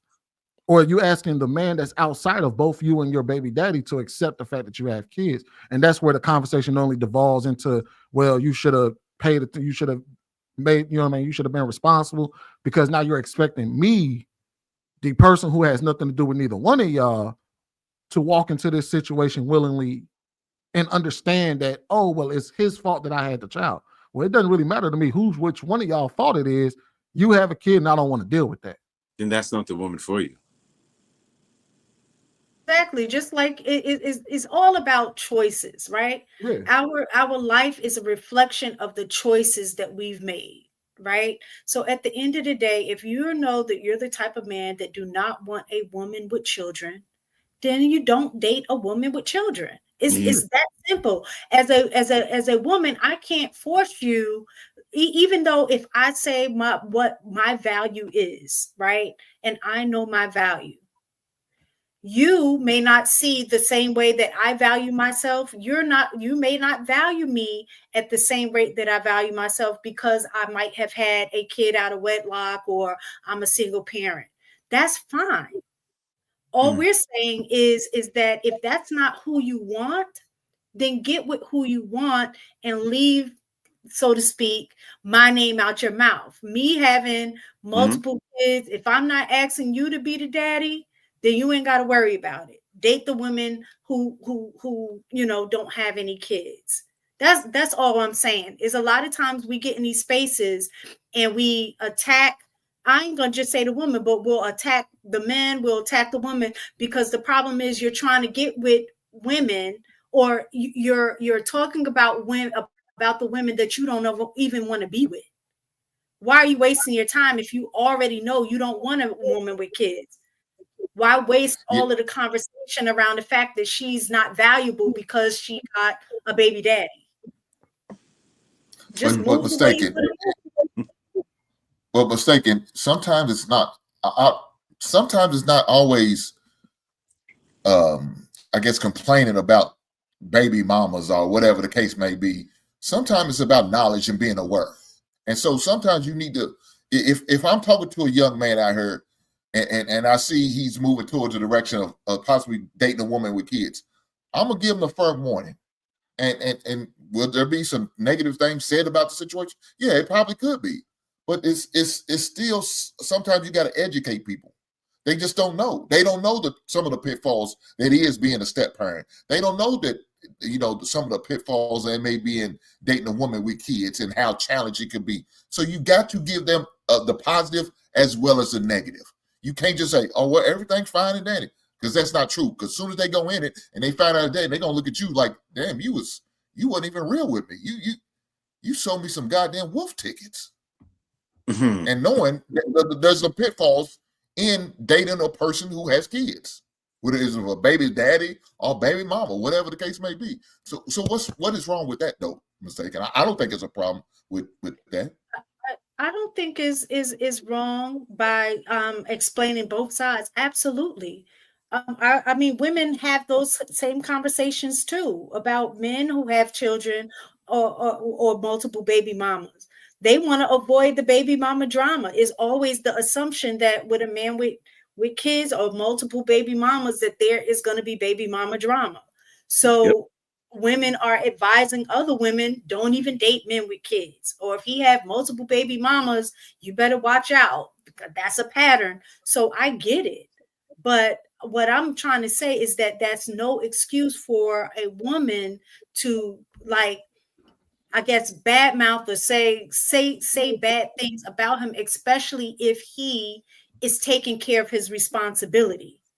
I think most of the conversation needs to be around deadbeat dads and deadbeat or deadbeat moms, or whatever the term is for. Those are the people that y'all need to be talking about. But what happens is that the single mom gets lumped in with all single moms that y'all perceive as, irresponsible, or just want to take the man for child support or getting on welfare.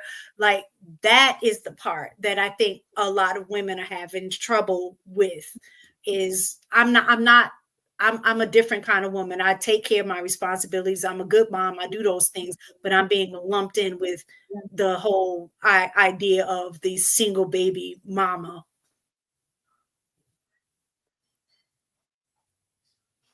I mean, I'm still trying to figure this out, because you're going to get lumped in because you're a single mother, regardless. Now, are you a bad single mother? Or are you a good single mother? That's the separation part. So even if you're a good baby mama, you still have to deal with some of the stereotypes of those situations. So you might be a good baby mama, but that baby daddy's an asshole, and he doesn't like that his baby mama has moved on and got with a new man that's way better than he was, but now he's feeling some type of way because she's all of a sudden acting differently than what she was acting when they was together. You understand? He's jealous because he ain't found nobody, but she has, and she's happy, and he's miserable, as my buddy King likes to call him. So I don't understand. You have to educate brothers on that situation, because look, more men are willing to be stepfathers than I've seen women being stepmothers. I do notice that here in 2024. Now, I mean, I don't know why it's swung that way, but that's what it seems like to me. And then also, to add on to what you said, Hank, is that sometimes it's like, for instance, mistaken, like you said, you could be a great mom, great everything, but it's just a cautionary tale to men. When you're talking to men about their dating options, and you're talking about a man that doesn't have children, men just having conversations with men or having conversations publicly is just more of a cautionary tale to be like, what is ideal for a man like that? Because even a woman that's a great mother and a great baby mama may not be that great of a person who's a step parent. And it may not be an ideal situation for them. There's been times where I've known great women, but they will still tell you, my kid comes before any man that comes into my life. And we all know that in a marriage, that can be problematic when you put the kids above your husband or your wife. You know what I mean? So you may be a great person, but it may not be ideal for a man to walk into a situation where a mother will feel that way about a child. And there's a number of different things. It's not always, the baby mama that's on welfare that just wants to use everybody for their money type thing. It's really can be even the smallest details that can make men take heed to walking into a situation like that. So I know that I get it that a lot of women feel like, damn, I ain't the one that's dog shitting or dogging men. But to Hank's point, you will still get lumped in with single mothers because there's still a level of risk that come with dating single mothers. Just like there's a level of risk of dating a broke man, or a man that didn't have his father at home, or something like that. Like a woman would sit there and be like, hey, look, I know that you may like him, but that man doesn't really get along with his mother. Are you sure that might be a situation that you want to walk into? Or that man may get along too well with his mother, and you like, are you sure you want to walk into a situation where a man is a mama's boy? It's just a cautionary tale to men who may be walking into these type of situations. What is ideal for them, what isn't? Now, I don't agree with men saying that baby moms are just for recreational use only. I would argue if you don't feel like single mothers are good enough to be with them long term, then you shouldn't deal with them at all. Amen. But you know what I mean? That's a whole nother story in itself. I agree. I have no feedback on that. I agree. I agree. All right, Blaxicon member for 25 months, worth every minute. Shout out to the gatekeepers. Bravo Tech and Drone Solutions, 1999. I was on TMBR panel with Hemp and a few other married men the other night, and it was determined that a simp is a man who does things for a woman without getting anything in return. That is the actual definition of a simp.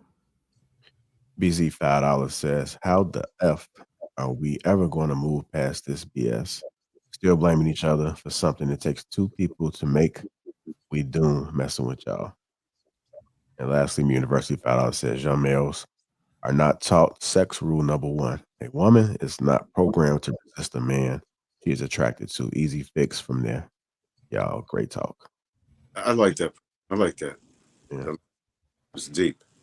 Women are going to act out of emotion, right? So if a man is acting out of lust, he still has to be responsible for what he did. A woman still for what she did. But at the end of the day, if a woman's going to wind up raising the kid and a man's going to wind up complaining about her keeping it, he's got to solve the problem in the beginning. That's all. It does not mean that a woman cannot solve the problem as well. It just means that she's going to wind up being the one who raises the child. You're going to wind up being the one that winds up paying for the child. Save yourself the drama. Self-preservation. Yeah. Like somebody just said, however, bros know that single mothers give up the most box cake, cut it. That don't mean you're supposed to partake. If you don't want her beyond just that, then you shouldn't deal with her. Have some as simple as that. Have some discipline, man. I got a question, just real quickly. What's the benefit for a woman to get married who has no children? Who has none or wants none? No, that has none. Let's just say that they are like 40 and above and they decide they don't want any kids. What's the benefit for them getting married? Like, is there a benefit? Yeah. What's the benefit for men marrying a woman who has no children or marrying a woman that does have children? I'm just saying if is there a benefit for a woman who is 40 plus that has no children? Is it a benefit for her to get married? Companionship. Yeah, companionship, having somebody there for you when in your older years, because especially going into a period of time where Social Security is not going to be there. People are a lot more selfish today. I was just telling somebody about this. People are a lot more selfish today. So anybody that doesn't believe that they don't need anybody, these kids, if you ain't got no kids of your own to take care of you, you ain't got nobody there to take care of you, that's gonna be your life when at the end of it. That's the reality of it, because my kids gonna be taking care of me in my old age. They ain't got time to be taking care of you. You know what I mean? So they gonna have their own shit they're gonna be worried about. These other people's kids, the people who did have children, gonna have their own shit that they worried about. So one of the biggest benefits is to have somebody there in a time of need when you start to need it. Yeah, checking up on you. Can't you do that without marriage? Well, I think yeah, but it's not as likely. Y'all gonna get so mad. Can you explain that? JR. Hold on real quick, Mr. Can you explain that when you say that it's not likely? It's not as we live in a society now where things are becoming pricier, right? So we only got 24 hours in a day, and people are seeming to have to work more and more hours just to live, right? So the amount of time they have left to go check up on somebody isn't always as available, right? Unfortunately, my dad passed away in a situation where if somebody was checking up on him, he would have been okay. He pushed his kids away. He pushed his brothers away. And unfortunately, he bumped his head and bled out because nobody could just pop up at his house, right? Like I remember a time my uncle came all the way down from New York to surprise my dad. It was like a couple of days before his birthday, and my dad was like, "You should have called first." Like whatever he was going through, whatever he was battling internally, he had these restrictions, and he wound up dying alone. Like, he bumped his head in the bathroom and nobody was there. So like, unfortunately, there's a large percentage of men and women who are dying alone because there was nobody there. But I'm just asking about the. I'm sorry that happened to your father. My condolences with that. But again, do you have to get married to have that? No, I'm just saying, if you are married, then there is somebody who's that making sure you're okay is literally their responsibility. It is no one else's responsibility. Okay, go ahead, Ms. Tackett. I was just going to say, to get clarified for your question, you said, were you asking, is there a benefit, or what benefit is there for a woman to get married at the age of 40 if she doesn't have any children? So let's say she's single with no children, and if she doesn't have a child, what's the benefit for marriage besides building a family? Okay. I would say definitely because you can be faithful, you can do everything that you do in a marriage, but why get married at that point? I would say the companionship, which, like you said, you can have without marriage, but the marriage legalizes certain things. So that means if something happens to me or happens to your spouse, that there are legal benefits that you have. So if something happens and she or he got to make a decision on your health, you still benefit from like certain, tax write-offs or whatever, being the head of the home or whatever. So there are, I would say, more so legal benefits, and I would say religious benefits if you are of a certain religion, right? But truth be told, if I have to be completely honest, at that age and stage of life, depending on where you are in life, I don't think there is much benefit to a woman getting married at that stage than it is a man, because typically women are outliving men, right? A lot of times I sat and I watched both my grandmother, both my aunts take care of their husbands until they died. Like the husbands are the ones that died first, and they were the ones that had to take care of her. So it's a definite benefit to men to get married at that age and stage, because they have somebody that more than likely will be around to take care of them. But women don't necessarily get that. So, I mean, I have to keep it real in that regard. The stats show a lot of times when women get sick, and y'all can read it, that the men typically leave.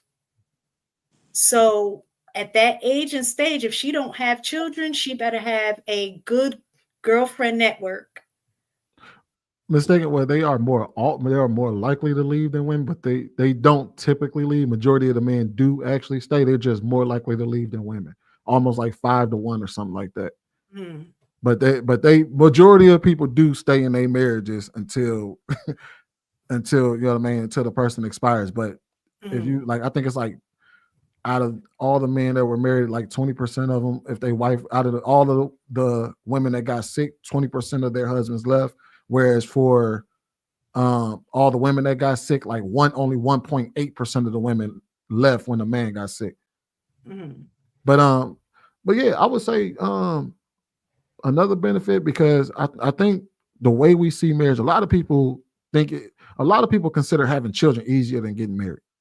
They give marriage way more thought than they do children, right? So I would even argue one of the benefits is knowing that they actually made a commitment with you.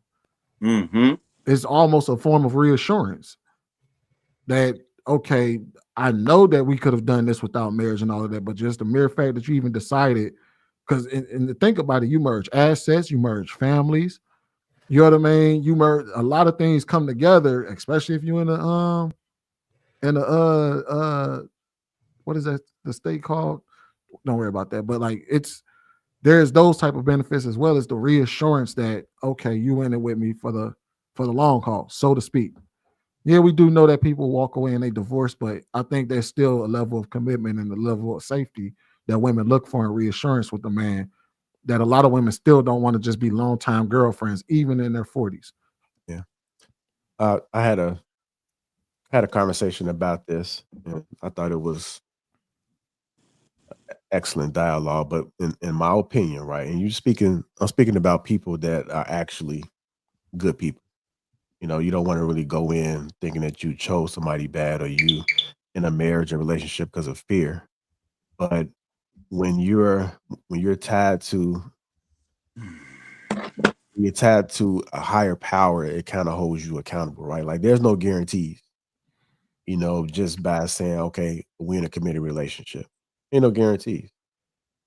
Like it's really not your job, it's really not your duty. People say stuff all the time. But I think that when you present yourselves with that spiritual tide, I think it goes a little bit deeper because you have to wake up and choose every day to do right by this person. And it's a duty, it's a job at that point. And so that's what, to me, that's one of it's not nothing in life is guaranteed. But I think you fall more on like maximizing your grip when it comes to having somebody that's faithful that way versus believing with somebody, because they can just wake up and be like, I don't want to do this shit no more. But once you coming together and y'all have that spiritual bond, then I think you almost got to guarantee that this person is going to die for you, is going to protect you. And that's only if they believe in the word that way. But I believe that most people who get married are spiritual to a degree. Like they actually honor their marriages and they actually want to do right by them. So if you got you a good, solid person and you do that, then you got to almost guarantee life partner no matter what. Mm-hmm. So I think it is an advantage even if you don't have kids, because like and even if you decide not to do it legally, but you guys decide to do a ceremony, I still think it says a lot about the covenant and the union that you guys have. Right. And from a practical purpose, one of the my wife is my real estate agent. So I don't have to pay a lot of the housing taxes, a lot of the purchasing taxes. So there's a lot of practical business benefits also. And when we started dating, I got really comfortable with the idea of marrying her because she went and took accounting classes and became my accountant. And she handled the money in a way where there were no crazy fluctuations of the currency based on whether or not we were on the same page. So I found it real easy to get married to her without any concerns because I didn't have the fear of what she was going to do with my money. You know what I'm saying? Like if she got mad at me, is she going to mess up the bread? She already had access to the bread. She didn't mess it up. You know what I mean? So yeah, if you create structure and you choose well, yeah, people change, but you'll be all right if it doesn't work out. Yeah. This whole weird thing of acting out of fear, like I'm never going to do that again. I get it, but like we're going to be all right. You know what I'm saying? If that person didn't castrate you, didn't get you locked up, didn't give you a STD, like they just broke your heart. They did wrong by you. They slept with somebody. All right, we can get over that. Like, and do better with the next person. You know what I'm saying? Yep. Which is an opinion. My opinion ain't law. All right. So hit that like button. Also make sure y'all subscribe to the channel.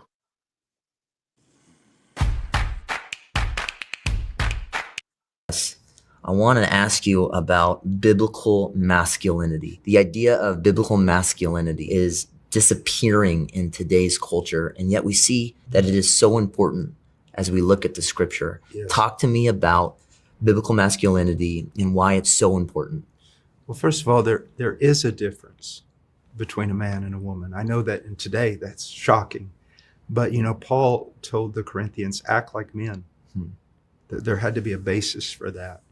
But here's what we need to understand. Let's say that my father's generation, and for the most part, my generation, the idea of being a man was John Wayne. Mm-hmm. Okay? And if you watch some of the John Wayne movies, there was a lot of things noble about that, but there were a lot of things that weren't noble. So John Wayne and that type of thing isn't the model, the archetype of what a man is to be. Mm-hmm. And then if you go to the other extreme, which you seem to find today, it's the very opposite of that person, a very passive, delicate man, a fearful man. It's like his psyche is broken and he just crumbles. Part of that we need to realize is one aspect of the judgment of God. Isaiah 3 is very clear about that we have young men ruling over older men. Noble men are removed from society. And there's all sorts of things revealed there in Isaiah 3. What we've got to realize is this. Our main problem is simply, again, not studying the Bible. Our main problem is not looking at Christ, or looking at Christ through some filtered lens rather than the raw Scripture. My desire is not to be like John Wayne.